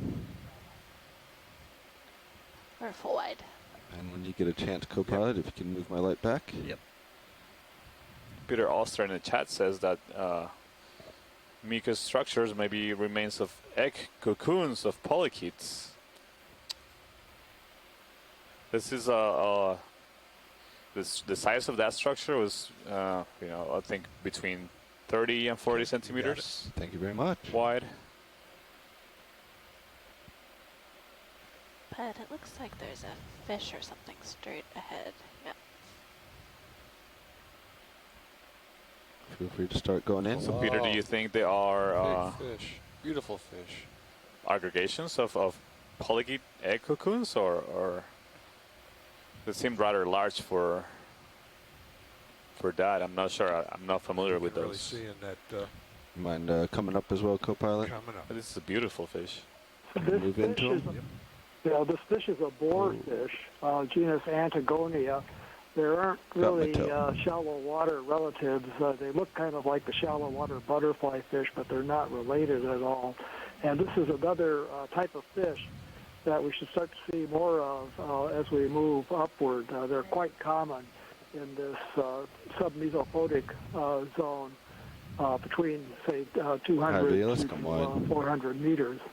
And there are a couple of different species, maybe several different species. So a boarfish in the genus Antigonia. Thanks, Bruce. Oh. All right, go ahead, video. Fish. Real quick. Many creatures get disoriented by the ROV lights. They're not used to seeing such bright lights at these depths.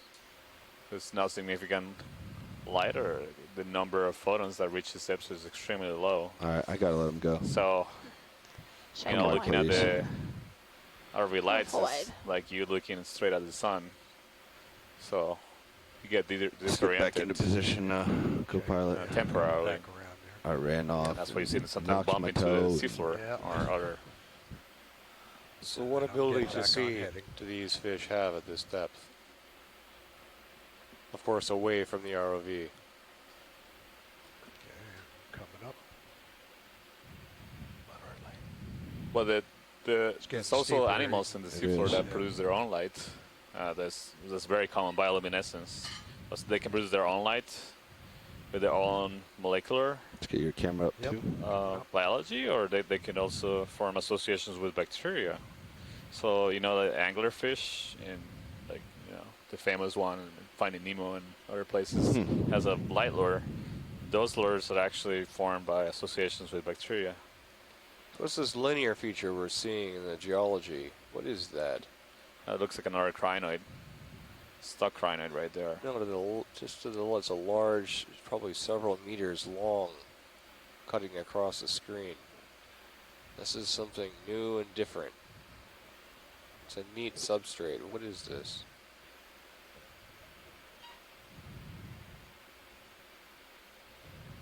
Huh. Yeah, maybe we can keep moving over this. Absolutely. Go ahead.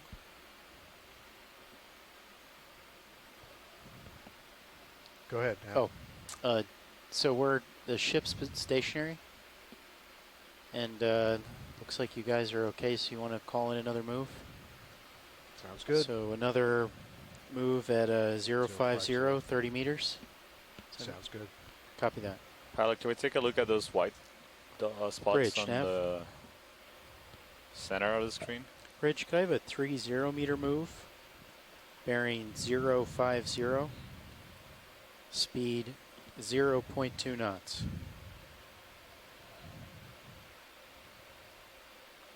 Good copy, Bridge.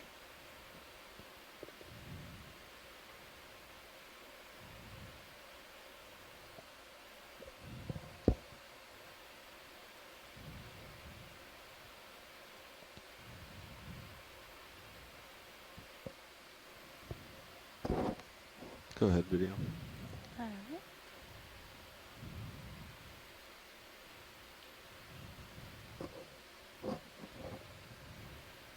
That's a partial.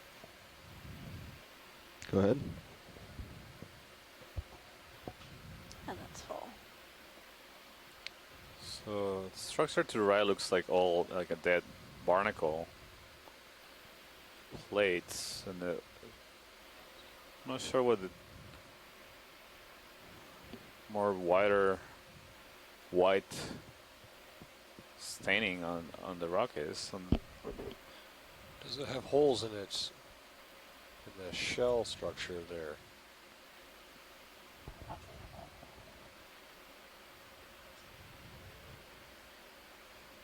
The barnacles have multiple plates that are aligned side by side and circulating. So you can see there's some lines that divide them. But are there holes that penetrate that shell or some sort of predation? It could be. Could be. It could be dissolution of the shell. I'm not sure. Thank you, pilot. Co-pilot, when you get a chance in the steeper terrain, we should probably pull our swing arms up. Okay. So you just want to store them at a video. We can come out. All right. Or full wide.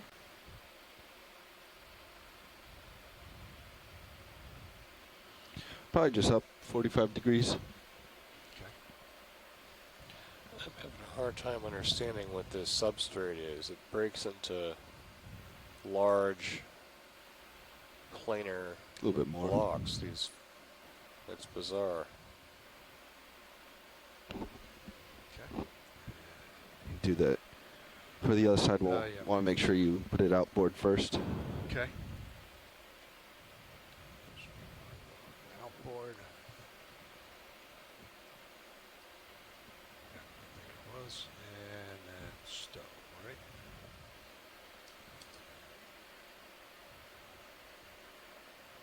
Oop, too far.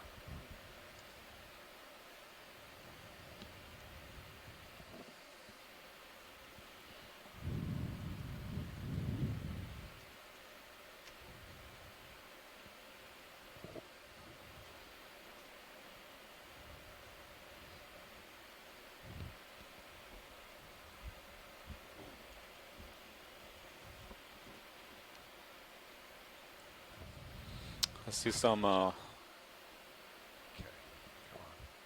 stocks. Santiago, are those just more stock crinoids, or could those be unbranched corals there on the right? I was just gonna ask the pilot if we could take a look at those stalks that are coming out of the rocks.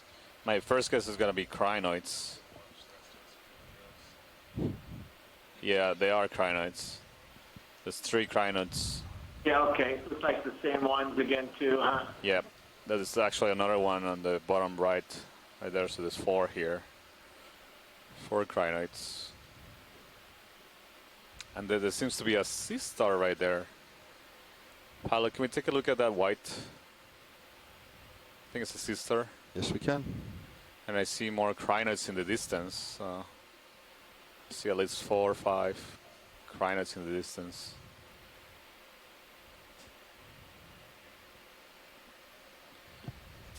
Maybe it'll also be good to take a look at those crinoids, the stock yellow ones, to make sure that they are the same as we saw earlier, since that was the only observation we had so far.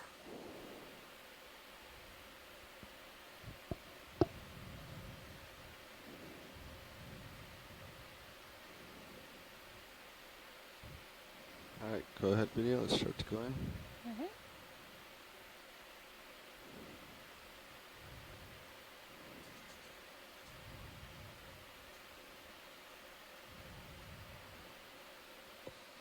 Yeah, that's a sea star, and it looks similar to the ones we've seen earlier.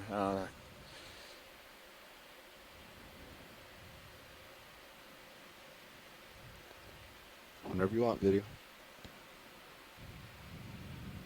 That's full sail. So Chrisma identified this earlier as a Ceramaster, potentially.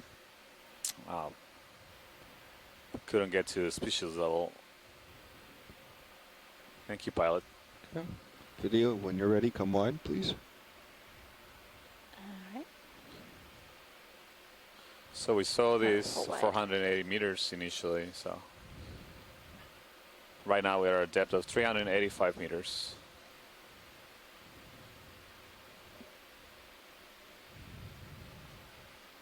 And slope of the terrain is increasing.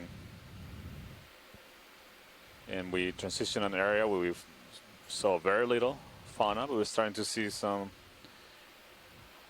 increasing abundance of fauna here. A little difference. I'm starting to see more stock crinoids that we didn't see the shallower depths. And I see another different kind of crinoid on the top left that we might take a look at after we image this stock crinoid. So this to me looks... Go ahead, full wide, please. Or full in. Full in. Like the one we saw initially. I don't know, Chris, do you agree? Yeah, completely, Santiago. It's got the bare filaments at the ends of the arms. It has 5 arms. It's yellow, and then there's no discs below the calyx there. Very slender calyx with the little rounder mounds down the stalk. So yeah, I totally agree. Yeah. So this area we see that there's seem to be picking up in abundance. Definitely didn't see this deeper. Thank you, pilot. We wanted to, this is a really nice image. We wanted to confirm that this was indeed the same species we were seeing earlier. All right. I think we can... when you're happy, video, let's come wide. All right. And then there's something else on the top left. Wide. You see... Roger that. It's a yellow one without the stock.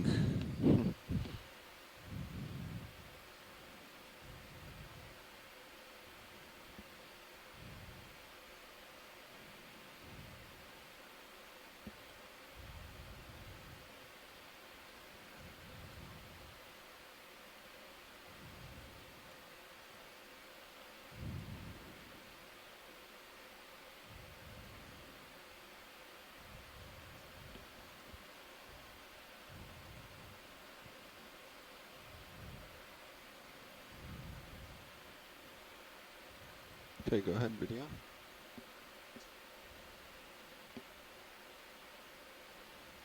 So it's not quite full.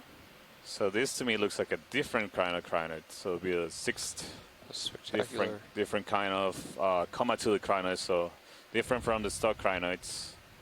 They don't have that large stalk, and this ones actually can take off and swim. Although the stock crinoids can also be motile. They sometimes have appendages and they can move along the seafloor. Yeah, there's a high diversity of these animals here. What strikes me is how it's attached to the rock. So what are these appendages, Santiago? Well, they are structured, but they're mostly they're appendages that are not very solid. These are very brittle. If you try to collect them, they'll fall apart actually. And actually, it's not sitting on a rock right there. That looks like a sponge what it's sitting on. Oh, that's what I was trying Yeah, to that looks do. like a. I'm not sure if that's a live sponge. It looks like a dead sponge. Here, That's what it's grabbing on. In my ears. Right there. I can't tell my Remember the sponges from my composition. rocks, apparently. So these ones, these kind of crinoids, that you can see them either clinging to bare rock, or they can be on corals, they can be on sponges. What else? They tend to move quite a bit. In fact, I remember just scuba diving in Indonesia once, and when I look on my shoulder, I had a crinoid, like one of those on my shoulder. Oh. Yeah, they swim and they can cling to whatever they can find. I'll get it. Stand by.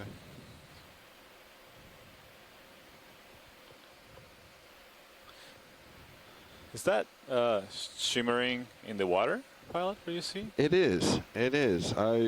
Temperature You change. can notice it on Sirius. The lights in our J box are flickering. That shimmering is not us. Do you see changes in temperature in the water? Can you put the CTD perhaps in here? Wait. This. I mean, we get in shallow, so this could be some influence of different water depths Yes, of the thermocline. I think we can. And also associated with circulation, so maybe some upwelling going on. That could cause that shimmering.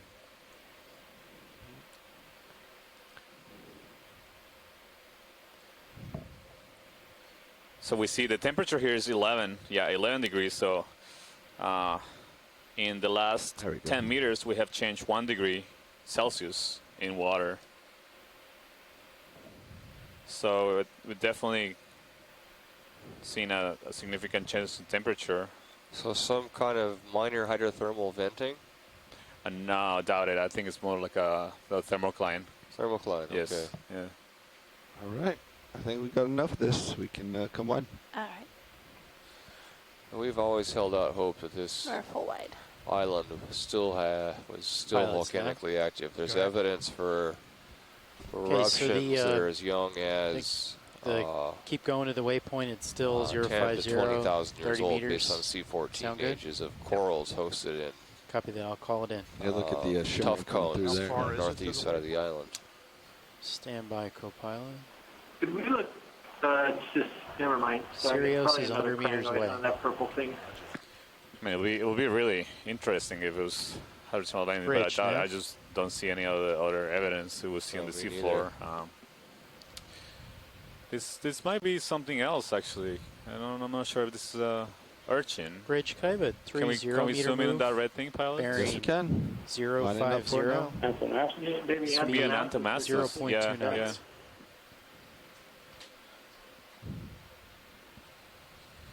Good copy, Bridge. Thank you.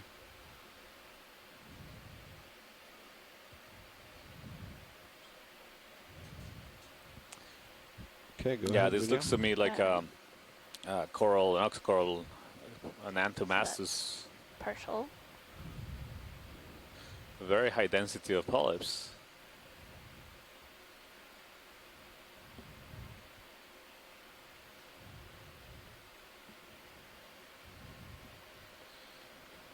So we still have Tina in the chat. Tina Moldostava in Russia. Okay, She's an expert in this group. Stand by. So I'll be very curious to see if she has an opinion on this particular specimen. Is that full zoom, pilot? It's not. Just momentarily, and we'll be there. Roger.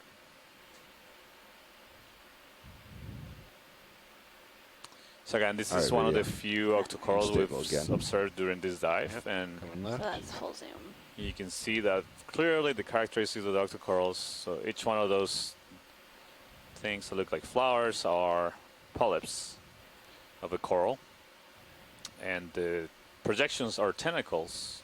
So they have 8 tentacles. You can count on them. The characteristics of octocorals. They have pinnacles, projections coming out of the sides of each tentacle. And so this particular coral we commonly refer to as mushroom coral. So you see these are large polyps. If you look more at the surface where they're coming from, at the base of where the polyps are coming out from, you see there are some bumps right there. You can see there's some white bumps. So those are different kinds of polyps. The big polyps are more for feeding, and the smaller polyps have a more reproductive function. And you see they have different colors. So these kind of corals are closely related to the bubblegum corals that are branching. We saw one earlier, and they can range in color from the white to pink. You see this common. So in this case, we see that the polyps are red, but the body or the rest of the surface of the coral is white. So if this coral will be scared and retracted its polyps, you will only see like basically a white ball with red dots, red and white dots.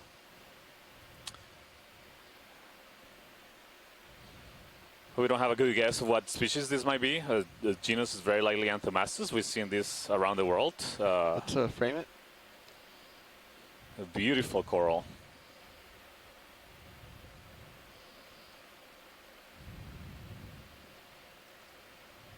This is one of the most spectacular colonies I've ever seen.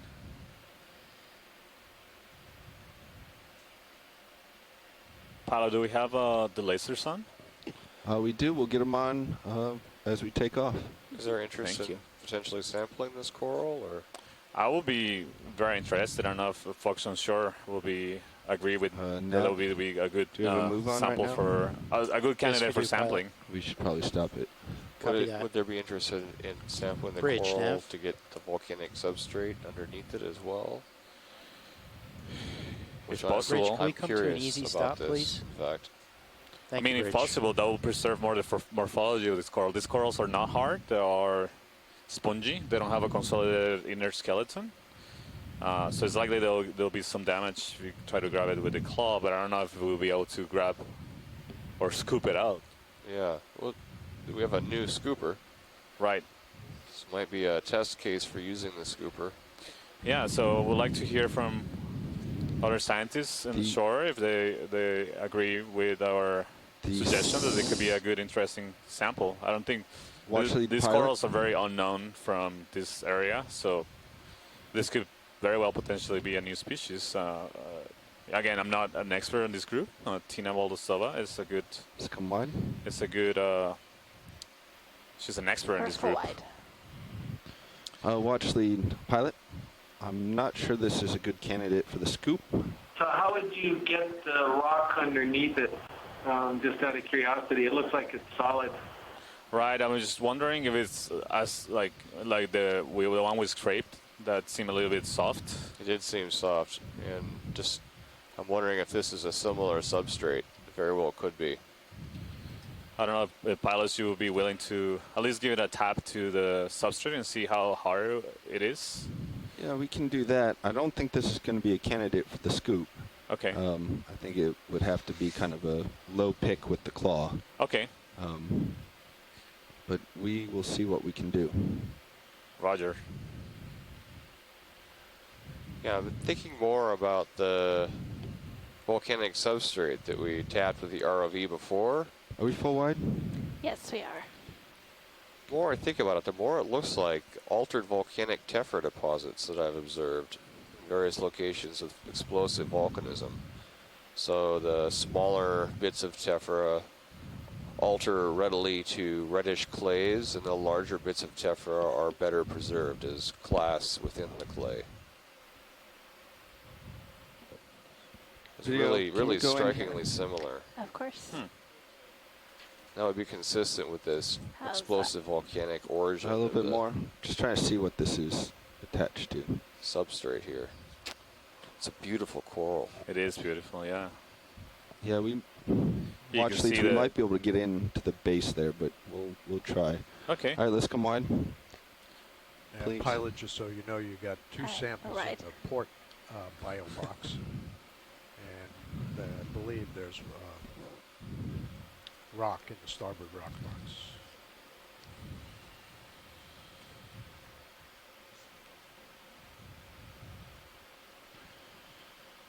This one's a bit tricky to get a position, but stand by.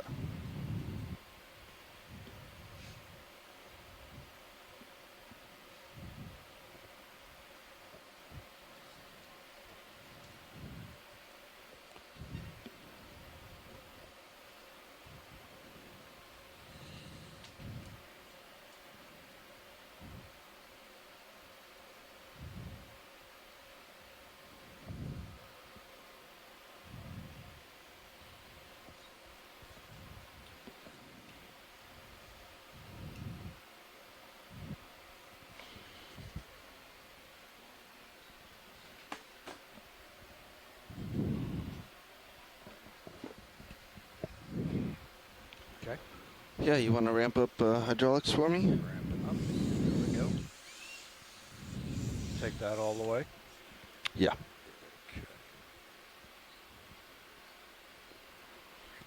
And if you're confident in your position, your location, if you could bring up the mini Zeus cam on that right monitor.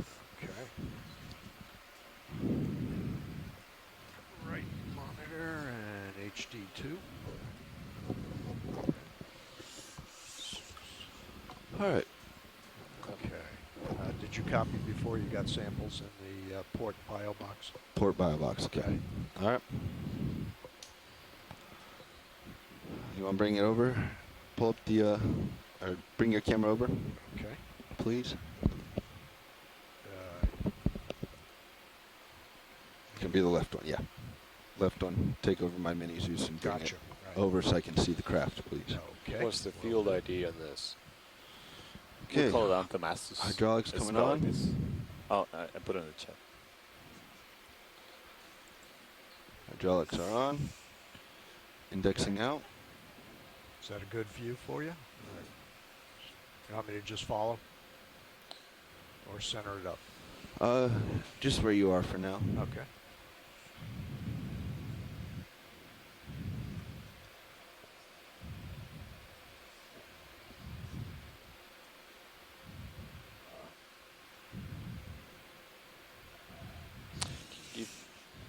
Can you tap that, maybe tap the substrate a little bit before you take the coral? I can. Thank you.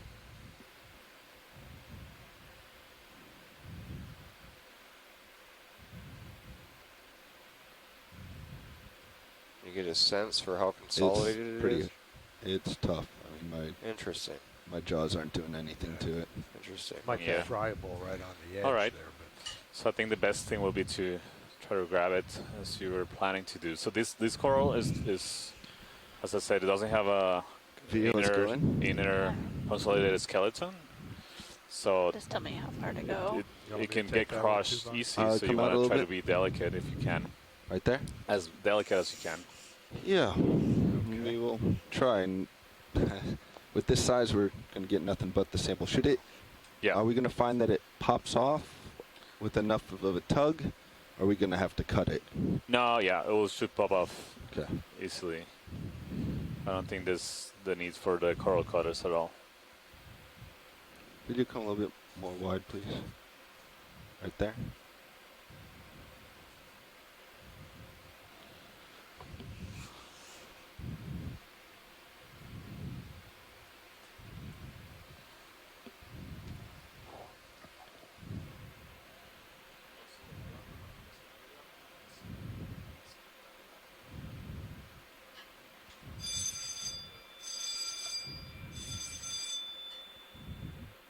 Can you bring mini Zeus down?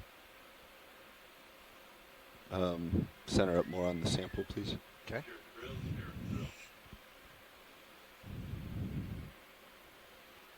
And let's go partial on mini Zeus.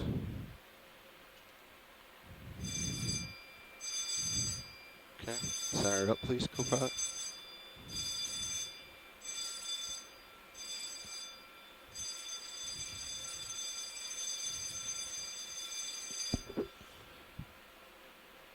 All right, here we go.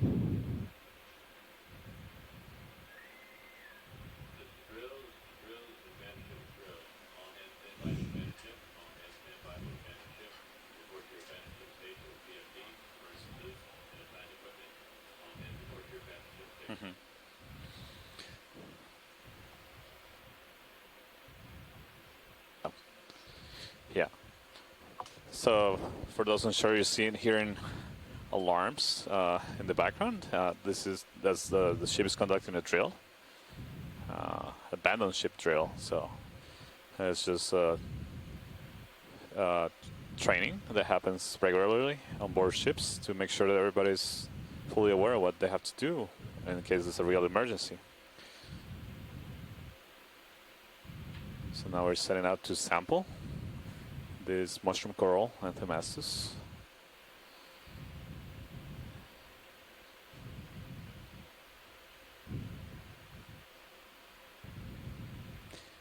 Yeah, so the abandoned ship drills means that, again, we're practicing, there's no real reason for concern, so that's what we are might have broken the base continuing to sample this with no real alarm, in case you were wondering.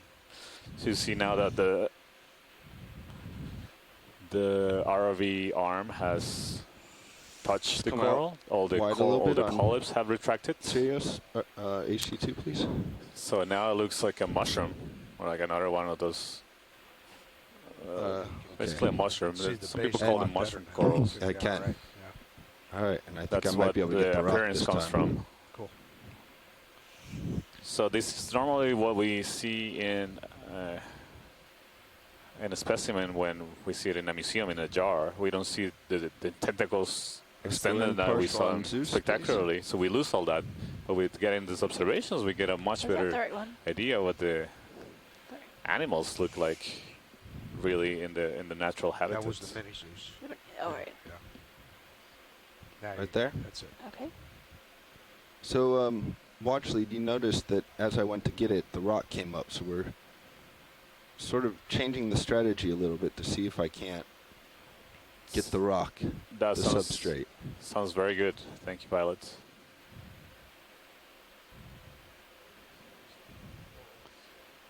Right, that'll be, if we can get the substrate that we were planning originally, that'll incur.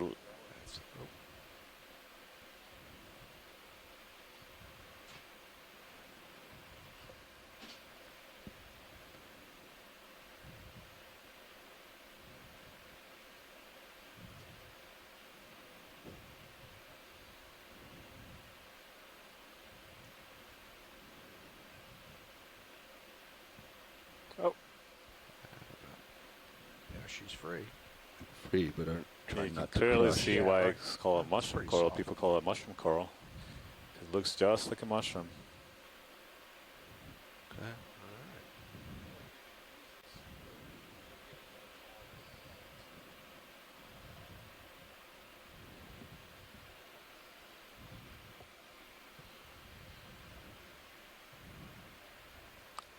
You're muted. So pilot, I don't know if this will be a good candidate for trying to use the scoop. Yeah, it might be. Now I'm just trying to see if I can't get it fully loose so that we can just scoop it. Ah, roger.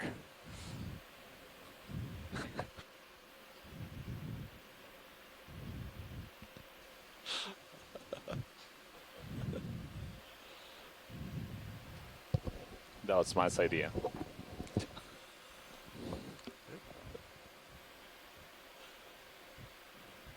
All right. Let's come wide on both cameras, please. All right, we're full wide on both. All right. Let's see if we can't get this scoop now.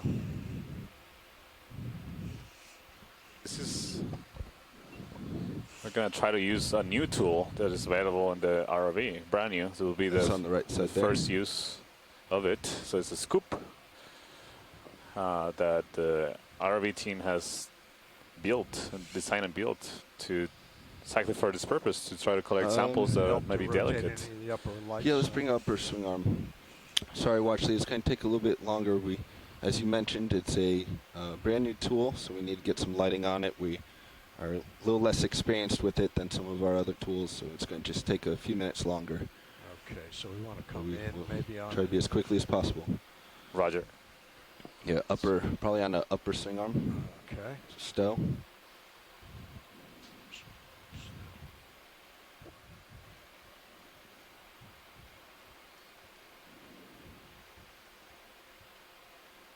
There we go. Oops, that was maybe a little too far. Well, you can stow and you can also bring it up now. Okay. Or right. the other. Yep.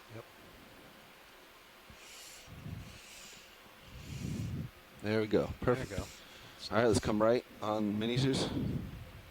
On my camera there. Line me up, please. Yep.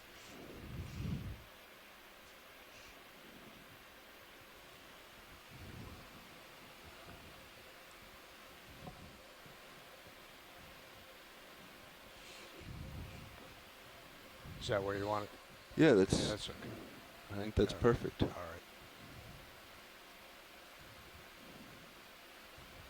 Is this the first use here of the scoop? Or I think it is. All right. Can they need to come?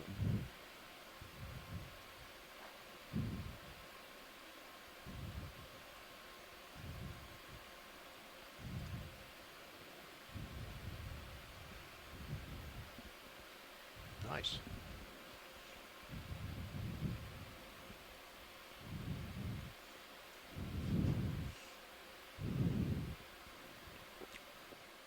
That was not the right button. No.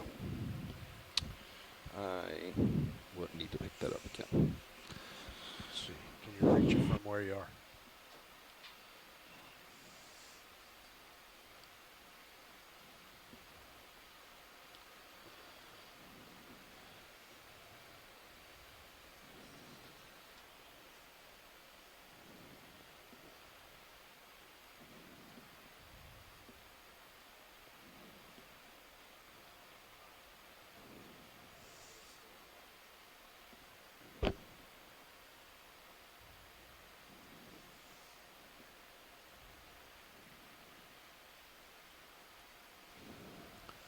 Go ahead, Bridge.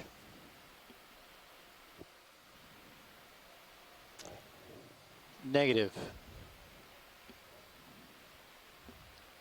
No, it's O'Brien, Moore, and Liberatore in the front row.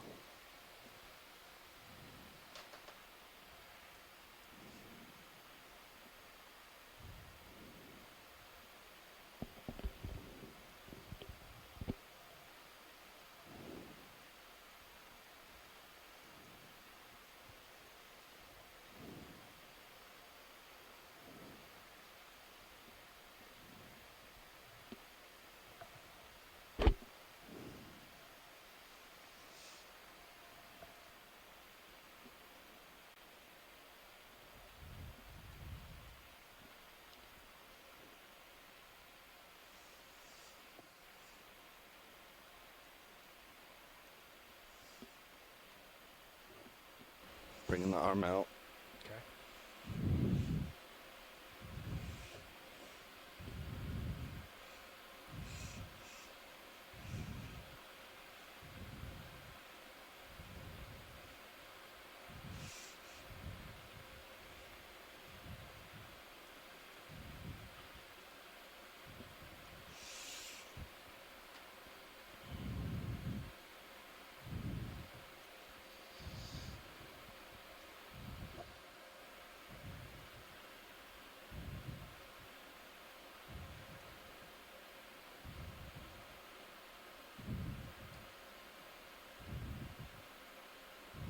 Catch.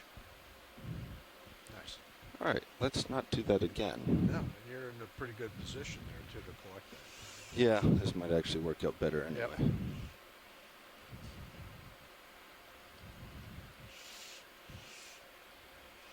I gotta move closer.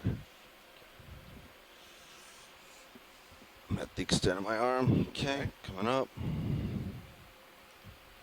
Watch leader, I do apologize for the delay here, but we should have it momentarily.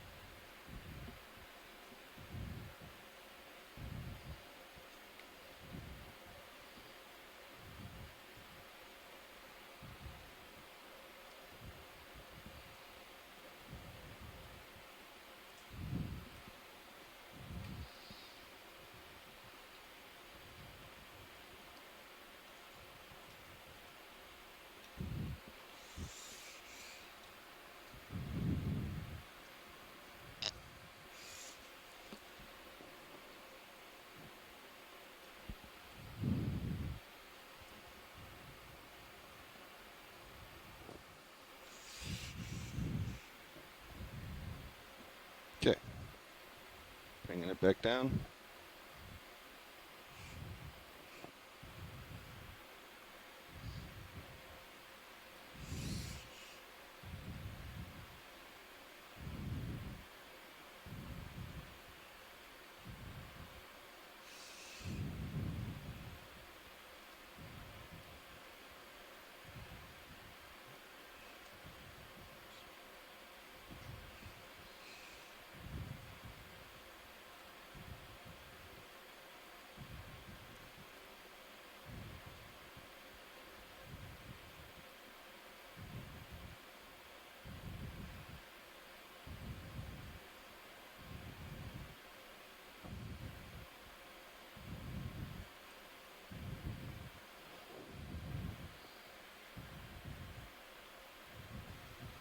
Go ahead, Bridge. Copy that.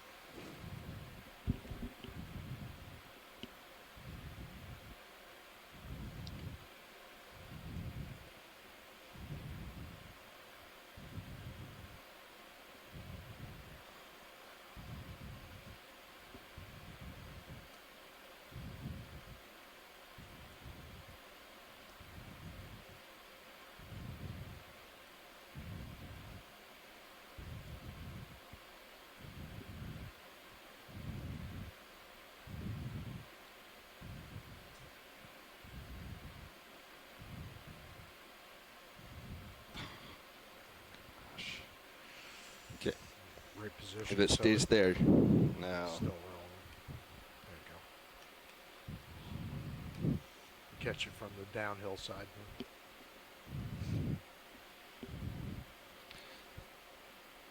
The scoop is difficult on hard sediment. Well, yeah. And it's not flat.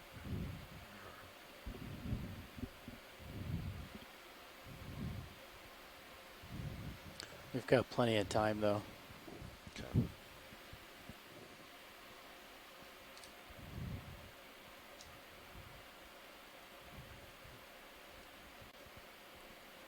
Okay.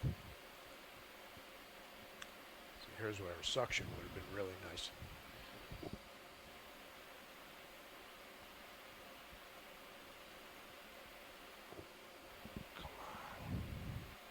Come around.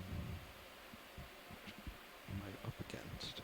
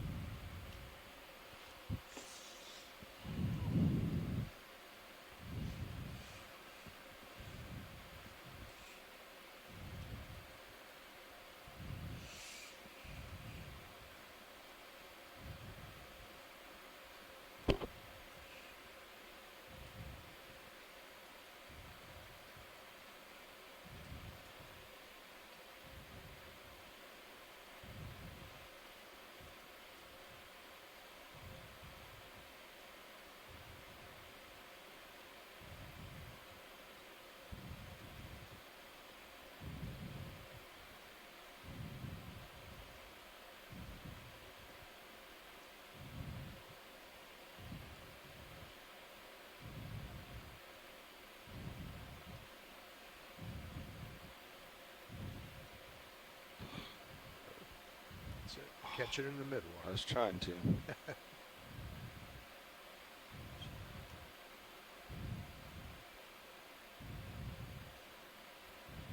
not a bad idea. Pull up fast, get it up there. Maybe.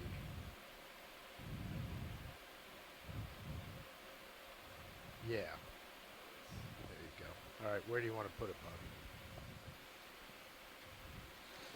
The only bio boxes are the starboard ones. Pilot, but if you feel comfortable or more comfortable with the, I don't know, with the scoop, will be easier to reach one of the port ones. It wouldn't be too bad to put it in there. I wouldn't be confused. That's what I mean. Are both port boxes full? Yeah, there's biological in the outboard one, port side, right? Watch lead, and then there's a rock that may have a shrimp on it in the inboard one, port side. So we should probably do it in starboard box then. That's right. I was just suggesting, if I don't know with the scoop what the angle which one will is be. easier If to we're get worried to. about losing the shrimp, then we need to. Watch it's roll it around. I'll be right now. more worried about Watch losing your this than the sample, shrimp, to be honest. Yeah, I don't know how to. Yeah, well, can you tip up any more? Because either the thrust is catching it. Okay, so you want to go ahead with the starboard bio but box. we're not going to be able to get the drawer out where we are right now. Ah, gotcha. All right. So that's the tricky part right here. So I need to come out just barely. Okay. So let's see. We want to retract the cylinder on the port side, correct? So that the door stays closed. On the ports. Port side, we want the bio box closed. Extracted, yes. So we are retracted there. We want to extend on the starboard side.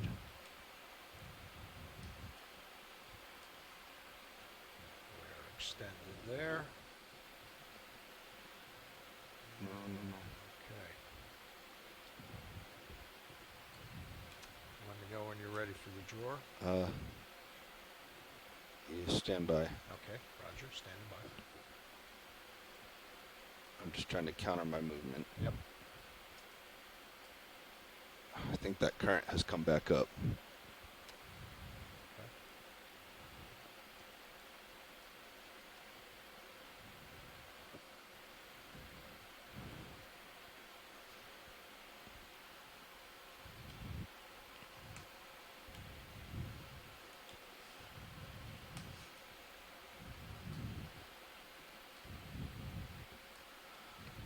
Okay.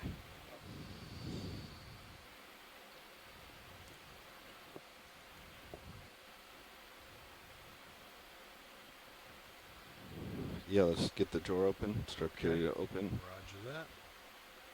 Drawer is extending.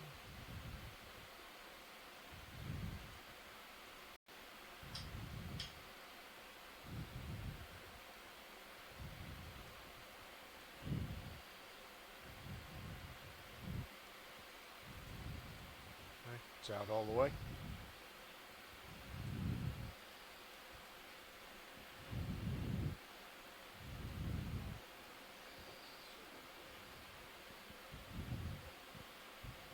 Gosh, my autos aren't even holding.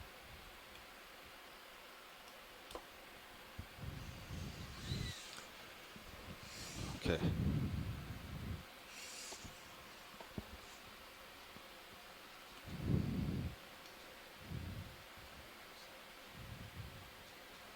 I don't want to go crashing into the rocks either. Yeah. Especially with our drawer extended.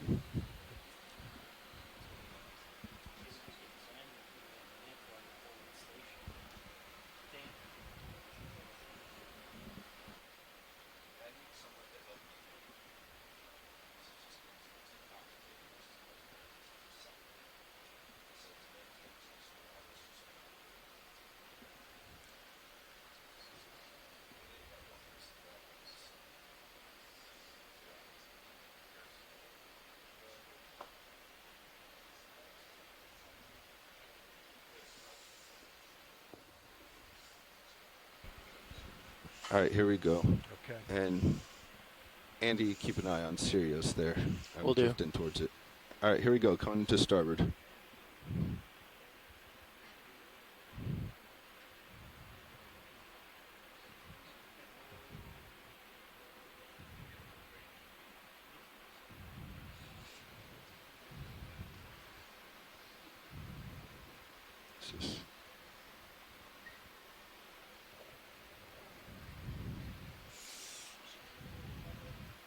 You have auto XY on, so be careful.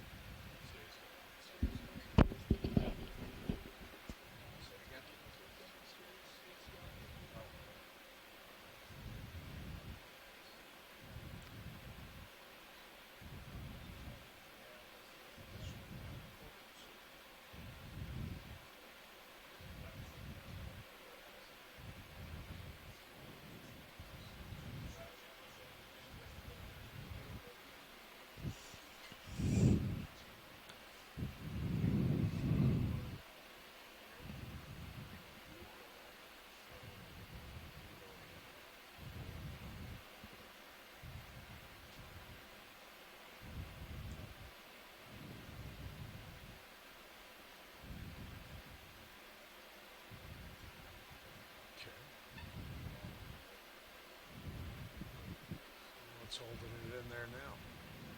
Here it comes. There it goes. There we go.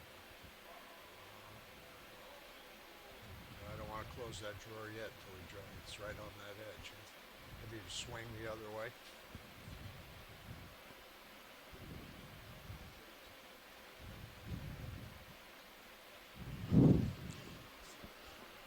Co-pilot, maybe if you draw in, it'll... Yeah, just bump it in a little bit and see what happens.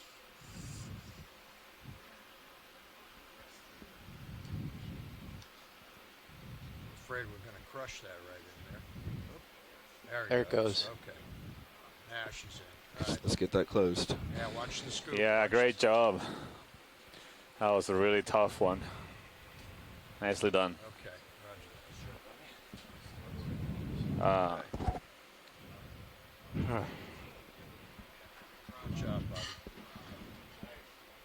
Watch lead, I'm sorry that took so long, but I'm glad we got it Very in there. nicely done. Yeah, no worries. That was great. But it was fun for us, too. We got to use the scoop for the first time, and I successfully scraped off all my coworkers' black paint. So yeah, but that was... That's the point, though, I guess. That's the point of it, right? All right. Just give us a few moments to get everything back, and we'll be with you shortly. Roger. Just curious, how much lateral drift was there? A lot of lateral. We're seeing current go back up from what it was. That's incredible before. current. Okay, bringing the scoop out.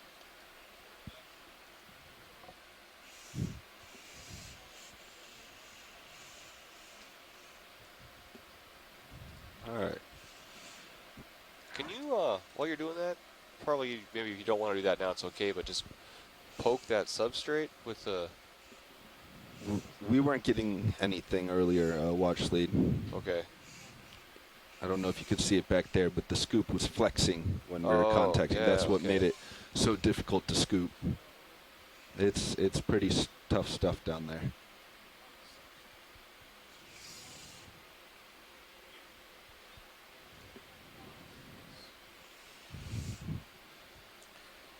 All right, that was our second biological sample of the day. That was a great effort by the pilots. And successful use of a new tool. Hey. So now we're getting organized, putting away the scoop sampler before we start I need to continue pause our here. move up the slope. Where? We'll still have about 11.5 degrees temperature where this thing resided. Oh, it has been varying by plus or minus 1 degree while we'll be sitting here. Oh, yeah? So there's definitely fluctuation in the temperature. As you expect, as you go deeper, the temperature decreases. This is the first one. And the second one, the temperature was a bit higher. For upslope? I didn't get the third I'm one. just trying to, I didn't like where I was drifting in your view. So I'm just trying to get myself back to where I belong a little bit so I can have a little more time to get this scoop in.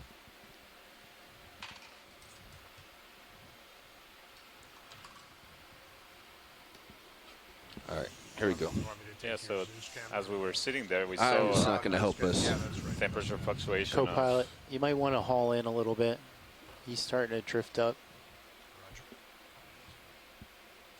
basically plus or minus 1 degree Celsius, which is significant for deep sea. So, and the pilots saw definitely change in the currents here. So, might be a lot of current dynamics that may be tidally driven as well, or influenced. So definitely some environmental variability here that organisms are experiencing.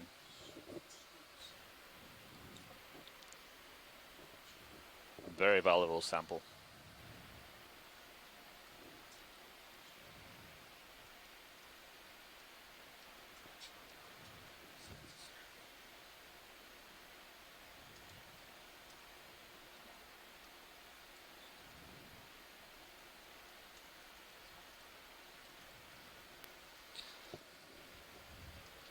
So Santiago, you've seen this species of coral or similar corals on prior expeditions? Yeah, I mean this particular species, we don't know. And part of the reason why we collected it is because it could be something new. I kind of like your idea. But the genus or the group of species that are considered mushroom corals that have that morphology, yeah, we find them distributed globally. Definitely have observed those in. Okay, let's come up on. I think I'm good on. Northern Fur in Hawaii and Indonesia and Marianas. So they are a characteristic group in the deep sea. All right, securing hydraulics. Okay. I'll put the light bar back where it was. All right, do we want to switch this front row up a little bit? I could. Sure. use a swap. Have you sat in this seat before, Don, or you've sat here, right? Just once. But so we're currently at a depth do you guys want to switch? Do you want to get in 388 co-pilot a little, or? meters. Sure. And we are. Or do you want to sit here? Pretty close already to. Yeah, I'm happy to do whatever. Proposed as the last waypoint on What's the dive. the current light? It's well, we'll still have 2.5 hours of bottom time. Would you rather not? Approximately. Well, I mean, I'll give it a go. The plan we Last were time I thinking was in strong current, I was had to a little bit continue of a along hard the time with ridge it. and keep exploring the waters inside the sanctuary. That sounds like an excellent idea. Just keep moving up and exploring. Places that nobody's ever seen before. To boldly go. That's the mission of the Okeanos. Bringing down the hydraulics.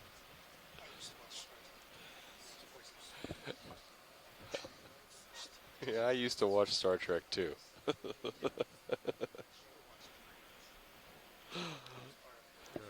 Yeah, I was watching Jean-Luc Picard. Mini Zeus.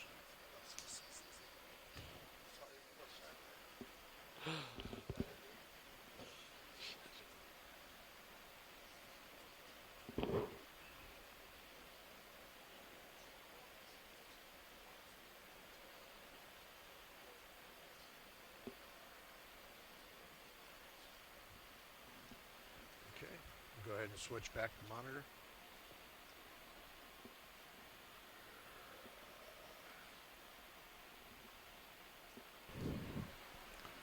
Pushing me pretty good. All right, I think you guys are tugging on each other. It's partially what's happening here, so. Copy. Why don't you get in a good position, one in front of the other, before we do anything else.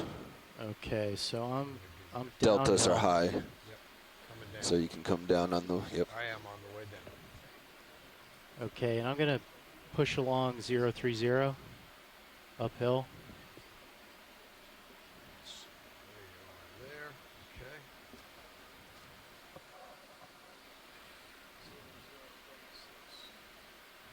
Try and get straightened out again. Right, and then when you come across, I'll start turning to starboard.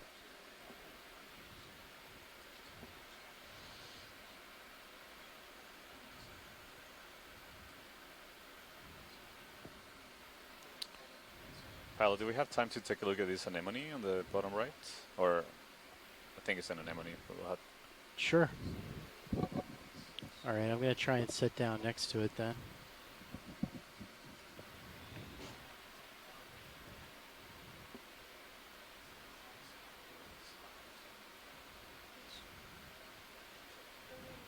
Just let me take a look at. All right. Let's do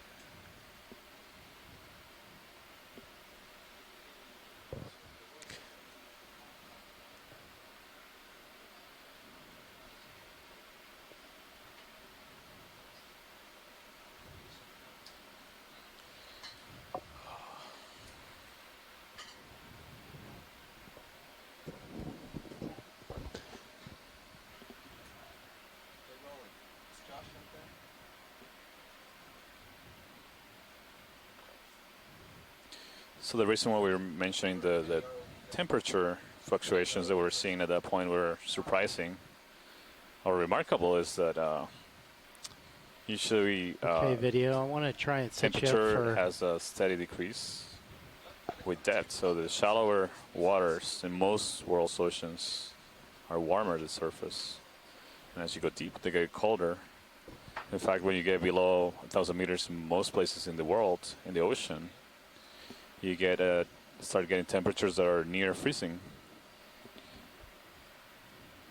But since we are near a coastal feature, like this reach of the Tau Island, the southern side of the Tau Island in American Samoa, Okay, video. we can zoom get in. influence of local currents as well as tides that may change things, especially at shallow depths like we are, relatively shallow depths of 390 All right, trying to or 80 yaw meters. back around.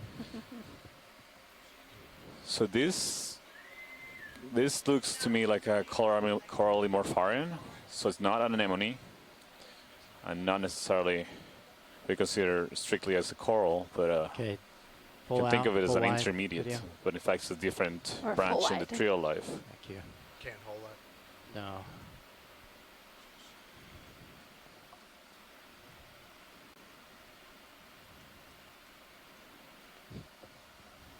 Great shot.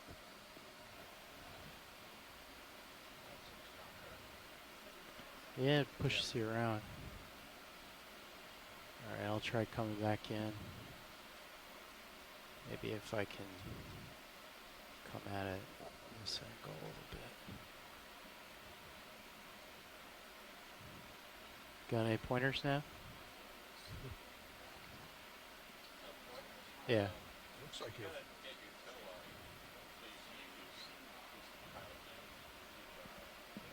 Ah.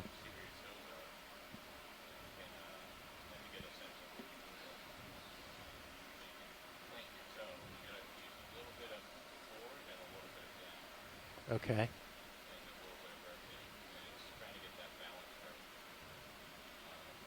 Try to pick directly into the current too, right? For the most part. If you can, yeah. Yeah.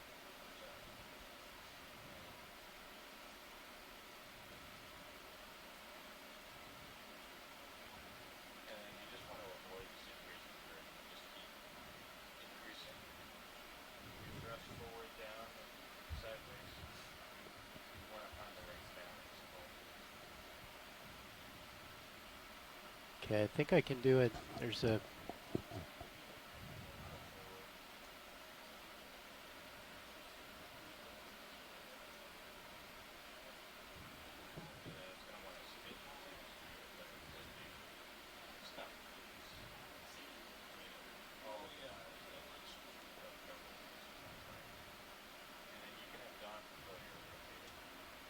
Yeah, would you take... Sure, you want me to take Yes, Zeus? please. Yep. Or- Go for it. So right now the pilots are trying to get settled to image this Coralie morpharian, the first one we've seen in this expedition. But we are, as you saw with the collection of the mushroom coral, the Antemastus, they are also fighting a current that is pushing the ROV, so trying to keep the ROV stable enough to make collections and also observations, close-up observations in a steep terrain is challenging when there's a current. So that's part of the reason why you see that sometimes they're trying to get their orientation and reposition the ROV. You can see the current pretty clearly if you look at the series view, top view of the ROV and the second stream, the channel number 2. Okay. You see there is a current that is actually going perpendicular to the orientation of the ROV, so it's coming very likely from the northwest. Okay, video. Could we try and zoom on that? Of course. So that's Oh, you're right, partial. Tina. I thought it was a coral morphalian, but now it really sees a cup coral has a vase. I hadn't seen the vase, the stalk of the base before. It is a cup coral, and it's a different kind from the ones we've seen before.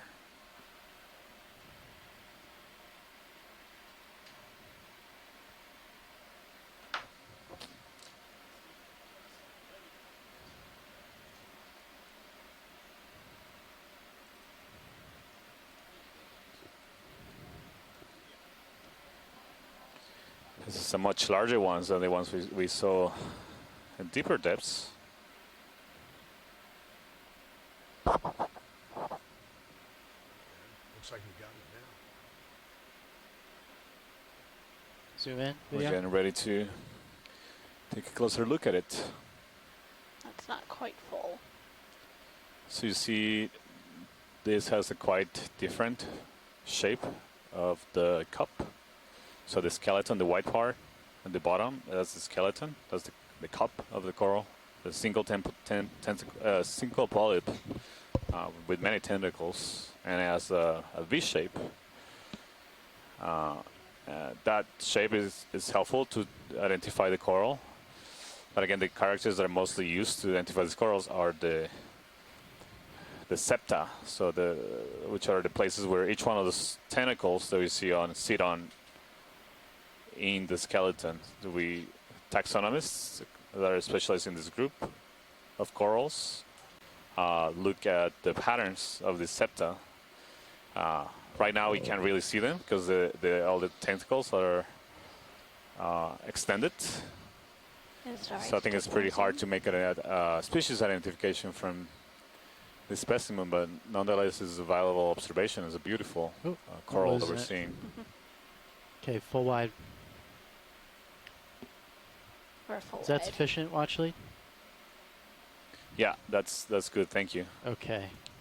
All right, Nav. So I should push out along 030. Get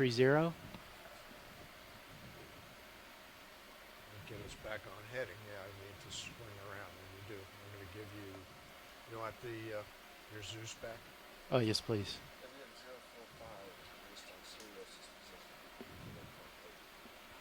Okay. So I'm going to get a little altitude and then just push out so we can stretch back out.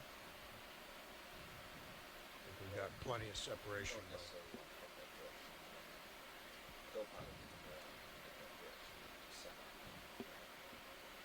Okay, well, I'm south of Sirius, right?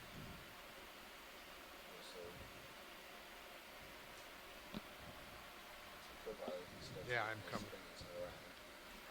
around. Look at these blocks of rubble. At some point it'd be nice to zoom in on these to see what we're looking at. You mean the large blocks. boulders? Yeah. Maybe over to the right where we have a really nice, something white, some white, possibly biological specimen on the right. If you're interested, we could use that as an opportunity to zoom in. If that's, yeah, that'll be great. It looks like a sponge. Oh, sorry.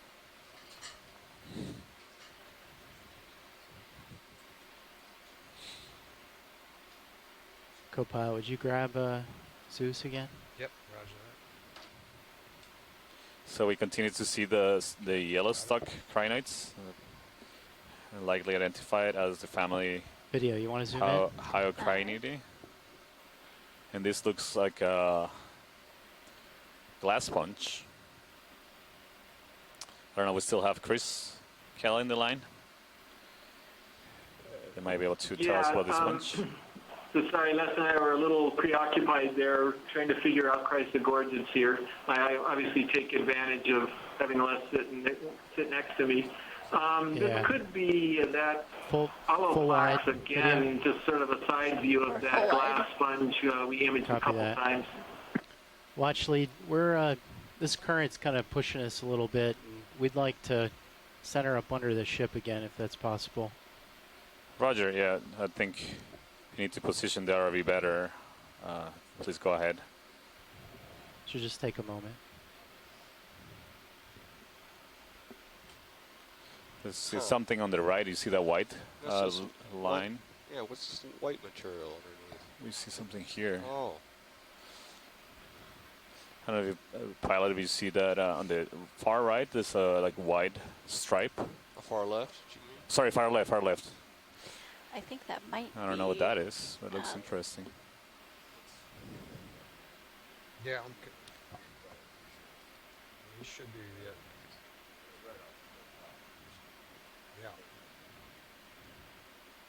Okay, I'm going to keep heading uphill.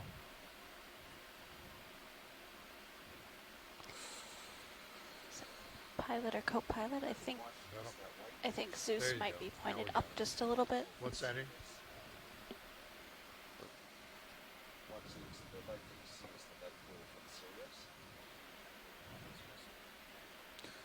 Right. Okay. So that linear feature.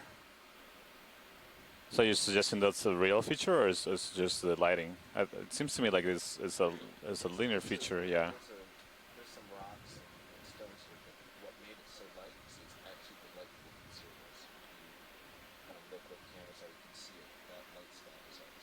Oh, I see, I see. So it's just being illuminated, but seriously, it just looks... Coral here? Correct. Oh, there's another cup coral. Is that the same one we imaged? Are we interested in sampling one more, having another biospecimen, or is this not of sufficient interest? Yeah, these ones are tricky. They're even more tricky than the mushroom ones. Will be similar, but they're brittle. Okay. So, and in these current conditions, it might be hard. There's another one right there, another cup coral on the left. So there seem to be good abundance in this area. Not much else. Crinoids and cup corals. Okay, so I'm directly under Sirius now, so we're starting to get a little bit better here. Just need to push ahead.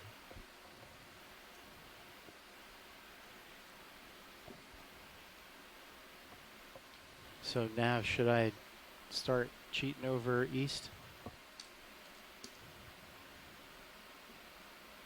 What's our direction to target?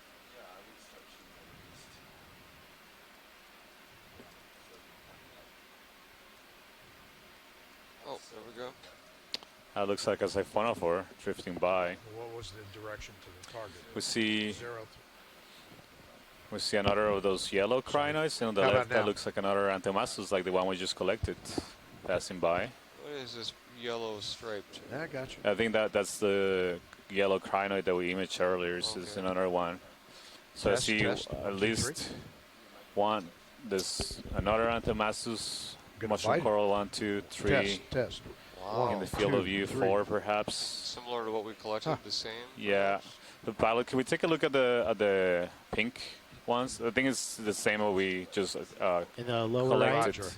Yeah, there's either one. There's one on the lower right and on the lower left. We just want to confirm that they're the same. Copy that. Okay, gonna set up for it. Okay, co-pilot, would you grab my mini Zeus again? Roger that. Video standby for a partial zoom. All right.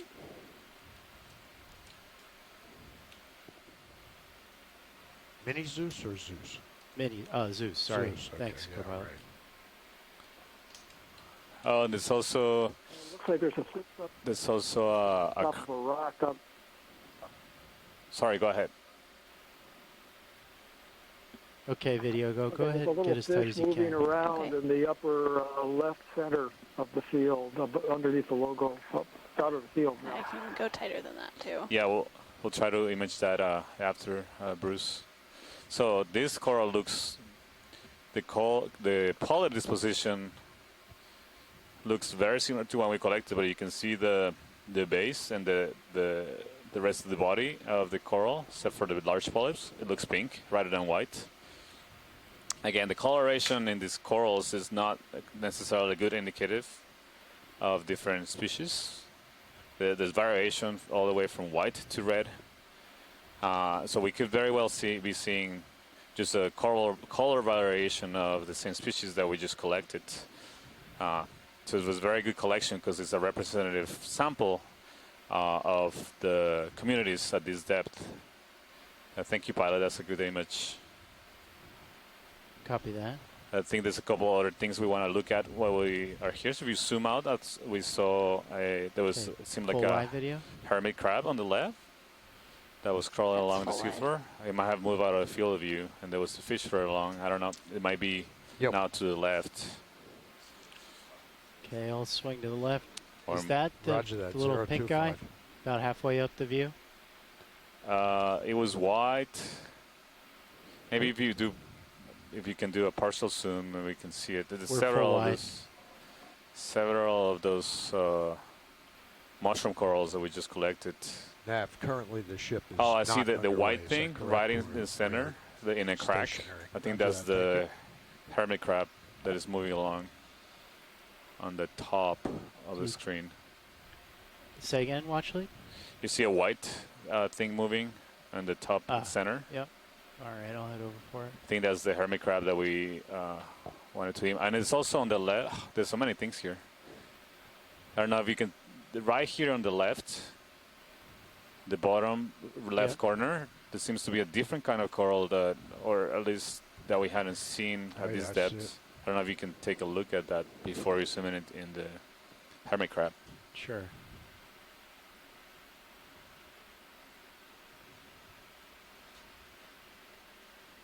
Okay, video. Get as tight as you can. All right. Yeah, so this is a different kind of It's coral. not quite full. This looks to me like a Chrysogorgid, so likely the genus Chrysogorgia.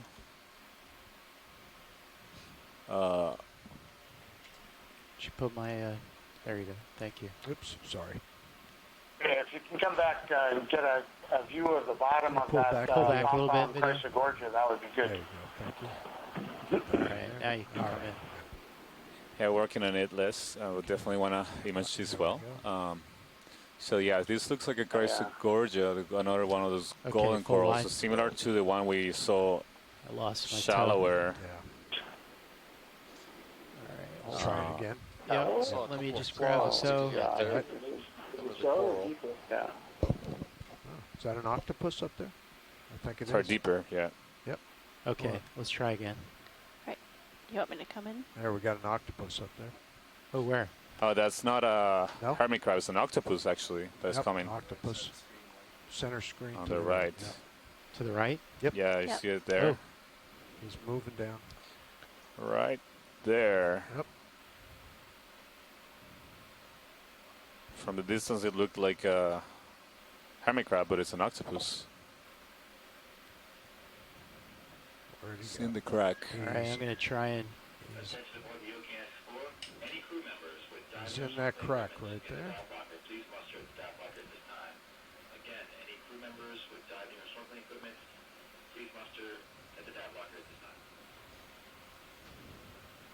Center screen.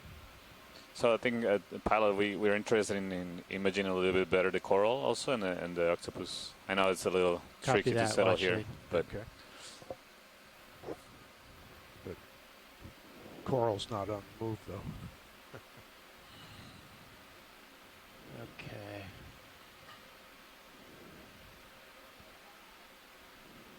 All right, here we go.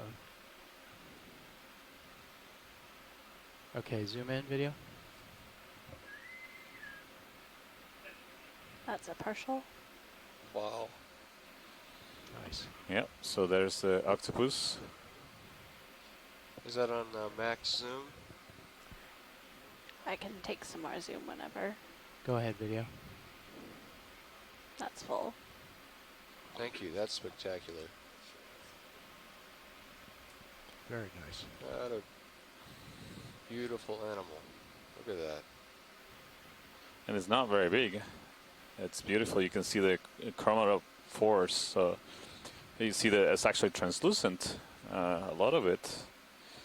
The membrane between the tentacles is translucent. You see all those dots are chromatophores. They use them for full wide video. Changing colors, but also some species can be, That's especially squid. I'm not sure if the octopuses, but can be bioluminescent. They can produce light. Okay, go back in. Seems like he's following that fisher down there. Like Very smart animals, large brains, and very good eyes. And he's trying to hide from us. Pilot, could you turn on the laser? Are they on before it disappears? They are. Could you pull out a little bit? Yeah, okay, we had it on. Yeah, this is very small octopus. Very small. The little guy went and hid in the cracks. Okay, I'm going to try and... Yeah, it's a couple of inches. Yeah, that big. coral is just to your left. Yep, swing a little bit to the left. Maybe we can pan to the left. Try to image the other coral, if possible. There it is. Go. Okay, video, go in. Okay. Yeah.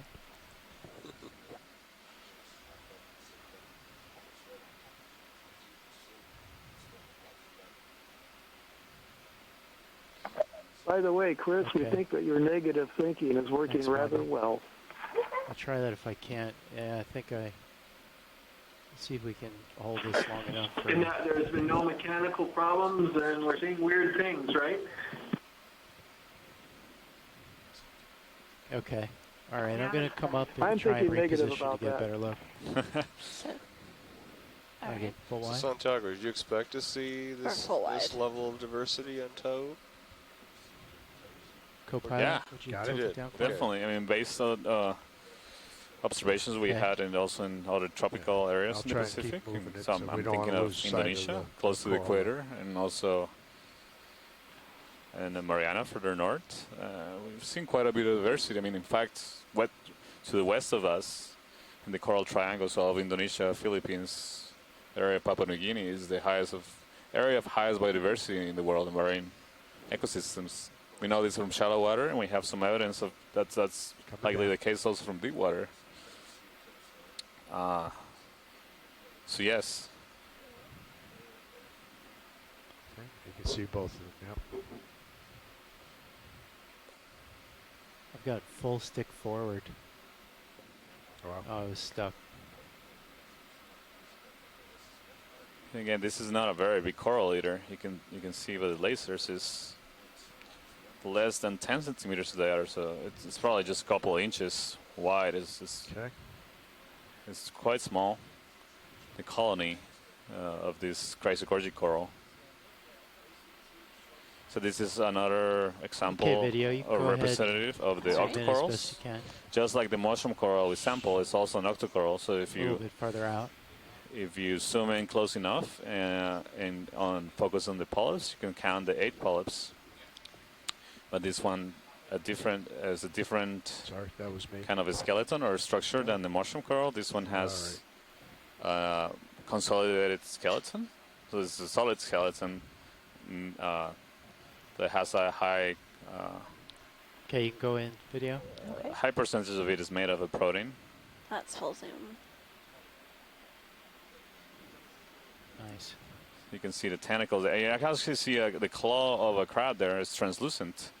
So, pilot, if you can span out a tiny bit to the left in the center, you can see the rest of the body of the crab. Even more, huh? You see it's completely translucent. You can see through. It looks like as if it was made of. Co-pilot, could you rotate up a little bit? I'm sorry. Can you repeat that? I couldn't hear who. Clear whoever shrimp spoke. right there. Same on the left-hand side. Oh, this is Bruce. I'm thinking that's another one of the snapping shrimp. The claw had a peculiar knob on the inside back toward the joint that they used to make the little air implosion or implosion that creates the snapping noise. So it looks like the characteristic claw morphology of a snapping shrimp. That is. Oh, great, Bruce. Yeah, I can't. It's great that you recognize the claw. I can't really tell. I mean, see an eye right there, but I can't really tell much else. Oh, I'm losing it. But I see what you mean. The claw right there at the end. So this might be the second observation in this particular site of association of a snapping shrimp and octocoral. We saw that with the primnoid coral earlier.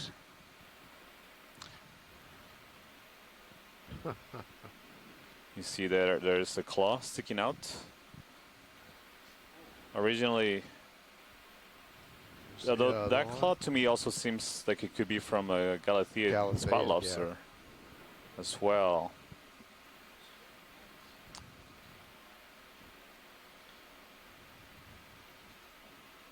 You see the 2 eyes and the body.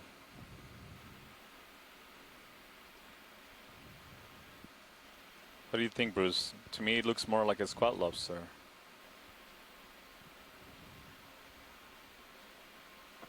Well, I can't get a view of the entire animal, and I do have to say I'm not a crustacean expert, so that was a guess. So I don't know. Right. Yeah.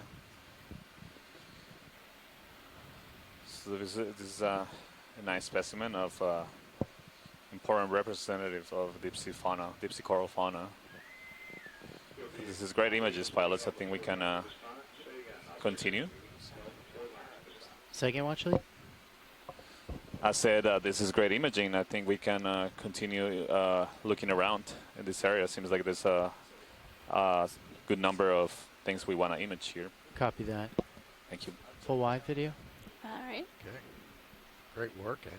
Thank you. That was good. We're full wide. Okay, I'm going to return your lights where they were. Great, thank you. Upper swing arm. I'll just hold here until you're... Yep, just give me a second.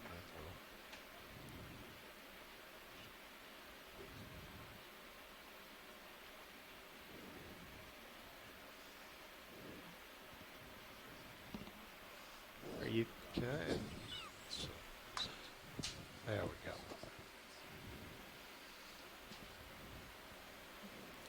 You get both. I wonder if it would stay if you, probably not, if you tried to. Okay, great. Pilot, this is video. Go ahead, video. It looks like the octopus is starting to come back out of the crack just to the on the right side. About level with the toe of the sled. Yeah. It's okay. Well, it's time for a pilot change here. Okay. So I'm going to pull back a little bit, get a little altitude, and hand off. So would you, co-pilot, would you rotate me up a little bit? Yep. Coming up. All right, I'm coming off the bottom.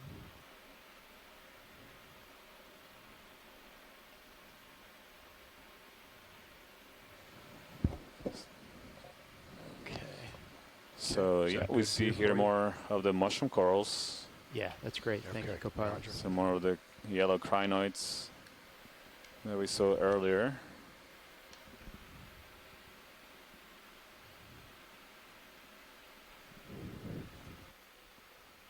Okay. Just give you that back for a minute. Right now we're at depth of 374 meters, and ambient temperature is 12.16 degrees Celsius. I think the fish is still on the upper left. I saw something wriggling along the bottom underneath the logo up there. Where did you see it, Bruce? More like in the crack in the ground, or was more to the right? It was on the left of the image, up toward the long crack that's underneath the logo of the Okeanos Explorer, heading toward the upper left corner now out of the field. Roger. We'll continue moving upslope, and hopefully we'll see it again, and we'll try to image it.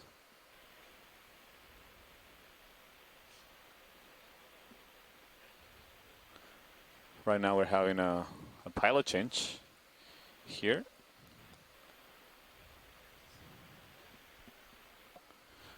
So we have a new pilot and new navigator. You guys want to say hi to everybody on shore? Hi, this is Sean Kennison, sitting pilot right now. Bobby Moore, navigator. Welcome, guys. And Don Liberatore as co-pilot. And Annie White in video.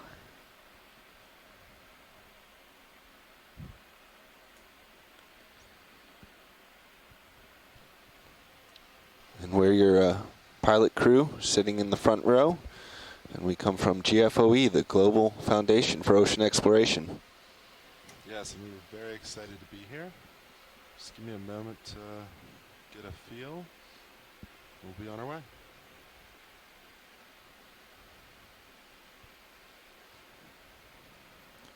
We'll see Siphonophore coming up in the main camera. We've seen several of those today, and they're very delicate, gelatinous organisms that live in the water column.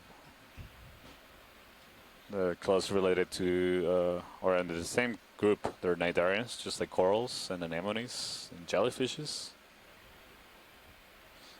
Yeah. If you pan to the left, you can get the fish. We're heading past it now.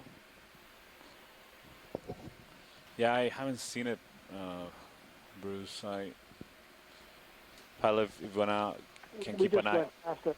We've gone over it and past it. Washley, did you see something?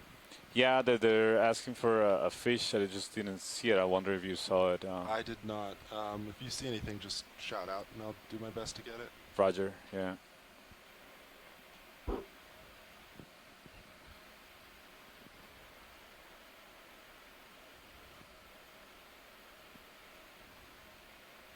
Sorry, Bruce. I think we missed a fish. Yeah, it was small, and it wasn't that important, but it would have been nice to see, but not one of the target species. Roger. Pilot, can we please take a look at this thing in the center? It looks like an anemone. Yes. I think it might be either be one of those cup corals that we've been seeing in this area, or maybe something new. Copy that. Video, give me 1 second to set up.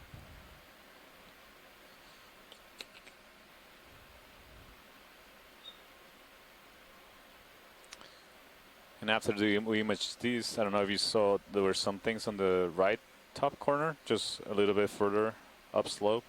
I think we want to image those after this. Copy that. All right, video, if you want to come on in.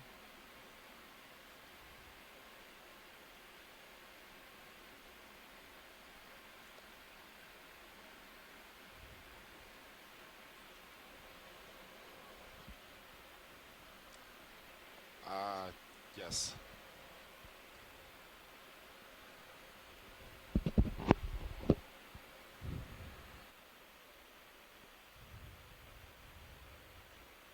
How's that video?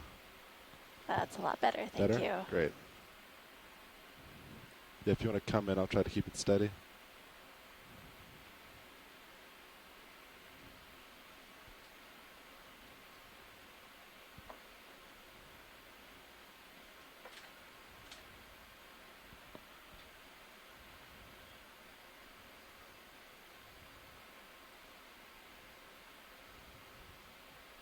So you can see the tentacles of this, I think it's an anemone. We'll wait until we zoom in, but you can see the tentacles moving with the current. Okay, that's a good indicator with the direction of the current coming from the northwest of the ROV. Right, that's a partial zoom.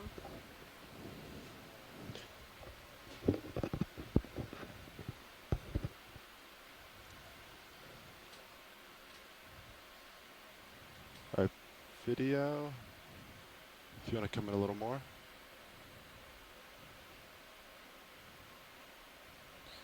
Yes, it does. This does look like an anemone.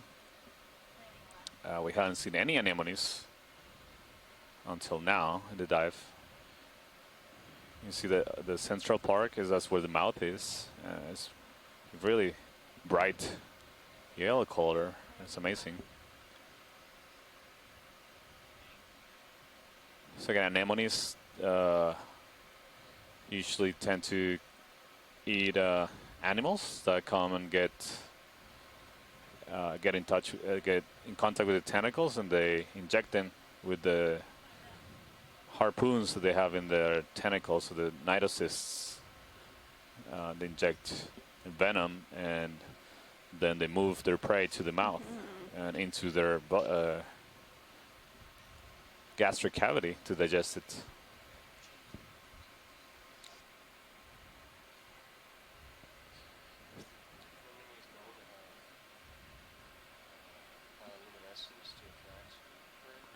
You're close. Watch lead nav. Are anemones? Roger. Go ahead. Yeah, to confirm our endpoint for this dive, are we stopping at waypoint 3, or do you want to continue to the top of this feature? Yeah, we'll like to continue. Roger Last that. waypoint 3 until we reach the time where we have to come up. Do the anemones have bioluminescence that they would use to attract prey? You know, I don't know about the anemones. There are other cnidarians for sure. So there's octocorals, like bamboo corals. Some bamboo corals do have produced bioluminescence. Although the role there for bioluminescence is unlikely to attract prey. Other octocorals, like sea pens, we haven't seen today either. Also can produce some species can be bioluminescent. There's jellyfishes that can be bioluminescent as well. I'm not sure about anemones, so I wouldn't be surprised if they also. So there's examples of species that are bioluminescent. Thank you, pilot. This is a great image. I think we can All right, video, whenever you think you're good, you can come on out. All right, sounds good. All right, watch leads. And next spot was where again? You see the top right corner? You see some white? Ah, yes. White. I will make my way over there. Features. This looks like volcanic clastic Co-pilot, how about ship move? And again, it's been 30 meters at your heading? Sure, that sounds good. 020. Unless they're going to want to spend some time looking at this little piece. Well, that should take you to roughly where he is, I would think. So if it was carbon, it was likely coming from shallow. I don't know. We've seen water circulation, subsurface water circulation in the volcano that ends up precipitating. Or Bridge, RV nav.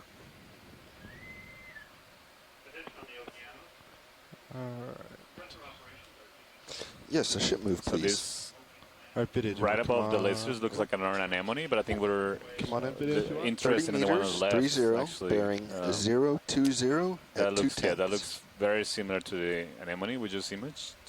Watch it. Do you want to see one on the left? Is that what you said? Yes, please. Copy that. So that, oh yes, yeah. The one on the left. Bridge, good copy. Thank you. That looks like a stony coral. So this will be the first colonial stony coral that we see in the dive. And very likely the first colonial stony coral that has been observed in the monument waters, as far as we can know. Ship move underway. You see that there are crinoids of the white morph that we seem like the white morph we observed earlier. And there seem to be colonization of zoanthids, so I'm uncertain. Good copy. We had to take a closer look to see if actually this coral is alive or not. Video, if you want to come on or it's just a dead skeleton that has just been colonized by other organisms. That's full zoom. Copy that. You can see greater detail here. Those things, those look like anemones to me. I'm not sure if they're zoanthids. There's a squat lobster in there. 2 of them. I'm not sure this coral is alive. Yeah, Santiago, I think there are some live polyps, but a lot of this is dead. I think they're further up. It's a little different than Enelopsamia rostrata. I think it's probably an Enelopsamia, but the spacing and arrangement of the helices is a little different. It almost looks like they're symmetrical or lined up more like Madrepora, but it's definitely not a Madrepora. So I think maybe in the genus Enelopsamia, I think that family is Dendrophiliidae for this one, and that hard coral, as you already identified, that's what it is, I'll bet.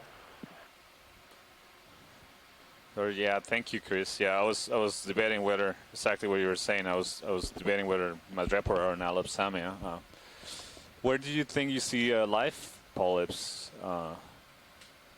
Chris? It was sort of in the back and up, but maybe I'm mistaken. Yeah, right there in the up, center? I think. Because I see some that have projections, but they now look... I'm starting to agree with you. Maybe there aren't any live polyps. Maybe it's completely dead. Yeah, that looks like maybe it's just hydroids covering it up. And then there's anemones, and I see a snail right there. A couple different snails. A crinoid. There was a squat lobster further down. So again, even though the corals are dead, they still provide a valuable three-dimensional structure that provides habitat to a lot of organisms. In fact, in a lot of hard coral waters, hard coral reefs in the Gulf of Mexico, another species called Ophelia that we don't expect to see here.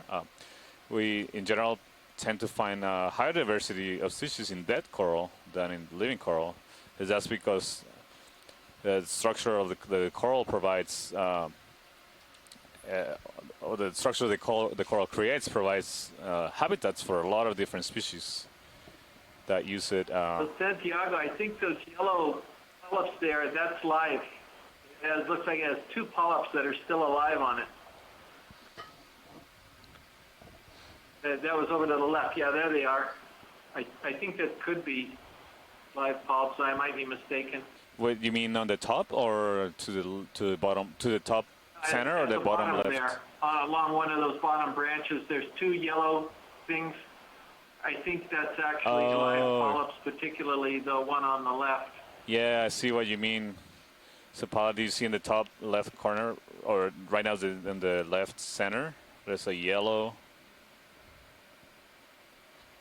So you see the snail pointing, like the anemone shell point is pointing right at it, below it. It's a yellow.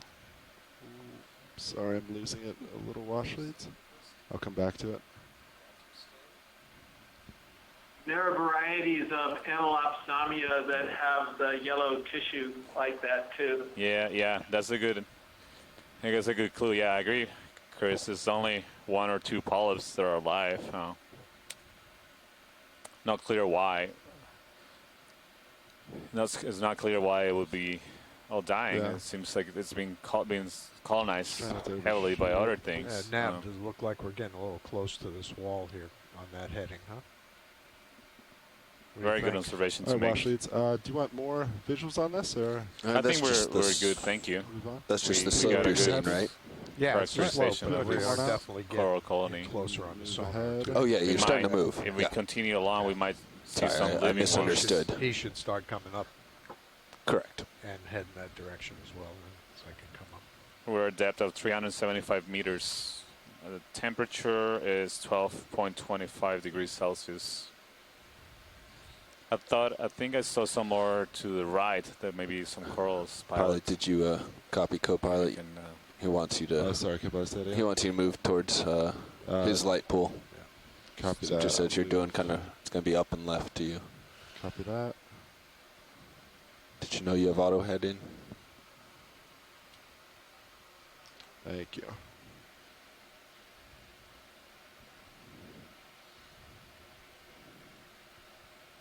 Yeah, Washley's, I just need to recenter with Sirius for a moment. The ship move should be complete. Okay. Copy that, Nav. They're settling out now. Thank you, Bridge. So yeah, it seems like on the top right corner we might have some other examples of that coral. It'll be good to take a closer look and see they might be alive. Sorry, Washley's, I might have to skip that one just so I can recenter a little bit better with Sirius. Roger. So just give me a brief moment, please, and I'll see if I can get there once I reposition.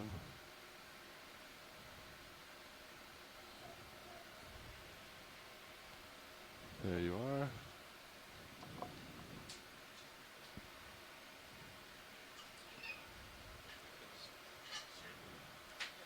If we continue to see this substrate, might be interested in taking a sample of it if possible. Copy that. If you see I'll let good piece, yeah, just let me know. I'll let you know. Thank you.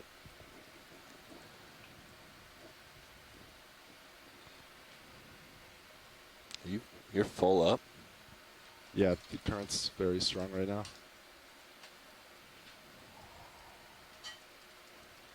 Interesting.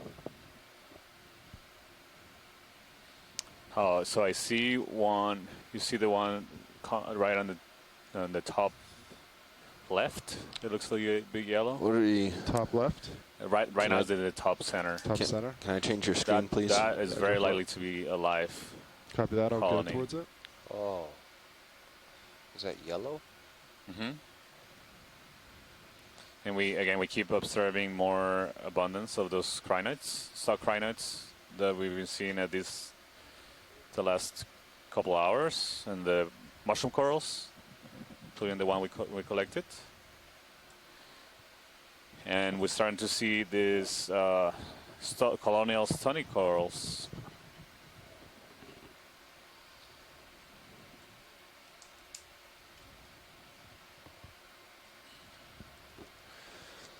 Co-pilot, are you noticing anything with current? Anything No. affecting you that you notice? No, I mean, not that I've noticed. your heading's not too far off. Well, I came around a little bit just so I could see him better. Yeah. But I mean the difference between your All right, auto right, and video, and if you want to come on static. All right.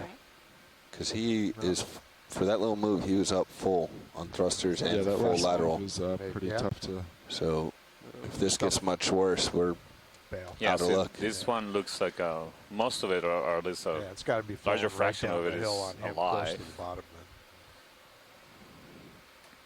You still see some of those turn video. anemones or potential swantids. I'm not entirely All sure. his thrusters are working, right? Correct. Could be Everything's swantids. looking good there. Not my birds right now, but yeah, they were. See that crustacean. So Santiago, I think the thing that looks funny about this one is that Elopsamia typically has the calyces on one side of a colony and is often fan-shaped. This is sort of bushy, and the calyces seem to be coming out on opposite sides of each branch, at least in some cases, but not in all cases. Yeah, I agree. I agree, So, Chris. I wonder if it's a Madrepora. Different species of Elopsamia here. It's pretty interesting. Right. Is there a crustacean in there? Looks like. Yeah, there seems to be a little crab in there. Bridge, RV Nav. Thought the move was already complete. It's a little bit hidden. And I see also arms of Ophiroids, so some black arms of brittle stars in there as well. Could you point those out? I'm not sure Oh, yeah. This looks like a brachyuran crab to me, just by the profile of it.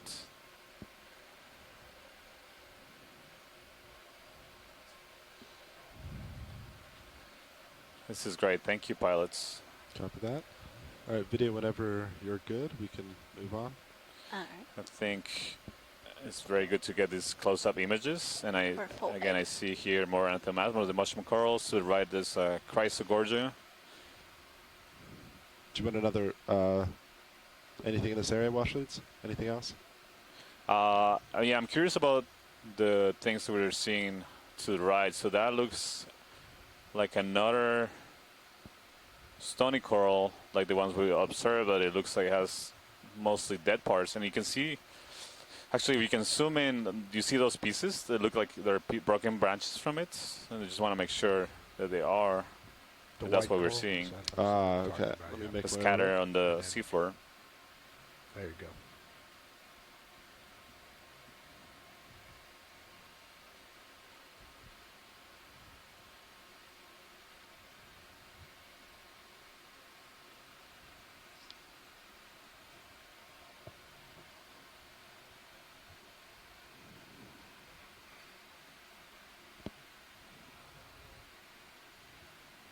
Just want to zoom in on the branches or the main.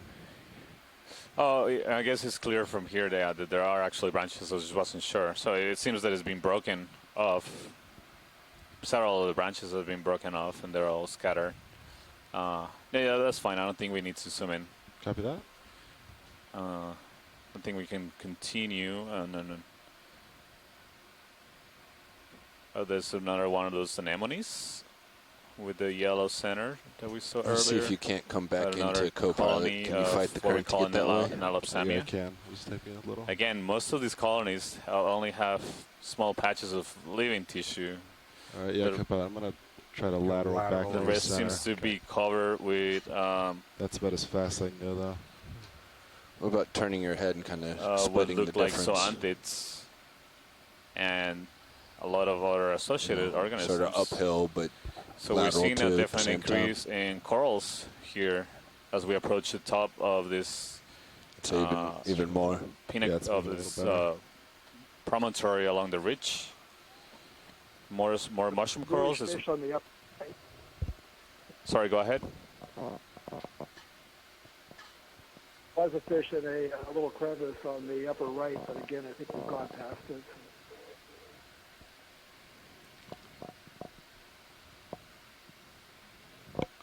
Yeah, I didn't see that. I'm sorry, Bruce. So there's a much greater abundance here of corals. And we just ran up to a almost vertical wall here. We'll climb up it and see what's up there. watch leads, just for your information, the pilot is currently fully up on our vertical thrusters, and we're not making any vertical motion. Yes. So we are seeing some very strong currents here. Oh, wow. Oh. So we might not be able to climb that up. We're going to keep trying for you, but if it gets much worse, we're going to have to bail on the dive. Well, I think an alternative, if you feel comfortable with, instead of continuing going up, we can move laterally. It's not much better laterally. He's all the way up, almost 75% on forwards. Anytime we try to go to port, lateral to port, it's full on the laterals. So we're seeing. Right, as I was wondering do you have any if idea starboard what those yellow cone will be better. structures are that are laying on the bottom? They look kind of weird. They almost look like there's some weird biology or something. Right, yeah, Chris, I've seen that. I just hang out with, we are discussing with the pilots. They are mentioning that they're seeing really, really strong currents.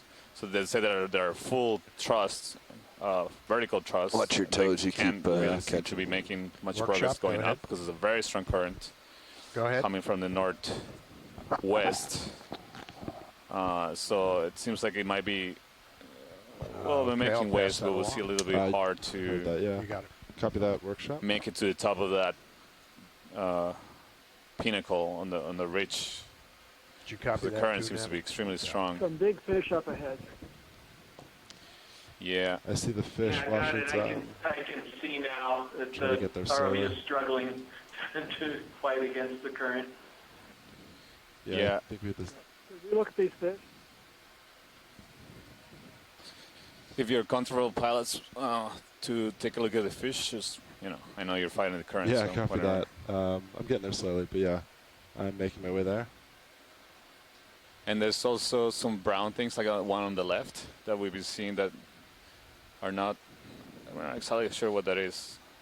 Brown on the left. Yeah, they look like floppy things. So there's one right in the center left and one right on the top of that crack, and right there in the center. So below the lasers. Copy that. There's multiple of them. They're very. It's like. Oh, there's a fish. It's coming for us. Fish first. Fish. Yeah, well, it's coming. Yeah, I think it's. It's actually a different fish. Okay, this is an important one. This is an ahu, one of the commercially important bottom fish species. It's a snapper, and it's one of the ones that we look for our management. The other bluish fish is a sea bass, an Odontantheus species, but we're now in the bottom fish territory with this orange and yellow striped fish. Yeah, sorry, It video. is one of the commercially important bottom fish species. Great, yeah. So this is a really good observation to be making of bottom fish communities on this ridge in the southern part of Tahoe. Did I see another fish to the right? Yes. He's starting to leave, so if you want to get him, you might want to do a quick turn right. Video, do you want to come out quick? Yep. Let's check this other fish. Now, the other fish to the right, I think, was one of those sea basses, family Serenidae, Odontantheus species. This one looks a little different. It's kind of similar to what we thought with the species in the Marianas. We're not really seeing it. And then the other little fish that popped out with a long tail is a splendid a Grammatinoda species in the family Calanthiidae. It's amazing to see this diversity of species, and we're at fish species, and we're at over 1,000 feet deep.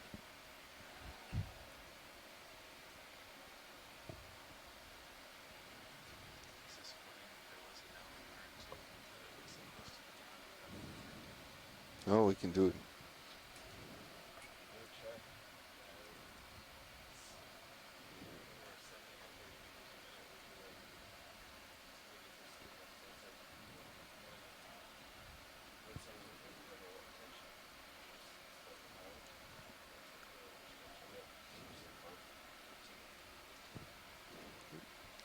All right, I'm going to leave him video. Sorry. One of the things we're looking for in Samoa are fish of this type, because it turns out that for a long time it was thought that there was only one Co-pilot, species. can you use your cameras to get People eyes were on your catching tether? smaller ones, and they were catching full larger, more tether robust scan, ones, please. and began to Roger look at them more closely, and then realized recently that there were two. Genetic work confirms that. We only have the one in Hawaii, the Ahu Edalus carbunculus. The larger one that turns out to Pilot be keyhole position. a separate species Hold position. is Yeah. an undescribed, unnamed species. And since they've been caught down here in American Samoa, we're looking for those too. That one has a dark spot on the end of the tail fin, I believe. And I didn't see that on the one that we just observed. So you think that potentially this could be something new? Oops. It's hard to see. I think that the one that we just saw is the well-known species. Oh, okay. You should be on the lookout for the black just get spot on the standstill for a tail. little bit. That would The be watchlanes were undescribed interested in species. this People earlier, know too. about Yeah, it. I figured we It's could just get not named yet. kill And some there's time with this. relatively little known about the biology That's a partial of that zoom. species. Copy that. I'll try to rotate a little bit. Roger, So thank you. What is this we're looking at, Santiago? Yeah, this is exactly what Chris was wondering. Now I've been seeing them very abundantly. I think it might be a sponge. If we can zoom in. Yeah, there we go. A little bit more. It has the structure or the appearance of a sponge to me. I don't know if Chris, you wanna comment on it? Yeah, I'm studying it right now. I agree. It's almost like a cross between those mesh webs, spider webs we've seen, and a sponge. But these are all uniformly sort of cone-shaped. So I'm sort of leaning more toward a sponge for this thing. And I think it's dead if it is a sponge. Right, yeah. It certainly seems like it. And it's, I mean, you can see it being moved around by the current. And also you see on the sides resembling what we saw earlier. It had looked like spider webs, mucus nets. So it makes me wonder if what we just saw earlier was just remnants of this, or a more advanced decay, a stage of decay of these structures. It could be potentially sponges or. Looks like it's going down, isn't it? I think we're hooked on something. Yeah, maybe. This cone structure is definitely more robust and sturdy than the little filament that's to the left of it, which is what we're seeing down below. And Co-pilot, can you bring it all the way down? Your camera, please. Here. Right. It's pretty strange. Yeah, on the way. Come on that.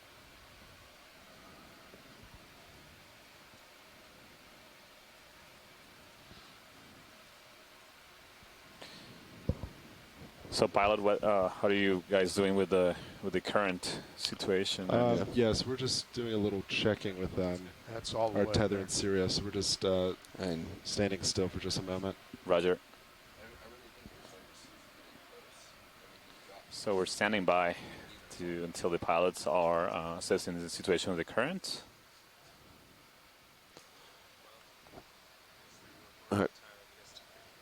All right, guys, let's keep on going. We just wanted to make sure that we weren't snagged anywhere. Yeah. Because we've only seen this a few times. Gotcha. All right, video, if you want to come on out. So go ahead and realign. Current pulling the tether. Yeah. So much drag. But like I said, we've only seen it a few times, so we thought it wise to, or those guys wanted to suggest checking on our tether. I mean, from my memory here, we were never close enough to the bottom to catch it on anything. So I didn't have any concerns there, but always good to double check. Roger that. Okay. Getting back on heading then. Yeah, so you can see there's many of those conical brown. Pretty quickly. Although you got a lot of torque helping you get there. Biological structures. We call them probably sponges. We're not entirely sure. There's another fish. Many of them left are side. in the seafloor. Yep. There's another fish on the left. Looks like it could be an Odontanthius again, the sea bass. And that genus, the males and females are different, often have different color patterns. We aren't close enough to really tell, but it could be the brightly colored. Well, no, I may be totally wrong about this. We need to get a closer look at this. All right, Biddy, if you want to come on in. It's a partial. Okay, yeah, this is the Odontanthius. Odontanthius. It's a larger type of sea bass than the Plectranthius that we saw earlier, but in the same family. And either this is a different species than the one we saw before, or we could be looking at males and females of the same species, because they're very often different slightly in color pattern, males being more colorful, and also the males having longer extensions on the fin rays. This one's got short I don't think he wants to come out. You can go full zoom if you want video. Co-pilot, what's your rough heading to land on D2? Or slightly behind D2, you know, rather than having him constantly off on your right. What if we just go to him? Colors. Okay, yeah, let's see. That would be... We'll aim for a little bit behind him. About... well, and Brian Green, who's on the chat room but not on the conference call, does mesophotic diving in those days, and he said this is similar to the species that we saw 090 maybe, just to be safe. For sure, is an undescribed that will species. give us... So this Get us one nice may be behind an him, undescribed facing species uphill. as well. Okay. How do you feel about 15 meters, 090? Okay. So, Bruce, what's the depth distribution of this species that we're seeing? They seem to be very, very colorful and big eyes. It makes you think that they go into the mesophotic areas where visual interactions will be more important, and having coloration and patterns and very good eyes. All right, you can come on back in if you want video. Bridge, RV This will be a good adaptation. Yeah, we don't... Almost. Yes, a ship move, please. I cut you off there. I didn't mean to, but yeah, we don't know. 15 meters, 15, bearing 090 Right now, I think we're at the lower tenths. end of the range for the distribution of these species at about 400 meters or so, going upward into the mesophotic zone. Good We're copy. actually in a depth range where there is dim light down welling in Move the clear initiated. waters of the tropical islands here. Fish have eyes that are much more sensitive to light than the eyes of humans, and so they can probably see much better in the dim light.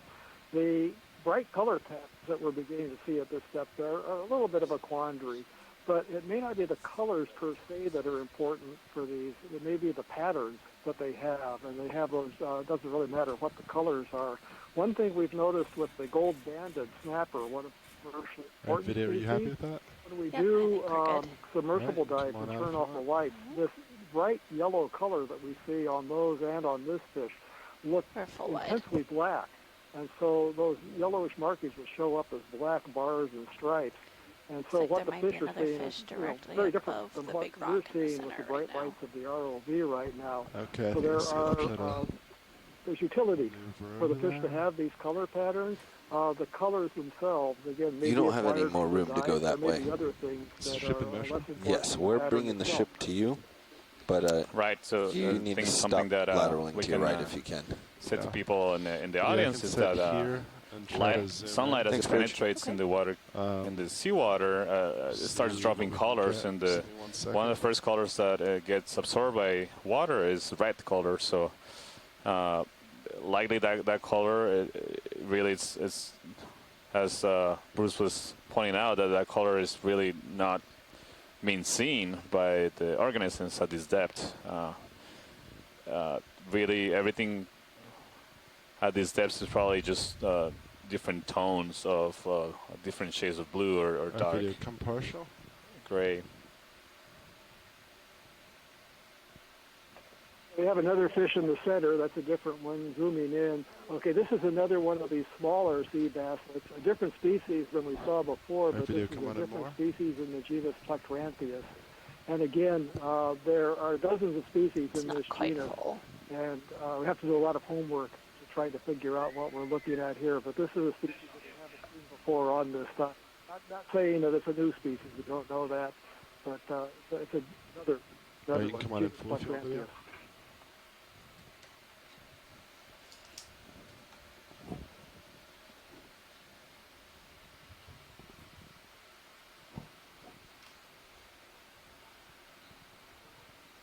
Thank you, pilots. These are great images.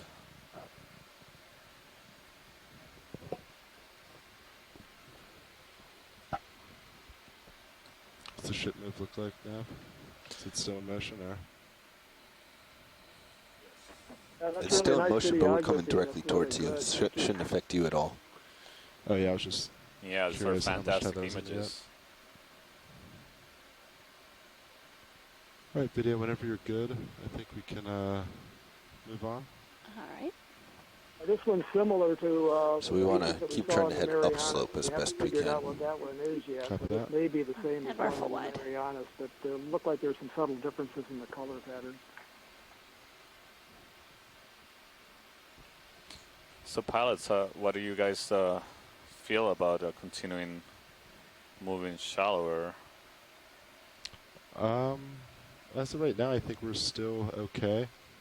So yeah, we're going to start to move upslope a little more, and we'll just Think of bridge. take it step by step. Roger. And then yeah, if you see anything of interest, just shout out. Will do.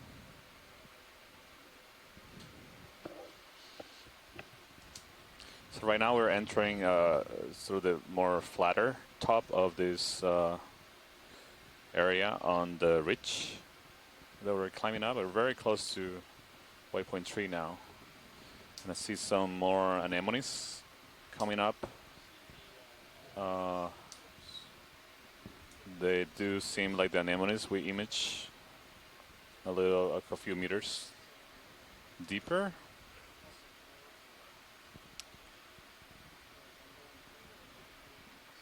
So we'll continue and see what other new observations we can make of species that we haven't observed during this dive.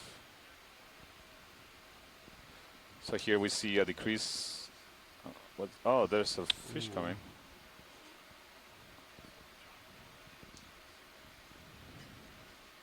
This is a bigger one. Okay, this is another one of the really important bottom fish. This is an onaga. This is in the same genus as the one, the ahu that we saw before, but you notice this one has long streaming ends to the tail fin, the caudal fin.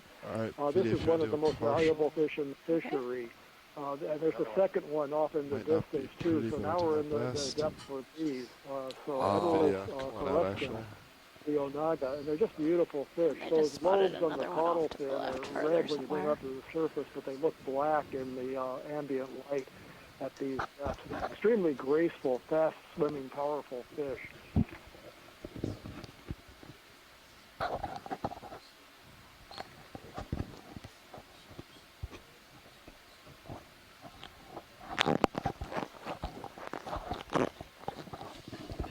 Come on. So this is about 30 or 40 centimeters long.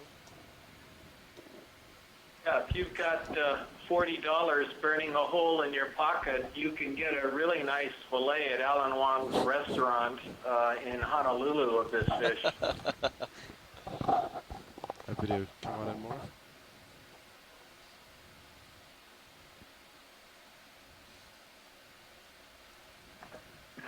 I'm hoping there are some people from Samoa online or watching. I'm going to get myself in trouble, and I'm going to try to give the names of these fish in Samoan. Checked it by Richard Wass. It was published a number of years ago. But I know I'm going to get pronunciations wrong, and I apologize in advance for doing this. No worries. This one is called Palu Loa, or Palu Malau, and the one that we saw before is also called Palu Malau.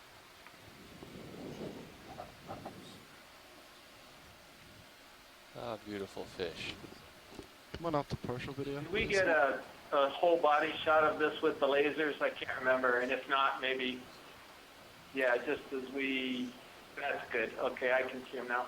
Yeah, so it's, from the tip of the caudal fin to the mouth, it's 60 centimeters. Yeah, so over half a meter. It's a big fish.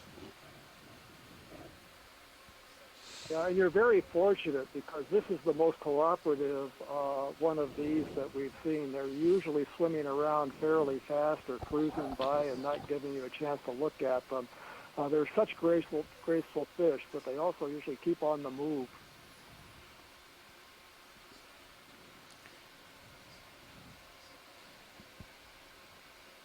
All right, Washleads, is there anything else particular on this fish you'd like to see? I think these are great images. I think we can continue. Copy that. Video whenever you're ready.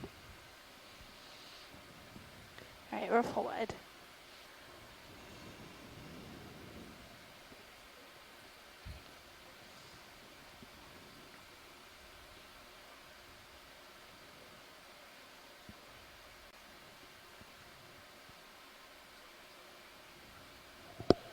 Again, we continue seeing those brown sponge-like structures on the seafloor. It doesn't seem to be following the pattern of orientation that we were seeing a little bit deeper. Very intriguing.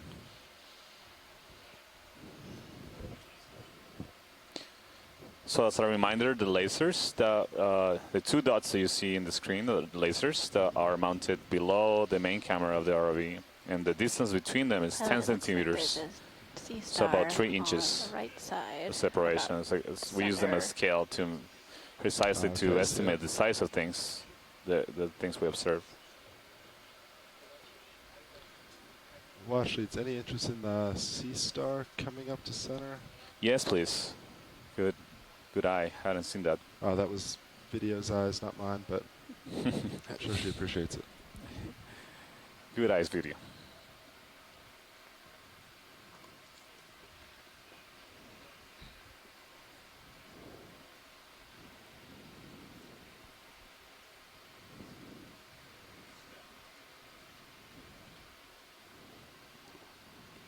All right, Video, come on in partial.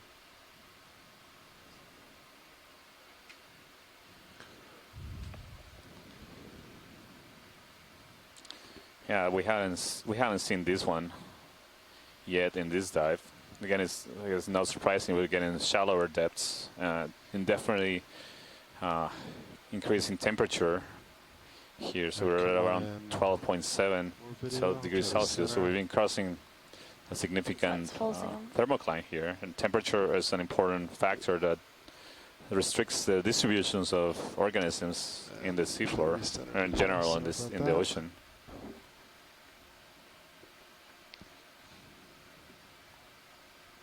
The temperature varies with depth, so deeper you go, the colder it gets in general.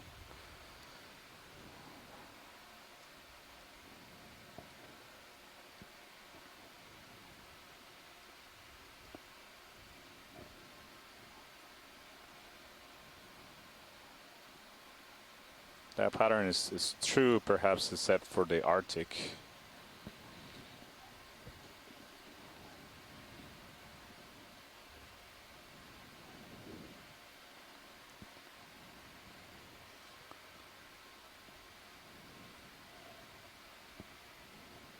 That's great. Thank you, pilots. Copy that. Video whenever you're ready. All right, video's good.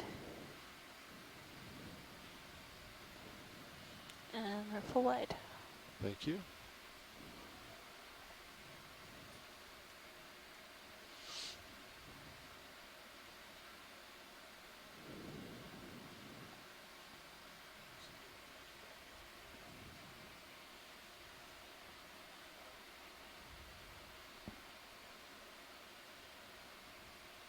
All right, pilots, video's gonna switch out. Copy that. Thank you, Video. Nav, do you think we should start another move? Sure. So we have reached the top of this relatively flat area on the ridge. So we are at a depth of 343 meters. Yeah, probably same way you're pointing. And we see more anemones here. Yeah. Yep. Or a little bit. Yeah, we'll take you off to east a little bit. Let's do higher abundances of important. Let's do 0. 5 or something. That's what I'm thinking. Bottom fish. Sorry, Washes, did you say fish? No, I'm describing what we were seeing. Oh, okay. Yeah, no. I see something on the right. You see that anemone in the center? There's a fish to the left.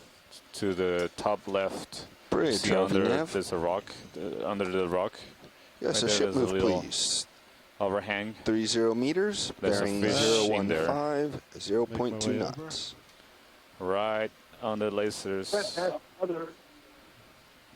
Went past another one of those. I think Good these copy. are more Thank you, of the Bridge. little Plectranthia sea basses like we were seeing. Move before. initiated. From the color pattern, I caught a. All right, Video, if you want to come on in partial. Watch leads. This is ROV Nav. Go ahead, Nav. Yes, we have 1 hour remaining on bottom. Roger that. It's very dark in there, but we'll see if we can get anything. So we just got word from Nav that we have 1 hour remaining on bottom for this dive.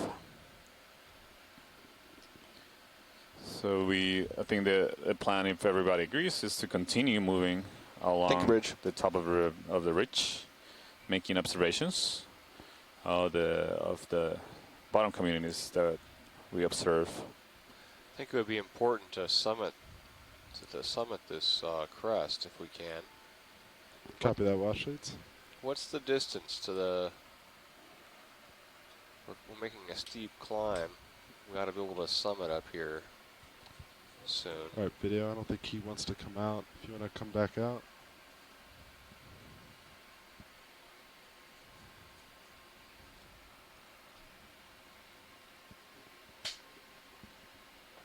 I think somebody Watch has leads. an It's about open 175 mic on meters. 175 meters. So But it's pretty flat in the remaining portion here. Is it possible to cover that kind of distance, 175 meters? No, okay. At a different type of crinoid straight ahead. Yeah, I see we it, saw Chris. these in the Marianas, so this is a new one for today if we could get a close-up of this. Yeah, please, pilot, can we take a look at this crinoid, the dead center above the lasers? Yep, copy that. This is a new crinoid, and there's another, say, 404. If we were to keep up our speed and try to limit the stops, we could make it.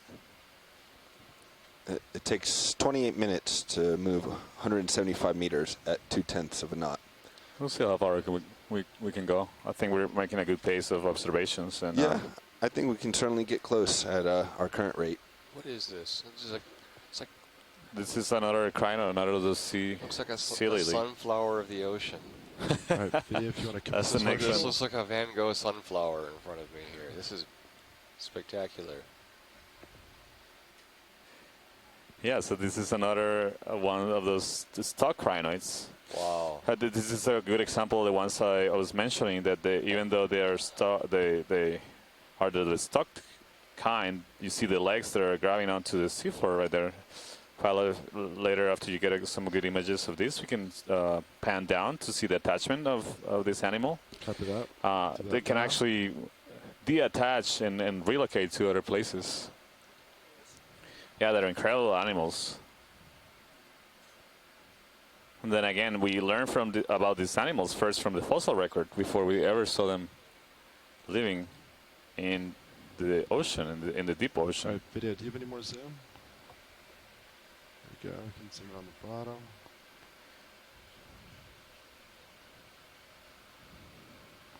So the end of this one seems to have been broken off.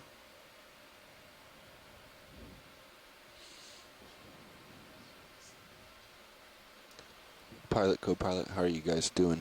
Do you want to rotate around for It the looks like final another hour? Onaga swimming around D2 from the Sirius view. It could be something else, but it's not the size and shape of Onaga, so it may come into view.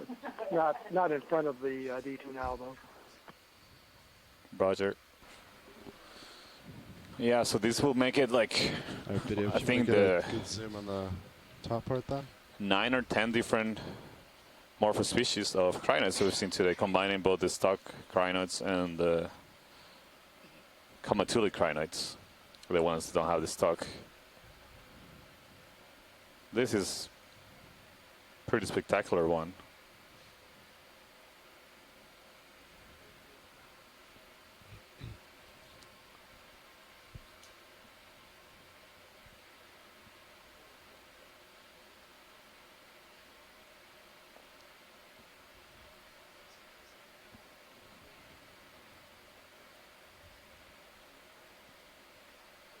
Oops, sorry, video.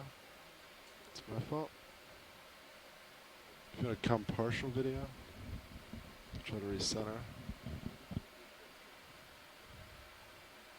Actually, come on out, video. Washley, do you want any more zooms on that? No, I think that's good. Oh, okay. I think that will give us a good idea of what family it might belong. I think it might be a meta-crinoid. I'll push ahead. The octopus off to the left. We're moving away from it now, but it was on the left. Yeah, I had an observation on an octopus. Is that perhaps that one in the center? To the left of the crinoid. Of the crinoid we were observing, Bruce? Yes, that's correct. So pilot, I think it was at the left of that crinoid we just imaged. Copy that. Washies, we're going to do a quick swap real quick. Roger.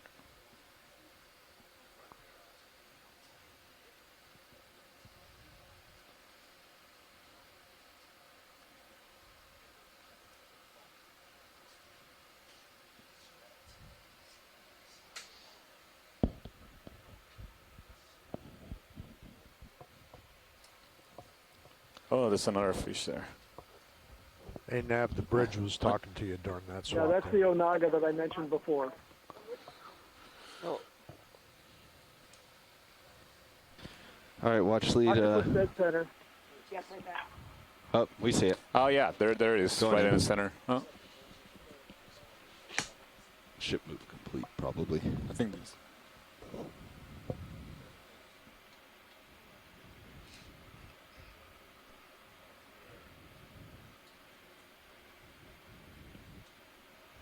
Go ahead, video. Let's go in quick. Let's frame them. Oh.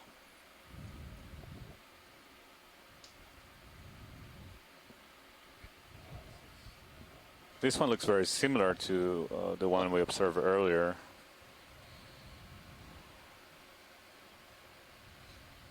With the translucent members between the tentacles. Is this one less translucent or maybe more yellow than the other, or? A lot of octopuses are able to change colors.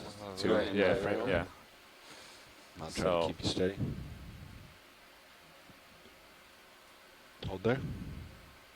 Okay, thank you for trying. Oh, there he is again. Yeah. Yeah, thank you, pilot. Come wide. There's too much current. That's just too shy of an octopus. I can probably get him again, but I can't float and get him. Let's go look for more. I think we continue. You see those things sticking out on the left that look like single things? There's multiple of them. Mm-hmm. Just curious what those are. I don't recognize them. Yeah, I was looking at those too, Santiago. Yeah. I don't think we've seen these before. Yeah, no. Whatever they are. I don't think so. Let's take a closer look at them.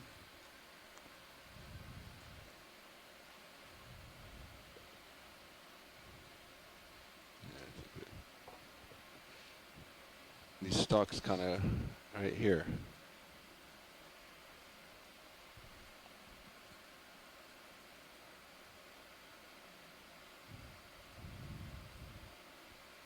Go ahead, video.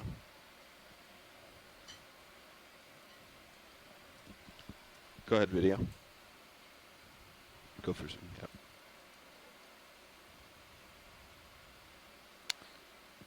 Huh. So those look like zoanthids. It looked like the zoanthids that we were seeing on the skeletons of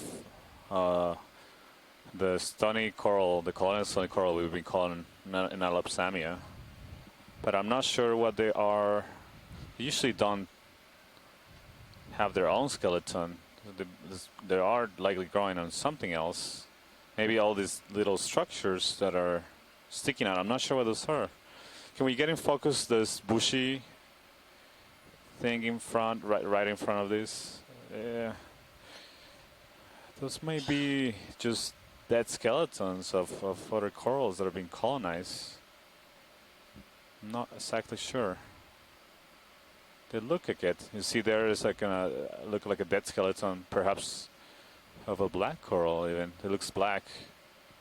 And there are zoanthids growing on it. Many of them. Maybe we can see one of the living organisms that generate the skeletons that all these zoanthids are growing on.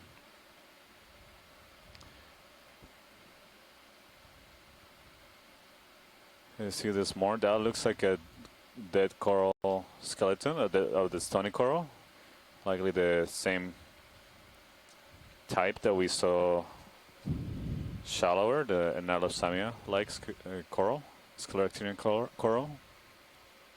Then again, there's a little stalk there that is black, so that's what makes me think it might be the remnants of a black coral that has been dead, and that looks like a skeleton potentially of a chrysogorgid, like the ones we saw earlier that were alive. These may be the dead skeletons that are being just colonized by hydroids. Is this sufficiently unusual to merit sampling?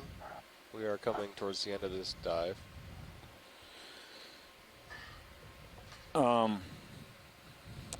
Yeah, that's a good question. You would like to get some input from shore if you think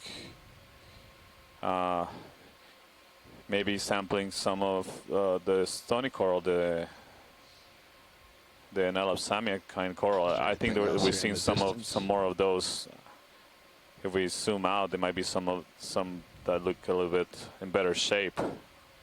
Perhaps some with tissue, or even the skeleton will be useful to make identification of the species and potentially get some of the associated zoanthids and perhaps come wide then, or creatures that may be living on it. I mean, the target will be the coral, but it seems to be right on the left. I see some. There's several colonies of those here.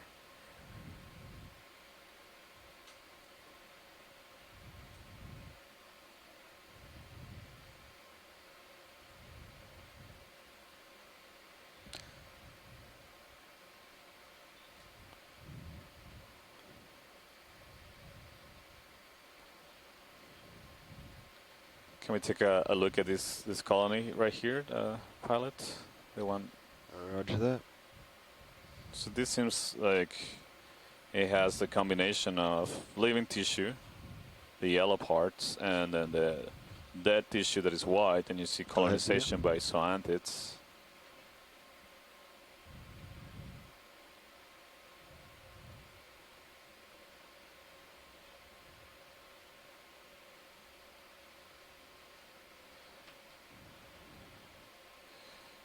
So scientists on shore, we're considering the possibility of sampling this coral, since to be a representative species of the top of this ridge, and also we're not being able to identify the species, so it'll be a potential good record. So Santiago, Tina Molitsova suggested that this could be Dendrophilia, and I don't know that genus very well, but I think that's something worth pursuing. I think she probably may be onto something here, because it really doesn't look like any of the, or it looks different than any of the antelopes that I've ever seen. Roger. Yeah, that's definitely possible. See if I can't get this other. Do you agree this will be a good target for collection, Chris? Might be better. Yeah, maybe. I know there's some, if you collected like that colony right there, some pieces, you'd get some of the zoanthids that Dugal was talking about in addition to the hard coral itself, so it might be a really good collection. Right, yeah. But I'd go for the live colony that you were just at, though, because you could get a pretty good piece of it. Right, I agree. Okay. So, come wide, sorry. Come wide. We're going to go back to the live. Pilots, I think we are interested in sampling that coral we just imaged, the one on the left. Roger that. I think this one is pretty brittle, so I think this might be a good candidate again for the scoop. I know it's a little challenging, but if you went on to try to grab it, it will just crumble in the manipulator. So it's gonna crumble anyway with the scoop, but at least if we get to crumble into the scoop, that will be a good strategy. Yeah.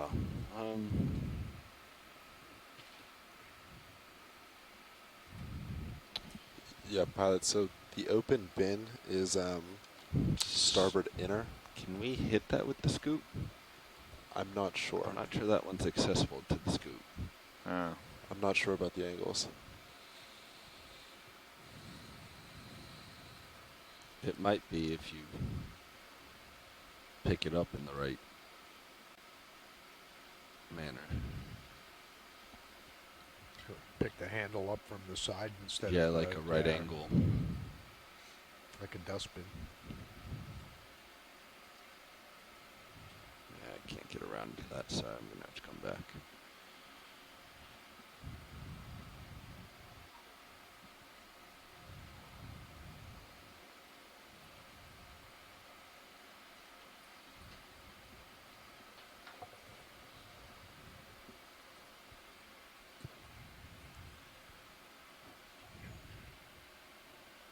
Can you give me an approximate name?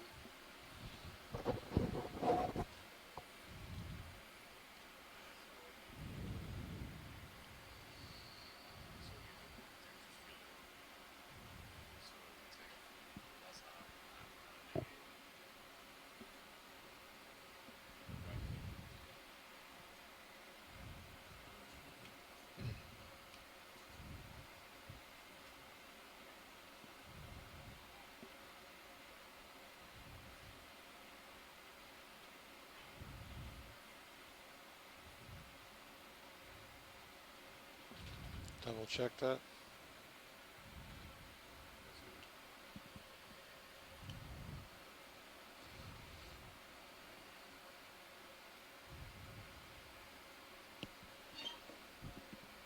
Video, let's go partial, please.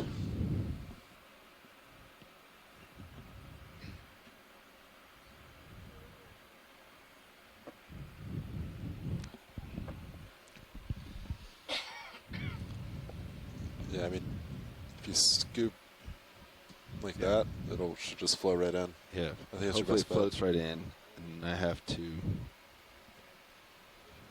get it under and in. Yeah, but can you rotate it in that position if you pick it up perpendicular? With the wrist rotate, we might be able to keep it upright, get it in. Until you get it over. But then have to lift up and release. Can we even pick this guy up at a 90 degree? I'd have to. Yeah, you might not. I mean, I can definitely get the claws on there, Yeah, but right, it's for going to sure. rock, I think. Yeah. But usually if you get it towards the base, I've collected these before, different arm, and you just squeeze it lower. You usually, a lot of pieces break off, but you wind up with some portion of it. I'm okay trying to use the scoop. I'm just a little concerned. Oh, you want to take a practice run with the scoop? See if you can Yeah, get let's it try in the that scoop. drawer? I mean, just to try getting it in the drawer first, see Oh. where you got to go before you pick up the sample.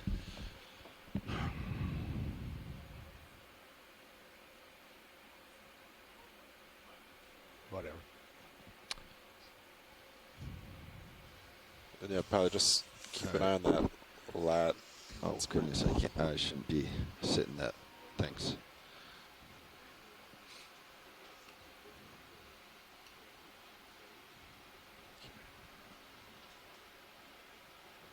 Put Mini Zeus on the screen here. Mm-hmm. Yeah, ship's still, so we should be okay.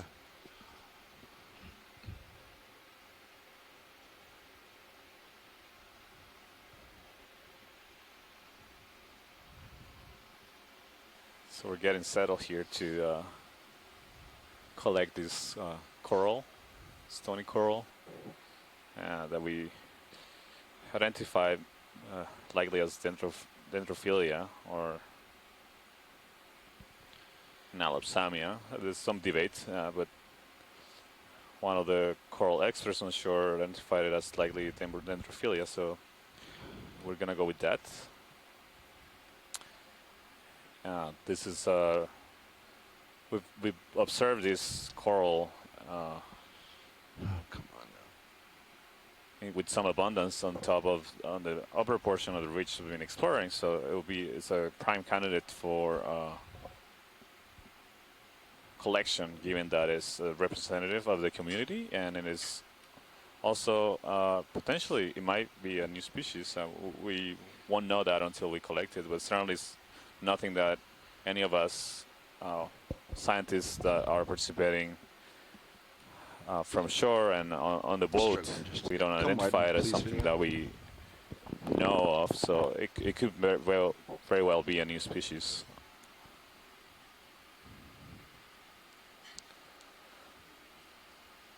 And again, one of the primary targets of the protected area here in Samoa, where we are diving today, the National Marine Sanctuary of American Samoa, is to protect coral reefs, particularly in shallow waters, because those are the ones we know of. And these are the first collections, one of the first collections that have been done, or likely the first collections that have been done in deep waters in the sanctuary. So any information we can provide about the species that live here, particularly of corals and bottom fish, will be very important for the sanctuary, for the management of the protected area.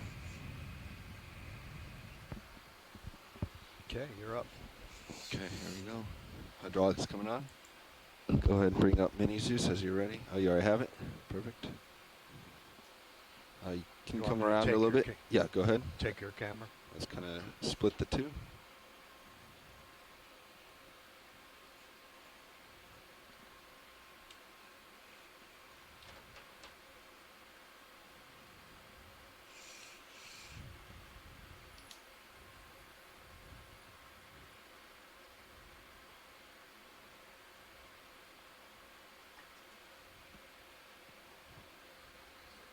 Pilot, as I was mentioning, this will crumble if you try to grab it with the. Yeah, we actually have hose in our claws, which help us hang on to corals after we take the samples. Okay. But we're gonna try the scoop. We're just sort of just practicing. We'll warn you. Yeah. These are especially famous for just trying to grab them and then end up with nothing in the claw. Get you some light there, Bobby. Yeah. The other option is to move that jaw in, but I sort of don't like pushing and pulling on it with the wing in. Yeah. It's not. There we go. Oops, too far.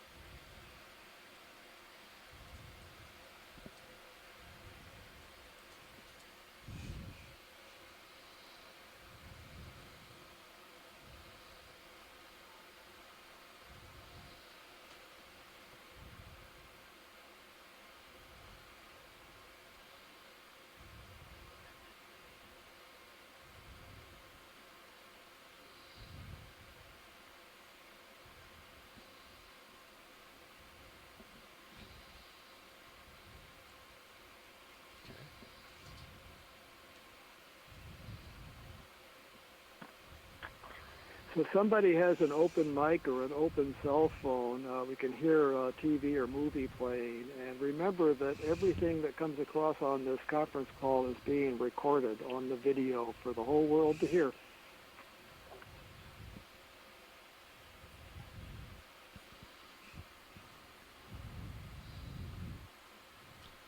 What do you guys think here?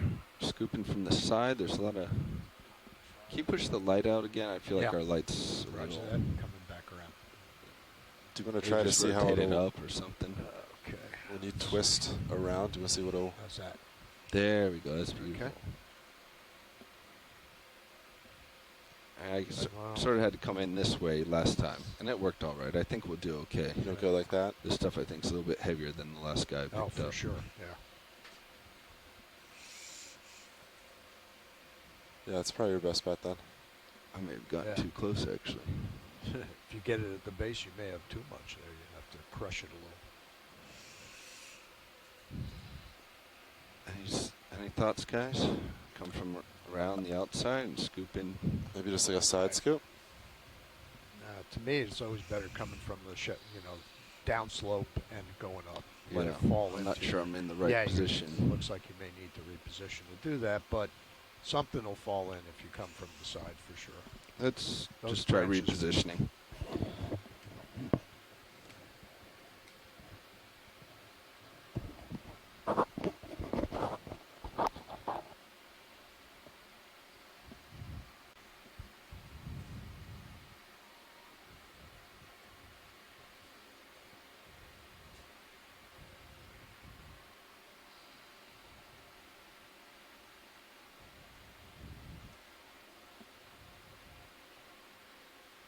Oh, you removed my camera there. Yeah, sorry.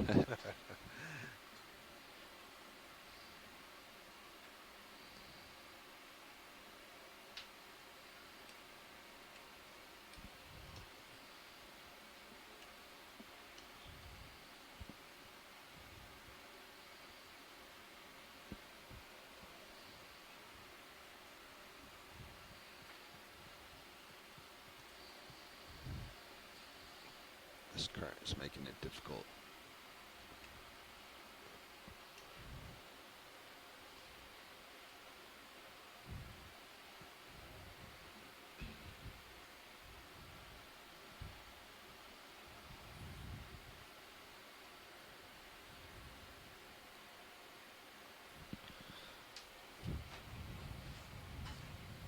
All right, let's try it. Okay.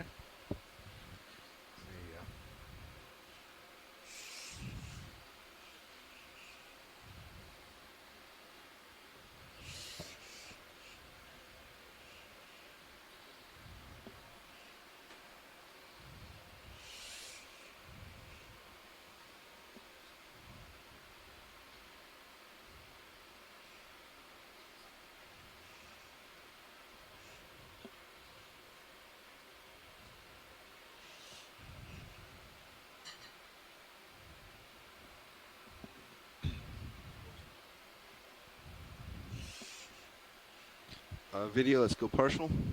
And line me up, please.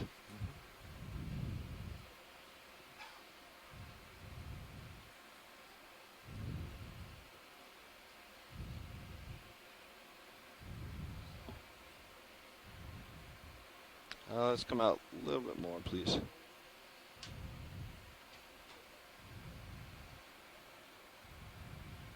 Just got to go up.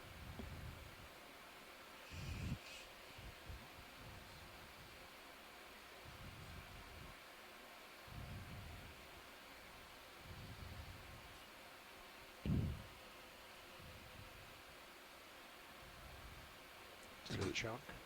Huh?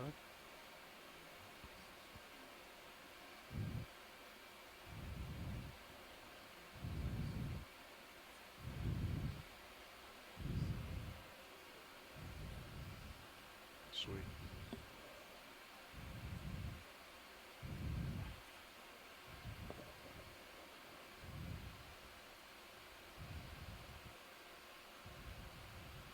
Nice catch. Good stuff. Yeah, good job. Okay, let's come wide on camera, That's please. a great piece.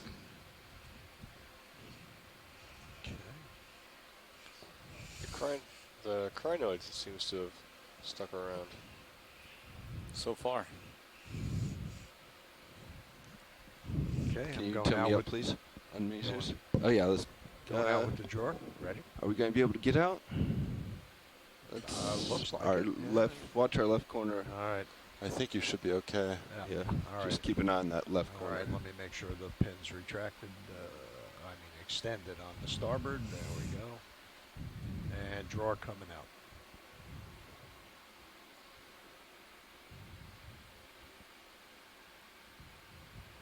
Oops. There we go. Okay.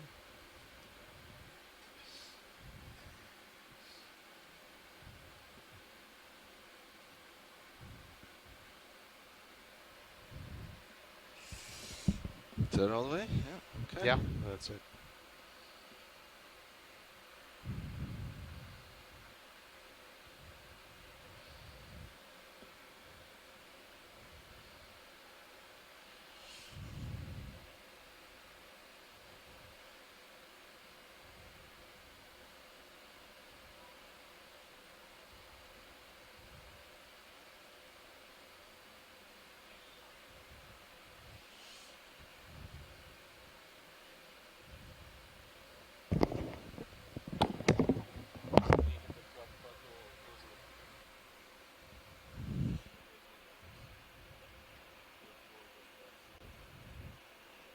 So watch leads, just so you know, there's a high probability some of this is going to get mixed in with the other sample. Yeah, that's fine. The other Hopefully sample we is can, the mushroom coral, so that'll be That'll be easy to distinguish.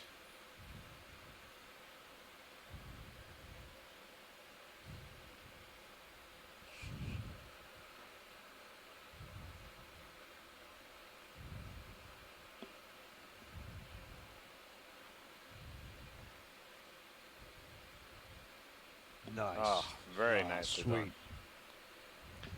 Okay, closing the drawer. Stand by 1 second. I'll try and whack it. Well, I think we have enough, but it's in there. I think just you the crinoid give it a sticking little out. tiny tap, or is that too far to reach? Oh, in your scoop. Okay, yes. Oh, there's more in the scoop yet. No.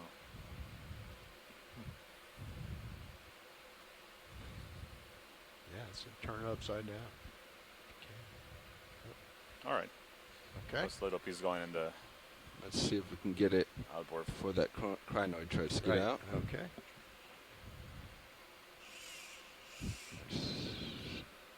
Nice and fast. Close them in. There Oh, we go. Perfect. Perfect. That was a perfect sample. All right. Really nicely done, pilots. Thank you. We got a really good sample of both living and dead tissue with associates, and we still left mostly colony life. That's perfect. I'll bring that light in again. Yeah, that seems to help pretty well. So we just collected a sample of a stony coral, a colony Make sure you coral called we're calling recorded Dendrophilia. Had associates, so zoantid associates that are similar to colonial anemones. It also had a crinoid, one of the crinoid species that I've seen the dominant here on the top, a yellow one. So the associates of the coral. So it's a really good sample to characterize the coral that was the primary target and the associates that were with it. We collected the sample at a depth of 346 meters, and the ambient temperature is 13.16 degrees, and we are dissolved oxygen concentration is 7.7 milligrams per liter. So these environmental parameters are very important for us to understand why we find these species here, and this information can also be used to predict where we may also find these species in other places in the region at similar depths or similar environmental conditions.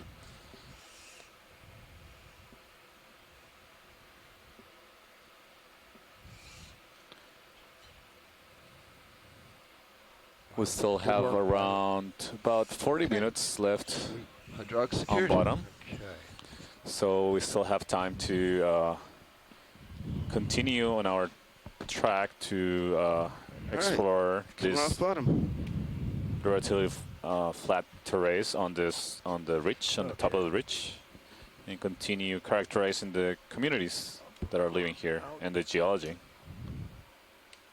Been a great dive so far. We've seen good diversity of terrain and really interesting patterns of biodiversity varying with depth for bottom fishes as well as corals and echinoderms and many different groups. Has been a really, really good dive so far.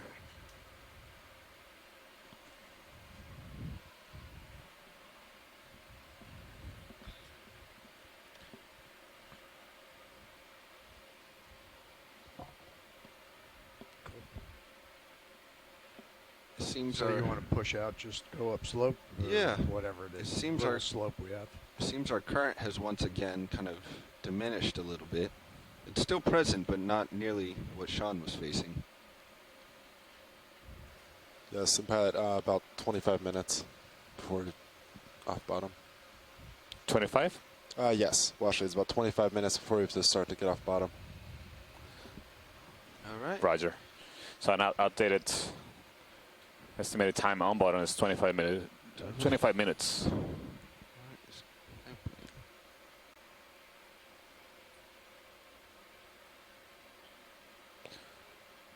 So I think a good thing we can do is just continue and try to, unless we see something looks unusual, we'll try to continue covering some ground. This looks like one of those urchins that we've seen throughout the dive. The red urchins seem to be particularly abundant Yeah, in pilots, this you want me to site. get a move in? We've seen them all the 30 way meters at from the beginning at 500 meters. 1.5 is what we were heading. Yeah. Till now. Losing our slope here for sure. We still seen all these little sticks. 015. 015. Carl, I see a pilot. I see a fish right there. Oh, it's a fish. Is it? Yeah. Confusing. Oh, it's yeah, a stripe on the fish. right. Yeah, yeah. Looked like the A old bivalve. Yeah. At first. This fish is a poor fish, Pilot, are Antigonia. you good with 30 meters at... Copy that. Go ahead, video.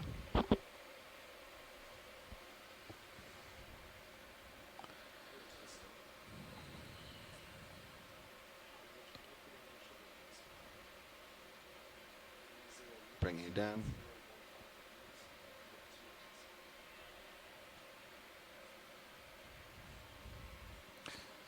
So Bruce, you think this is the same, potentially the same kind of fish that we saw earlier? Or driving video. maybe the same species? Yeah, it's definitely the same genus and maybe the same species. It looks very similar. I'm not good with these. Chris Kelly knows the ones in Hawaii a little bit better. Depth of the body, the shape, and all can be distinguishing characters. But they do change with growth in terms of their body depth and shape.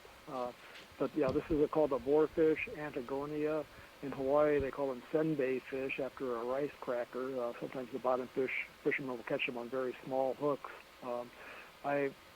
They've been moved around as far as what they're related to, and I can't remember right now where they are. They're either thought to be related to the surgeonfish or even to the spike fishes and trigger fishes. 015. But I'd have to look that up at the moment. So Antigonia species, family Caproidae, a boarfish, and they're very common at these depths, again, between 200 and 400 meters. The genus is found worldwide. They're Atlantic species. I'm not sure that they're in the eastern Pacific, though, but they're throughout the Indo-Pacific as well. Great, thank you, Bruce. So we keep seeing all these, you see all those little bushes that look brown and all the zoanthids, so you keep thinking that those are skeletons of former, very likely octocorals or perhaps black corals that are dead, and now all the skeletons have been colonized by hydroids and zoanthids. You don't really see anything that looks like a currently living octocoral here. Can you zoom in? There's something red right above the lasers right there. Yeah. That might be another one of those mushroom corals, but I'm not sure. Steady. Yeah. Looks like another mushroom coral, like the one we collected earlier. Okay, those are just the orange of the zoanthids in front of us. Thank you, Paul. This is a good image here. Oh, we see that's another one of the sisters we just imaged earlier. And then again, you see all the skeletons sticking out. Sticking up.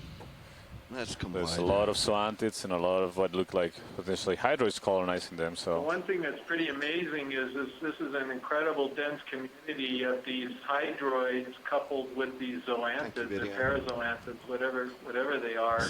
I mean, if you look at this, they're just carpeting the whole top of this pinnacle, which is amazing.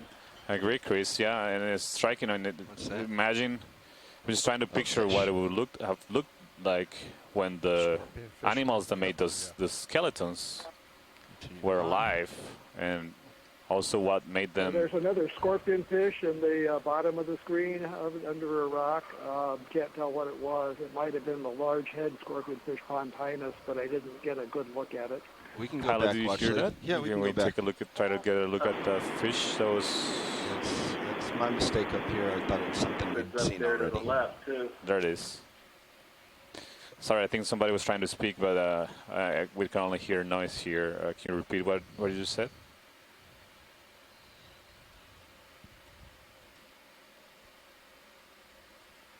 Go ahead, video.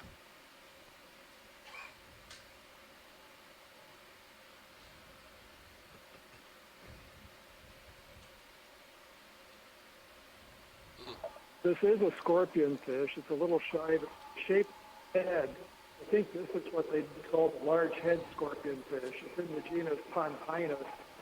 They often have sort of tentacle cirri over the eyes. I see short ones on this, not the long ones that they usually have. But these juvenile.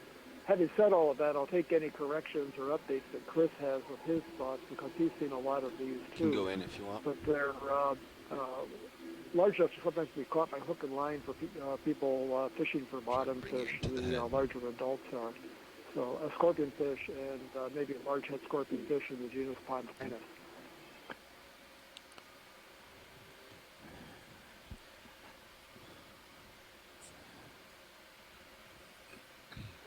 I tend to agree, Bruce. I don't really see the elongate, unornamented, I've forgotten what they're called, the little stalks sticking out between the eyes. But, yeah, maybe the same genus. It's got kind of that sort of flattened nose, too, on this thing. Big head. All right, when you're happy, video, it's time for me to go. That's what I see, too. I think the length of those cirri, the little tentacle things above the eyes, could be variable somewhat, although you're right, they usually are longer. Yeah, the proportion of the head to the body and that curved, flattened snout certainly match up. But that should be just about the end of that move. Okay. So maybe find a rock in this area to sample. Just looking ahead a little bit.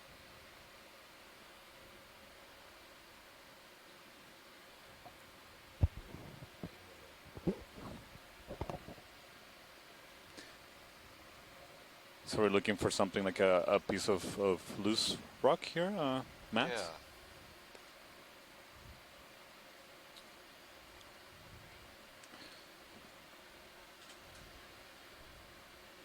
Yeah, so it's incredible, all the little bushes. I'm tempted to think that those are potentially skeletons of dead chrysogorges or similar, just based on the structure of the branches.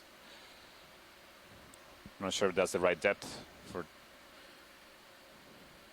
those corals, but they're everywhere. A starfish here. Yeah.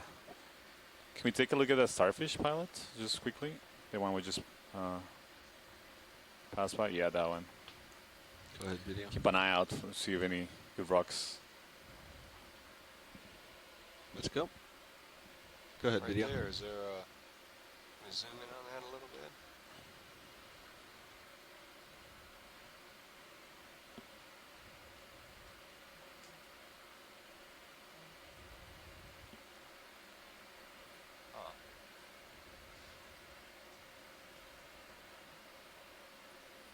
Oh yeah, this is a different one. It is different. Okay. Let's combine and let me settle since.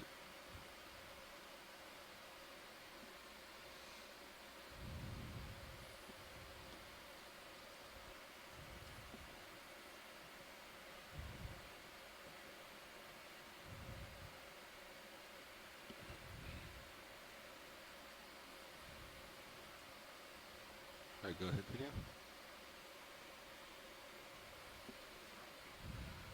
Go ahead.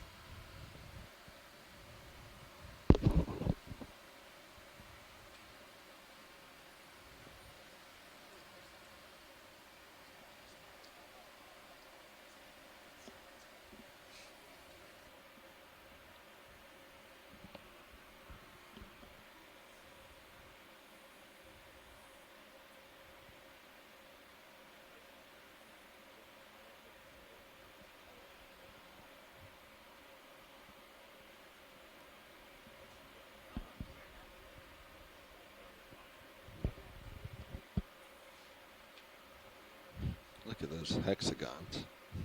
It's so cool. That is cool. But that's nature. I mean, they're not all perfect, but there's a few in there that look pretty close to perfect. Gosh, that's cool.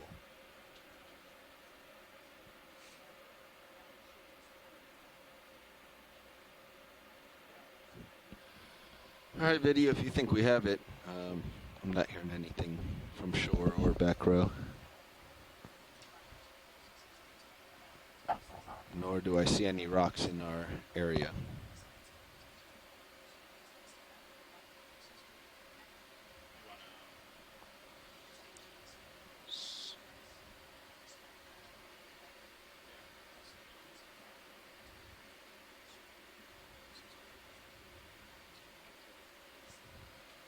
So this seems to be uphill. Keep There's something that way. Oh, that's an urchin, the dark thing coming up. Okay, that's.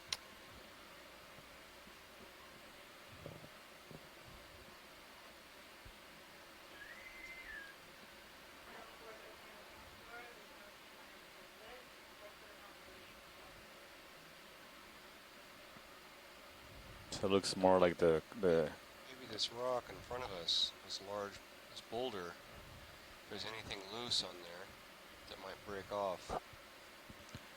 Unfortunately, watch lead, we're not really equipped to break chunks of rock off. So we really want to go for something that's already loose.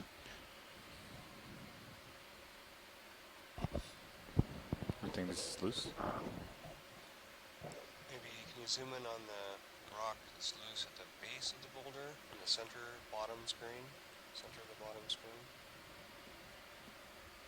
Yeah, we can do that. Video, let's go in here. Yeah. Seems like it might be loose. We can poke around.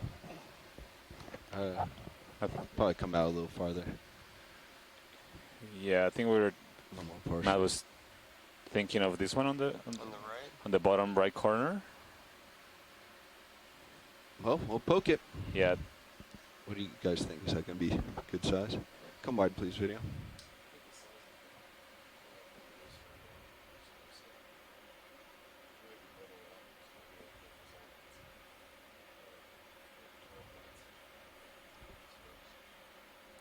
All right, co-pilot, start getting revved up. Roger that.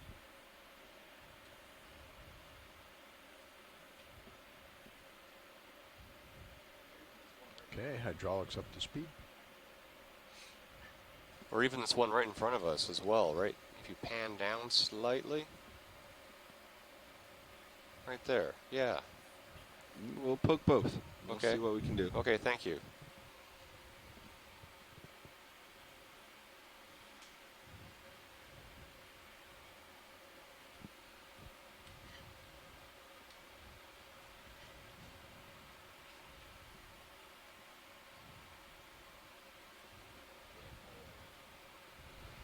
Pilot, if this is loose, I might have to share a box. Both seem to be full. Okay, we're revved up. Hydraulics coming on. Roger.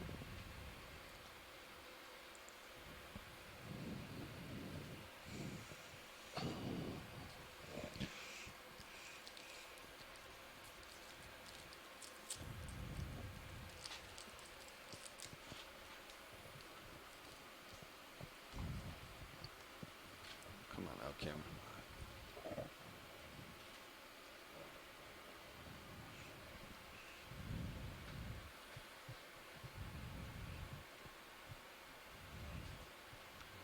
It's loose. That one It's appears loose. to be loose. And do you want us to check on the other one? Yes, Watch please. this.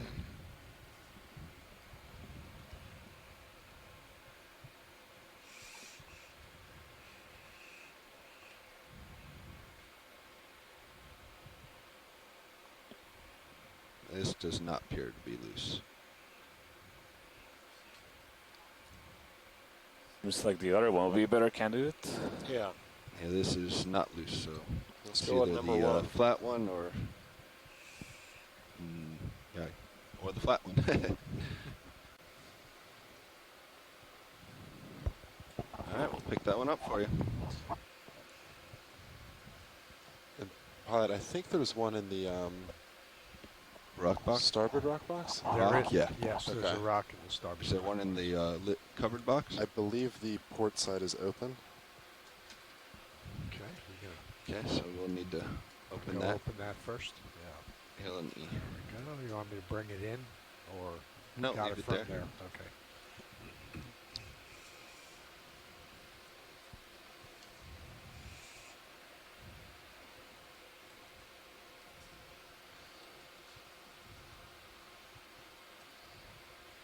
Nice.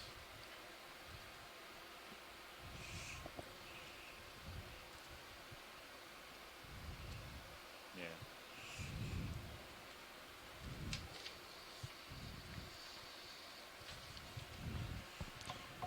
Force. Let's drop our grip force a little bit. I'm with you. I have a feeling it might try to fall apart on us. Okay, let's go partial on Zeus, please. That's good.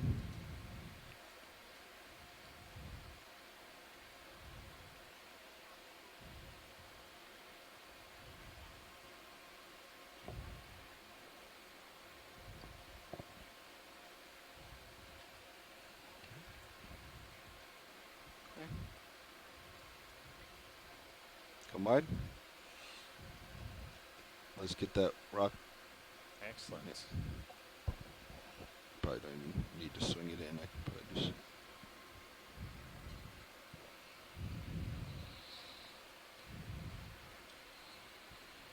Did you want to image the rock at all first before we put it in the box? No, we got it. Okay. Thank you, though. Although, yeah, I think it will be good to get some images before it. If you. So yes, images. Yeah, if you can do that. Yeah, no problem.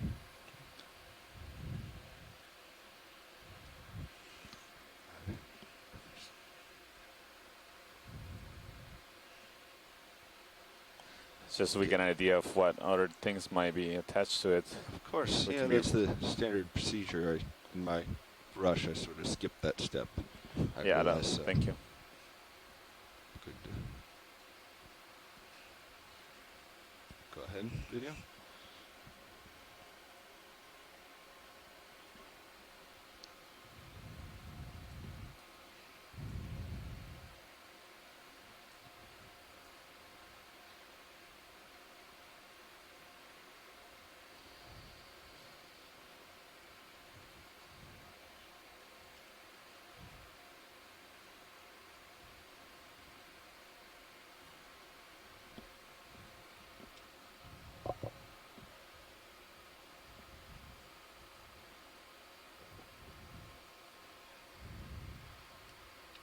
So this will be our third geological sample of the day.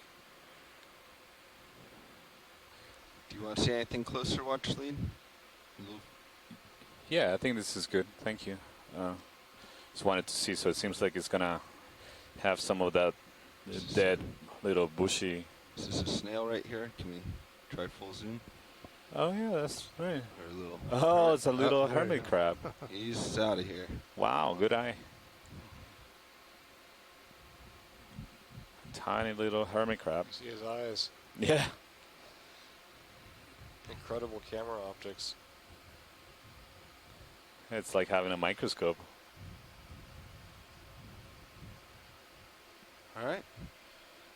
Yeah, thank you, Is pilots. that sufficient watch leads? Ready to put it away? Yes, All right, here we go. Sounds good. Thank you so much. Get it in there before. Well, we're going to lose him. Before we lose it. We're going to lose him anyway. Well, the crab we're certainly going to lose. Oh. All right, yeah, it'll be washed off. Is it? Yeah. Why don't you slide that rock in a little bit?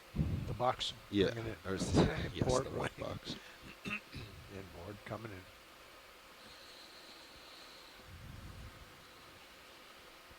At my angle, I think my claws were going to bang something. This will help me set it in there a little nicer. Okay. Thank you. You're welcome.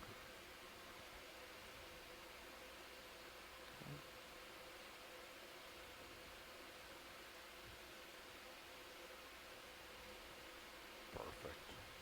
Nice. All right. leave it there. Yeah, Excellent. So Thank you, I pilots. don't know if it's all the way inboard. Doesn't matter. No, you leave it there. Usually we can. Usually we can rock it on the shilling to close it. Yeah. We don't have that option this time.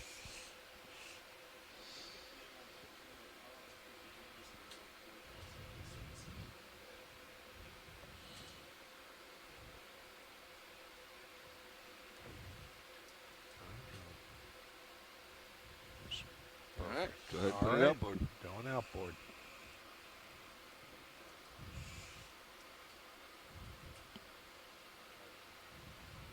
Okay.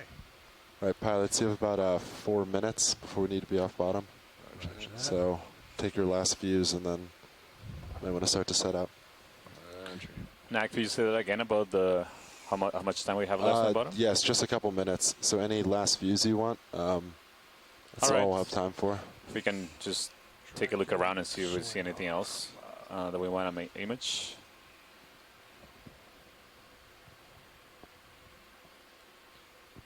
There's a seed enemy to the left. You saw one? Yeah. Okay, hydraulics coming off. Okay. But don't trust me with animal identification. Actually, can you come right on my pan tilt? Yep. Real Sorry. quick. Yep. I'm gonna tuck the arm in a little bit more since we're recovering. So hydraulics. So back we on. only have a couple of minutes left in the dive. So we're gonna take a look around and see what else we can see on this top instrument. Bring it around like that. Okay. All right. Hydraulics off again.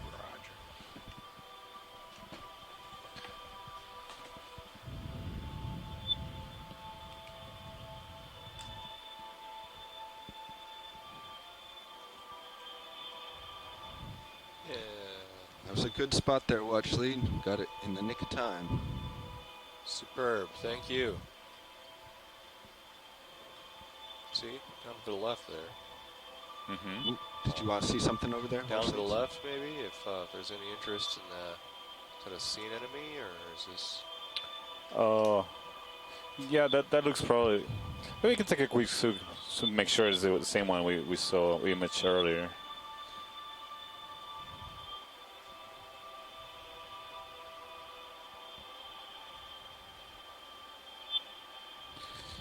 It sounds like somebody on the line has some music playing in the background or something. So please, if you're not, It's definitely adding some drama to the whole. yeah, the whole if scene. you can mute your microphone Yeah, Pat, while this you're is not gonna have speaking, to that'll be be our last great. Zoom. All right. And yes, Washley, this is going to have to be our last Zoom for the dive today. It looks like I can't get that upper swing on. Roger. To deploy. Let's make it a good one. Could it be hung up on something? Here, I thought that was roll and kind of right. I think so. You fading in with some. You're on the music. starboard side trying to deploy. You've deployed it all the way. Ah, gotcha. Yeah, it's But beginning go to ahead and start dive. bringing all the swing arms in. In anyway, right. Yep. Yep. I just And have the wrong valve back there. Yep. And remember on those lower ones to right. go outboard first. Outboard first, Roger. All right, video, let's Okay. come wide. I think it's time to start getting in position. Lower swing on. Outboard. All right, watch lead. We have to come off bottom, so we're going to spend the next few minutes getting aligned for recovery. Oh, it was a great dive. Roger. Thank you, guys. What Yeah. beautiful biology. Okay. You are on Okay. port side. Yeah, I agree. It was an excellent dive. We got to cover What are we doing here? all Turn the right track for we you. had planned, and then some. So you can and see yeah, your we swing got some arms. extra at the end. Got I it. think we All right, collected that's outboard and enough images, and also collected some good specimens Okay. that will allow us to characterize Starboard, this region even more. upper swing on. Some more of these corals, similar to what we sampled earlier, and a fish over there to the Stow. left. Which way do you run the lights then? When All you're the way up. Up. Yep. Yeah, they're- this- once The they're boarfish, fully the stowed, Antigonia so species, it I think doesn't- I mentioned first, it before, doesn't that matter. they're The very uppers different, can't so I didn't know hurt if we anything. hit anything up No, there. Which, not the uppers. okay. And up. Okay. It's Yeah. just the lowers, Seems those to be the manipulators same are one, in and the envelope. Gotcha. I'm All still just amazed at So this. the upper one, we're gonna go. Just super high abundance. So Those look fully stored. Okay. I should little clarify. boosters that we see on the seafloor. I think we have got one blocks attached in to the them rock, to try to the last prevent rock we people from collected. running So them into manipulators, curious to but see when it comes if to you the have the surface manipulator what in we just might the learn right about it, what place, kind of swing arm skeleton it just might in be. the right place, they still can contact, I believe. Make sure the drawer maybe is give us some clues of what way. was living here before, and then both pins maybe some retracted. guesses of why may have again. died at some point and then now recolonized by Okay, that should be good there. other organisms like the hydroids and zoanthids. So it'll be a valuable sample as well. We'll get a good idea of the geology, but also a look at the past of what might have happened here in a recent time. Shut down hydraulics. You can see this hydraulics off is fine. a lot of anemones here also. You can leave those on. Okay. At least another dive. Securing HPU There's is a couple good. dozens We're shallow just enough. When in we're the deeper, view we of the main inch camera it in a little bit. the every ROV. couple hundred meters, but Gotcha. all right. So you have 0 There's some turns large in. I have outcrops half a here. turn in. So you are perfectly aligned. I'm going to come to port and push out right below you. Roger that. And that should get us aligned. So we're going to come up and hold at 50. Is that when? Yeah, again on the other side you still see many more of those anemones and height. Roger that. zoanthids covering coral skeletons. Right below you. Some mushroom corals too. And still observing that first red urchin that we saw at the beginning of the dive. So that seems to be the one constant companion throughout the dive. The much broader, over a much broader depth range. Whether or not the animals, so the population we saw at the bottom, are the same as the top is something we don't know. We had to collect many specimens of those, so that will remain an open question, but at least it really seemed to be the same morphological species that we saw throughout the dive, the purple urchin. Come on, Maine, come back.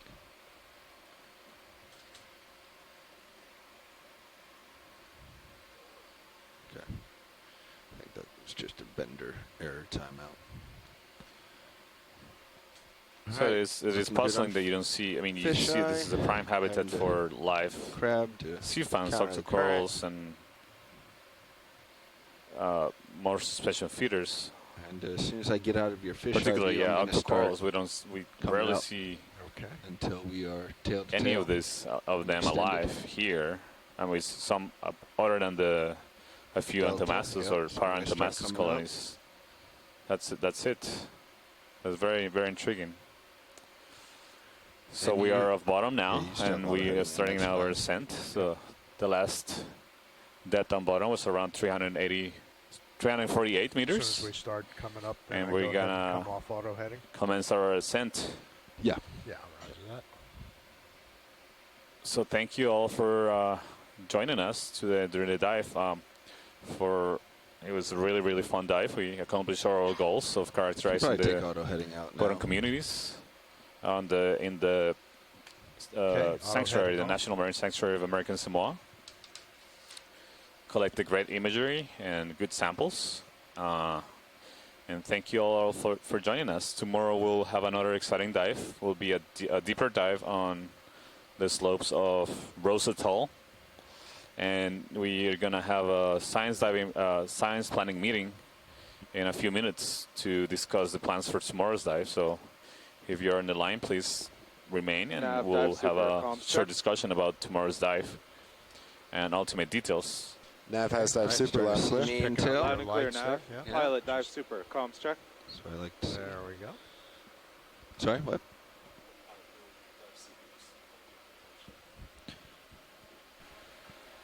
Dive super pilot.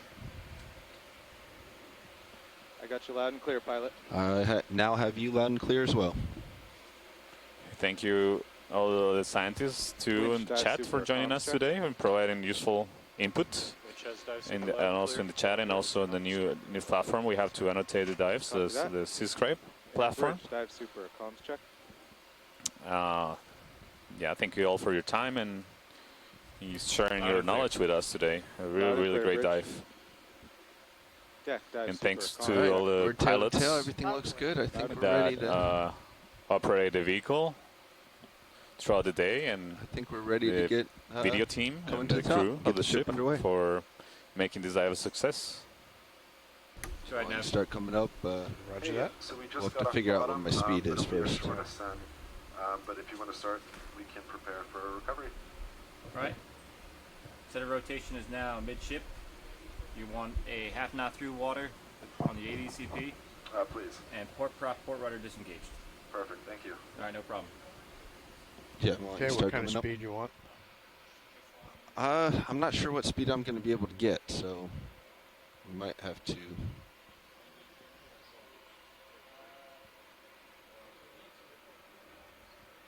Aiming for 30, so why don't we? Oh, okay, crack it. Yeah, yeah. Well, we crank it up and see if I can't keep up or not. Okay. RV Nav, would you like me to take my sway outs, so my port and starboard outs, or just auto surge at this time? Okay, coming up at 30.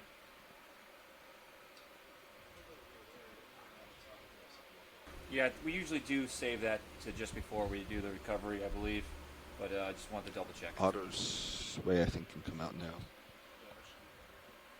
Yeah, auto sway comes out now, I believe, so that we can. Everything's all ready.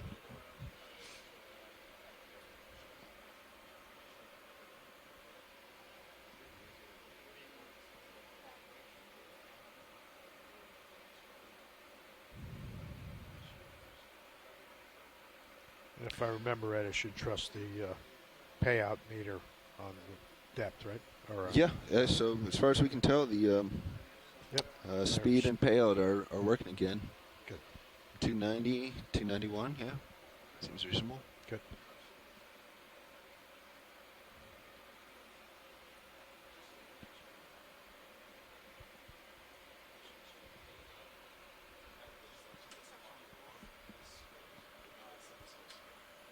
They can see the whole thing. They see high pack, the whole computer.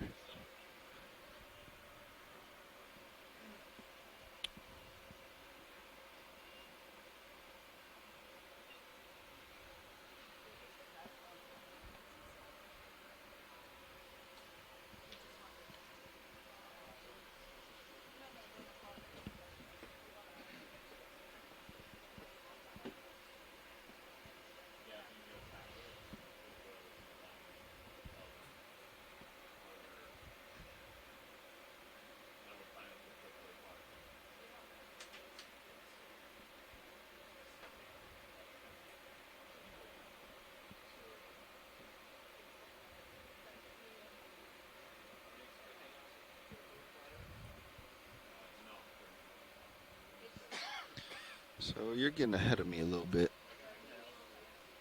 I'll slow it down. Yeah, just a little. I bumped my up. If we were deeper, I would probably.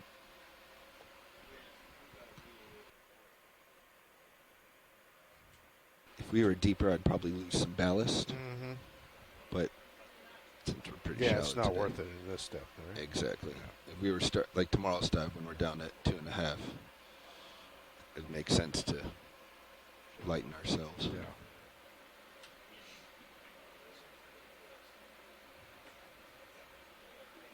Nav dive super. So to all the scientists in the line, we're going to have the planning dive meeting on the ship was just negative for tomorrow's dive within the next 5 minutes. So yeah, please remain in the line if you want to participate in the meeting.